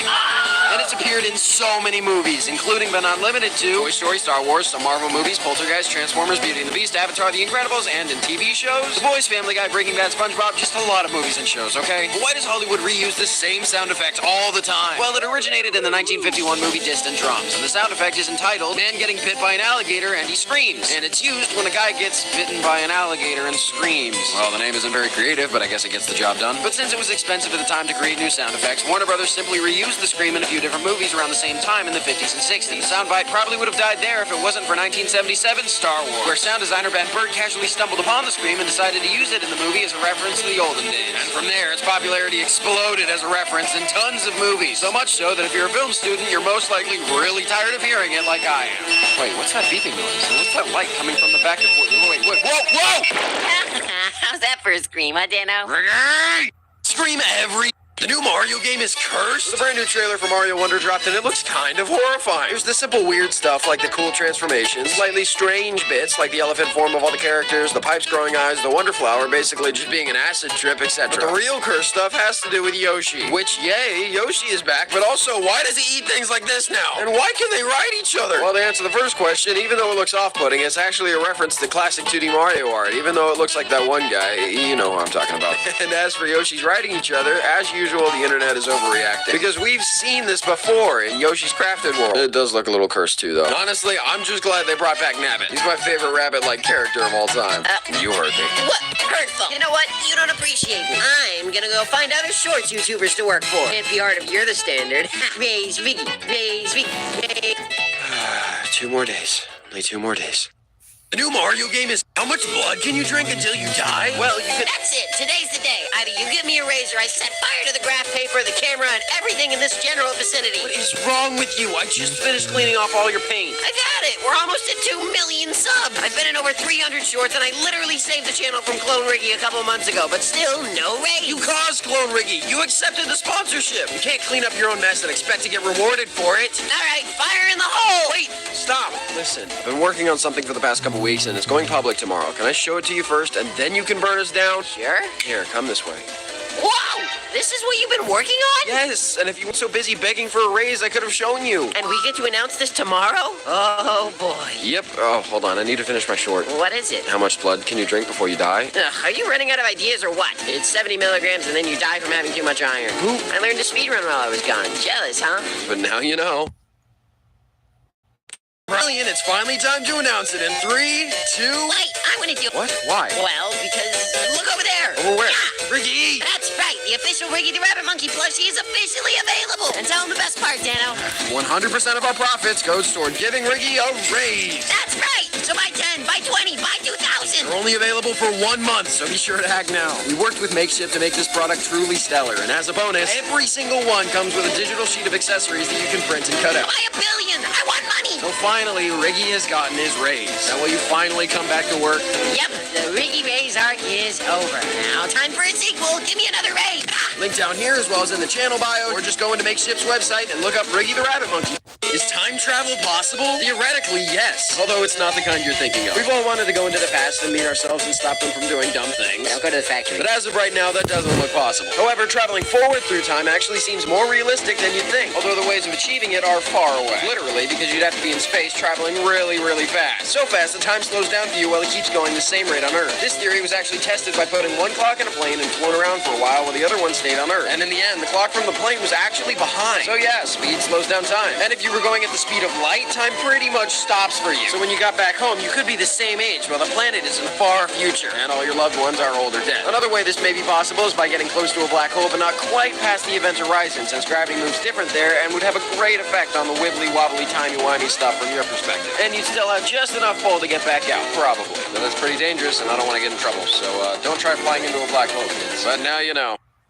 However, traveling I was wrong? Not gonna lie, I definitely make mistakes in videos. Usually not massive ones, but sometimes I get a date slightly off or I misspell a name. So I had a comment correcting myself. But a couple shorts ago, I got something so majorly wrong enough to have to make a whole short dedicated to correcting it. Most famous song of all time? I said it was It's a Small World, and while it's definitely up there, it's not the most famous. When I made the short, I went through the top charts to find the most surprising top songs, and I just didn't mention Never Gonna Give You Up, All I Want for Christmas, or All Star, because I assumed we all knew they were on the top charts. But enough people showed disappointment that I'm including them here. Also, there's tons of Christmas songs that are world famous. When's the last time you met somebody who didn't know Jingle Bells, even if they don't celebrate Christmas? But the most famous song of all time? Get out of here, Small World, not even close. This song is sang all around the world in tons of different languages, and I'm 99% sure you hear it at least once a year, so that you can be reminded that death is slowly creeping closer. That's right, it's Happy Birthday. I'm sorry I messed up, but I'm definitely willing to admit that most dangerous pirate? When you think of a pirate, you imagine people like Jack Sparrow or that one animated pirate movie, maybe The Muppets. And you realize that a lot of us have romanticized and even fallen in love with these killers, looters, and just overall horrible people. Seriously, imagine someone just doing horrible crimes and people still love them. Well, at least I'm cute. Starting off, Edward Lowe has captured hundreds of ships and killed, murdered, and tortured hundreds of people. Henry Avery was famous because he captured the flagship vessels of India, but instead of flaunting his wealth, he simply sailed off into the sunset with it and retired. Black Sam Bellany was famous because his piracy lasted only 1 year. He managed to capture 53 ships and go down as one of the richest pirates in history. Although he thought of himself as the pirate Robin Hood, stealing from the rich and giving to the poor. But the most famous and feared pirate of all time, Edward Teach, better known as Blackbeard. Although really, there's no record of him killing anyone, instead relying on a carefully built reputation of fear to terrorize anyone from trying to stop him. Today I'm going live in Sea of Thieves to see if I can live up to the pirate legends myself. Link down here or in the channel's live tab. Now you know the... Did Mr. Beast ruin YouTube? Recently on Twitter, Jacksepticeye, YouTube gaming veteran, was hooked up to a lie detector and said that he didn't like Mr. Beast, and that he ruined YouTube because he made it about views and not about having fun. Mr. Beast replied saying it was disrespectful, but what most news sources didn't cover is that they solved it privately, like drama should be resolved. But did he really ruin YouTube? Personally, I think the platform is better with Beastie on it. He uses his money to help people, and his ultimate goal is to entertain, and it's fun for him to try and make the most optimized videos he possibly can. However, I don't think this is what Jack was trying to say. In reality, I think it's more about the people that copy Mr. Beast that he thinks are ruining the platform, and yeah, they kind of are. No doubt the content is not only a lot less creative, but there's a lot less focus on personality and connection between an audience and a creator. Instead, everyone just tries to act like a game show host, and it's sad. But I feel like it can't last forever. Beastie is the best of anyone in the shock and awe category, and I think one day people will get tired of seeing the copies, they'll only want the best, and the others will be forced to find their own style. Think I'm wrong? Just like how everyone loved Marvel movies, and then we got too many, now people only want to see the best ones. And they know the answer to. My 1 year of uploading? As of tomorrow, it'll have been 1 whole year since I started uploading shorts and really decided to give this channel my all. So I've got a small special thing planned, but I just want to take a moment and appreciate all of you and what we've accomplished. 2 million subscribers, 1 billion views, a plush that's just sold an insane amount, all in less than a year. You guys are the best. I appreciate everything you've done for me. You've genuinely changed my life. I grew up watching so many different YouTubers, always dreaming of having an audience like them, but I never really believed in myself or what I was doing. But all of your support and love and care makes me feel like I'm actually making a difference in the world. Thank you for watching every short, every long-form video, coming to the new stream every Saturday, trying to solve Riggy's lore before the series comes out. I truly appreciate all of your passion, and I'll never take it for granted. It may have been Queen Elizabeth's death that started my YouTube career, but it was all of you who gave me those underrated, and you should have more subs, comments all the way until now, where you all show special support and adoration for Riggy and I's work. Special short tomorrow. Don't expect anything too big, just a fun little nod to the past. Happy 1 year. Queen Elizabeth is dead, so what happens now? That's right, the first ever short on my channel was about the Queen's death, so let's redo it and see just how far Bro, we're we've come. already like a year into his channel. Which was King Charles, her firstborn son. But what if he couldn't take But we the looped throne, or if back he didn't want around. it? Well, in that case, he's got 2 children, Harry and William. No, not that one. And if William didn't want the throne, it would go to Harry, right? Making him third in line, except it would. Not only because Harry has pretty much quit the royal family, but also because William has 3 children. No, stop. And each of them would be before Harry, even though they're all around 10 years old. In total, the kingdom has around a lot of potential candidates in line for the throne. Since making the last video, I found out that, well, yes, there's just a little over 10 directly in line for the bloodline. They all just so happen to get assassinated at the same time, and they would start to pull from dozens of historical descendants. So there would pretty much always be someone to offer the crown to, unless someone with a major vendetta just managed to hunt down every last one, then yes, Parliament would choose a new royal family, or just abolish the monarchy altogether. So you finally know what'll happen now that I destroyed the White House? No, not literally. I didn't blow up the White House or anything, because that would make me a danger to society, and we've only got room for one of those on this channel. Hey, yeah. What I mean is that we've just hit 2,070,000 subscribers, and the White House has 2,060,000, so we win! This isn't anything political, by the way. It's just funny. Between YouTubers, subscribers isn't exactly a good metric of quality most of the time. There's tons of YouTubers with less subscribers than me who I know make better content than I do. And there's some channels with way more subscribers than me that make less than stellar content. So there's no real points in competing between other YouTubers. However, it is fun to compete against companies. One guy in his community versus a giant corporation, or in this case, the American government, is always fun. We've already passed up Google Maps, Google UK, BMW, and we're nearly about to pass Google Pro. But today, we passed the White House, so let's celebrate. Now subscribe so we can try and beat Coca-Cola or My Little Pony. Seriously, how do they both have over 4 million subscribers? We got a long way to go, but now you know how. Ricky's birthday is today. Yep, I was born on this day back in 2001. And today last year was also the first time he appeared in one of my shorts. So now he's... Wait, you're 22? No, I just turned 21, dummy. If you were born in 2001 and it's 2023 now, you're 22. No, you... Wait. Whoa, I'm 22! Dude, how are you 3 years older than me, but you act like a child? Life's more fun that way? I don't know. Whatever. To sell it... Why do honeybees die? Ricky's birthday... Ow, a demon? Ricky, what is... Or 2 teaspoons of baking powder, 2 eggs. Wait, did you change some things on here? Only added some stuff from a old recipe. Okay. 6 cups of sugar, 12 pints of ice cream, a pack of ketchup, some energy drinks. Oh, cow, a demon? Ricky, what is this? It's called Devil's Food Cake. Emphasis on the devil. Yeah, And done. Whoa, that actually looks amazing. Yep, trust the process, pal. Now all we need is the candle. Wait, Ricky, that's a stick of... Time to make a wish. Why do honeybees die when they sting you? You know that honeybees can only sting you once and then they're down for the count. But why? Well, while bumblebees and carpenter bees can sting multiple times no problem, honeybees are a different story. Honeybee stingers are basically like a grappling hook. See the anchor-like shape? It goes in and it's pretty hard to get out, so it usually detaches from the bee as they struggle to free themselves. But tragically, it's not a clean break, because the stinger is connected not only to their butt, but also a bunch of organs on the inside. So when a bee pulls itself free, it's basically separating from the lower half of its body and its inside. Think of opening a can of chicken noodle soup upside down and all of the contents blop out. Yuck, that was vivid. And of course, they need their insides to function, because after a few minutes without their organs, they're... But now you know the buzz about... The history of the Slender Man? One of the scariest internet monsters up there, along with Sonic.exe, Jeff the Killer, Freddy Fazbear, and Riggy. Joke, mostly. But how did this faceless horror come to be, and why are people so scared of it? Well, let's rewind the tape to 2009 and a Photoshop contest on a website to make scary images. And Victor Surge uploaded a couple edits of these scary pictures. Some kids chilling at a playground and this creepy figure chilling in the background. And as the internet goes, some people connected it to urban legends, others created their own theories and lore for the character. And then in 2012, a Slender game was released, and behold, you've got a mainstream horror villain. Some display him with creepy tentacles, some show him with mind control, but in my opinion, the best version is just the silent, stalking Slender that makes your camera buzz and your heart jump. Which is why today, I'm streaming Slender, The Arrival, with my girlfriend. It's an early stream, like literally an hour or 2 after this video goes public. So come watch, meet my girlfriend, and see us get scared. No, I'm horrified. But now... Why school grades skip the letter E? Obviously, everyone knows that F is short for fail, but why is the grading system split up between A, B, C, D, and F? This system is so confusing, in fact, that most school districts don't allow letter grades on physical tests in elementary school, instead opting for flat-out percents or fractions, because they don't want to confuse young kids learning the alphabet. So what's with the confusing grades? You'd think in school, of all places, they'd want to keep the alphabet right. Well, it's not as complex as you might think. Some people believe it's because they just had too many letters and had to ditch one, and he just got unlucky. But in reality, it's because parents are dumb. Teachers would send failing students home to their parents with an E grade, and parents would be proud of their kids because they thought it meant excellent, even though it's literally the opposite. So he was ditched, and instead we got F for fail, flunk, whatever. But now you know. Why do jeans have this tiny pocket? The answer will probably annoy you, actually. Because while they used to have a purpose in 2023, now they're just annoying. Because whenever you're trying to get something in your pants, these stupid things get in the way. People think that originally they were invented alongside jeans for the old American gold rush in order to store gold dust because their main pockets easily got holes. And the tiny pockets would keep their shiny substance safe. And while this may or may not have been true, the main reason actually has to do with watches. Not wristwatches, but pocket watches. See, it fits perfect. Pocket watches are not only a symbol of wealth and stability, but it also just used to be everyone's primary way of telling time, until just after World War I, where everyone made the switch to wristwatches, and eventually everyone made the switch again to our phone clocks. Again, this was World War I. The jean companies still have this little pocket. Maybe they expect us to go back to pocket watches? I don't know. But now you know.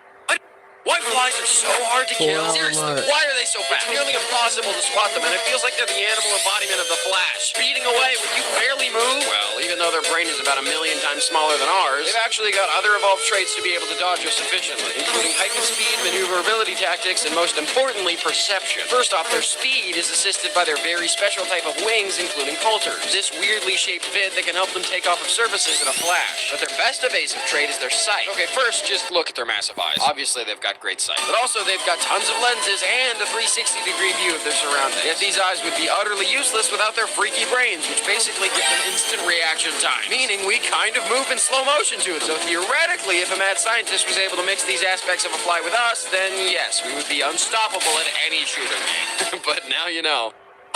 Yep, 4 hours. Why do chefs wear these weird hats? You've seen these special chef's hats in tons of cartoons, reality. I hope the ones that said I'm gonna go for a second and not a then whole just lot in like, real life. So what's up? Well, these hats, known as a toque blanche, which literally translates to white hat, most likely invented by Marie-Antoine Poème around 200 years ago. Although some people like to believe the legend that it was actually King Henry VIII that decapitated one of his chefs after finding a hair in his food. So the rest began wearing these hats to make sure that didn't happen again. But they're actually only used mostly in certain types of old-fashioned kitchens.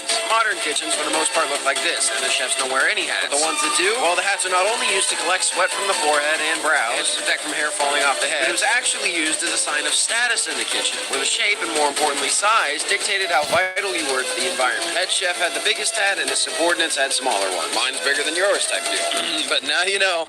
Why flies are Why Ronald McDonald died? Ronald McDonald is one of the most famous mascots out there, along with the likes of Mickey Mouse, Tony the Tiger, the Tire Guy, this bee in particular, a Peanut, the Chicken Man, I don't know. But why is it that he's just kind of gone now? And no, it's not because of the whole Grimace thing. Ronald McDonald originated in 1963, and back then clowns were all the rage. So obviously McDonald's made their clown look the best. What? This is horrible in every way, and I hope it dies. This was the very first version of Ronald McDonald, and although he's horrifying, he's evolved over time. And as he evolved, the McDonald's brand grew, even spreading internationally and making him the most famous clown out there until things like It came along, making clowns absolutely horrifying. As well as a couple killers that like to dress up as clowns. Obviously, this was already bad for the McDonald's brand, who kind of came to realize how off-putting Ronald was. But everything seemed fine. They still used him as a major part of their branding until Halloween 2016, when a bunch of people started dressing up in clown outfits and scaring everyone. Yeah, 2016 was a weird year. So McDonald's quietly put down the clown and replaced him with these Minion Rabbit ripoff characters. And now you know. Riggy is being cloned again? No, not by Clone Riggy. Thankfully, he's dead. But Riggy's plushies are being cloned and stolen. They're being sold all over the internet. And while they're cheaper, they look cheaply made too. Look, if you want to buy one of these instead, I won't stop you. I know not everyone can afford makeships, but also know that I can't guarantee the quality on these ripoffs. And also know that none of the money will be going to Riggy or I. We're in the process of trying to get these taken down. But for now, if you want to support the real one, make sure to check it out in the makeshift website. Link in bio or just Google Riggy Plush. And hey, only 5 days left, so if you want to get one, make sure to get it now. Ew, I got scared when you mentioned Clone Riggy. You were right. Good thing he's dead. Definitely. Hey, by the way, we haven't caught up in a while. You want to get a coffee after work? Are you buying? Seriously? Yeah, sure. Cool. Cool. Hold on, I just gotta grab my jacket. I'm still here. I've been waiting. It's not ready yet, but you'll see. You'll see. Riggy, what if rabbits started attacking everyone? That's right. Just imagine for a minute what would happen if every single rabbit in the world collectively decided to start mugging every human in the world, stealing everything we owned, and began taking us out. There's 709 million rabbits in the world, so they could easily all band together and outnumber the entirety of the United States. It only sits at around 331 million. Not to mention smaller regions like Russia at 144, Mexico at 128, etc. Now, theoretically, let's say they had a goal in mind. Like, I don't know, making a giant pile of all of our stolen things to get to a specific destination, like the moon? That sound crazy, right? Well, believe it or not, there was a video game made with this exact premise starring the rabbit. Their entire goal was to rob all of humanity and make a giant junk pile just to get to the moon. Which sounds absolutely insane, which is why I'm streaming it today. But also, it sounds like something a certain half-rabbit creature I know would do. Are you kidding? Of course I would. That sounds fantastic. In fact, I'll help out. Wait, Riggy! Well, click the playhead down here or check out my channel's live tab to see me live robbing all of humanity as the rabbits. But now you know. Why lazy people are the best. Lazy people get a lot of slack for generally not helping society, but I would argue they kind of make society way better. Let me explain. The man who invented the car was just tired of walking. The guy who invented the washer and dryer was just getting too lazy to wash or dry his own clothes. The guy who invented the equal sign just got tired of writing the words is equal to, so he made this sign. Two identical lines which are equal to each other, and boom, now we have the equal sign. I think you see my pattern, right? Some of the greatest people in history were lazy. Bill Gates always said that if he has a hard task, he'll give it to the laziest person, not to punish them, but because he's sure they'll find the easiest way to do it. Laziness doesn't always mean an unwillingness to work hard. Really, it's just because they don't want to work harder than they need to, meaning they find faster, better ways to finish things, so they have more time to chill. So what's the lesson here? Be lazy, because you have a chance of helping better the world and humanity as a whole. But that's... Bruh, shut the fuck up. Ricky versus Sans? Have you ever wondered what a fight would look like if the Tune of Terror, the one and only Prophecy Destroyer, went up against Undertale, Sans the Skeleton? The ultimate day of judgment is Ricky. Alright, let's see how much we have left.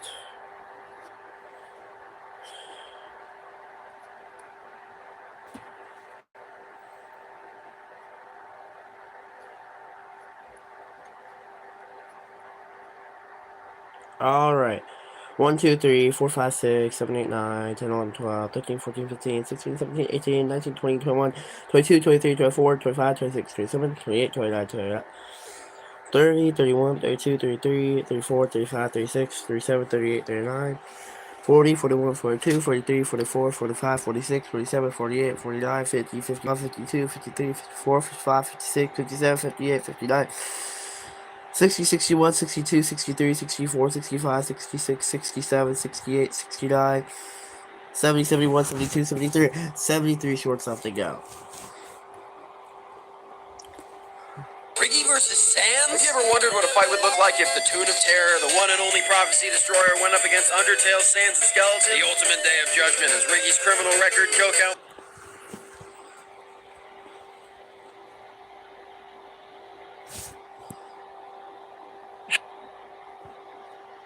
Level of violence, everything is laid out in a bone-chilling battle to the death. Well, that's exactly what YouTuber Cyber Legends Animations imagined, and oh my gosh, is it perfect. Basically, a couple days ago, I was making a short about how many peanuts it would take to stack to the moon, and Sans smashed through the graph paper and challenged Ricky to the duel of the decade, and just look how great the animation is. He got everything accurate, including Ricky's teleportation powers, his skateboard, his spray cans, his lucky lighter, even his paint bomb from the Raise Ricky arc made an appearance. Everything about this animation is absolutely stellar, even better than the Clone Ricky fight in my opinion. Like seriously, this is a million times better. And you know what? It was so good that I'm officially giving it the stamp of Ricky canon. This is official lore now. Ricky has fought Sans.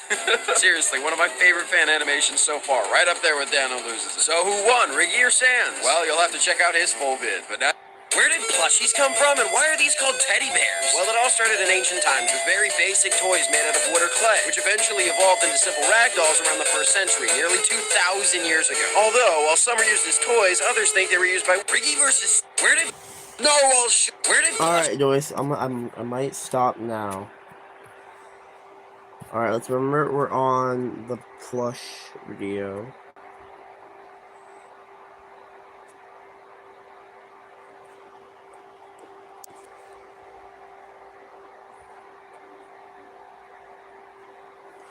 Alright, we're on the plush teddy bear video, whatever.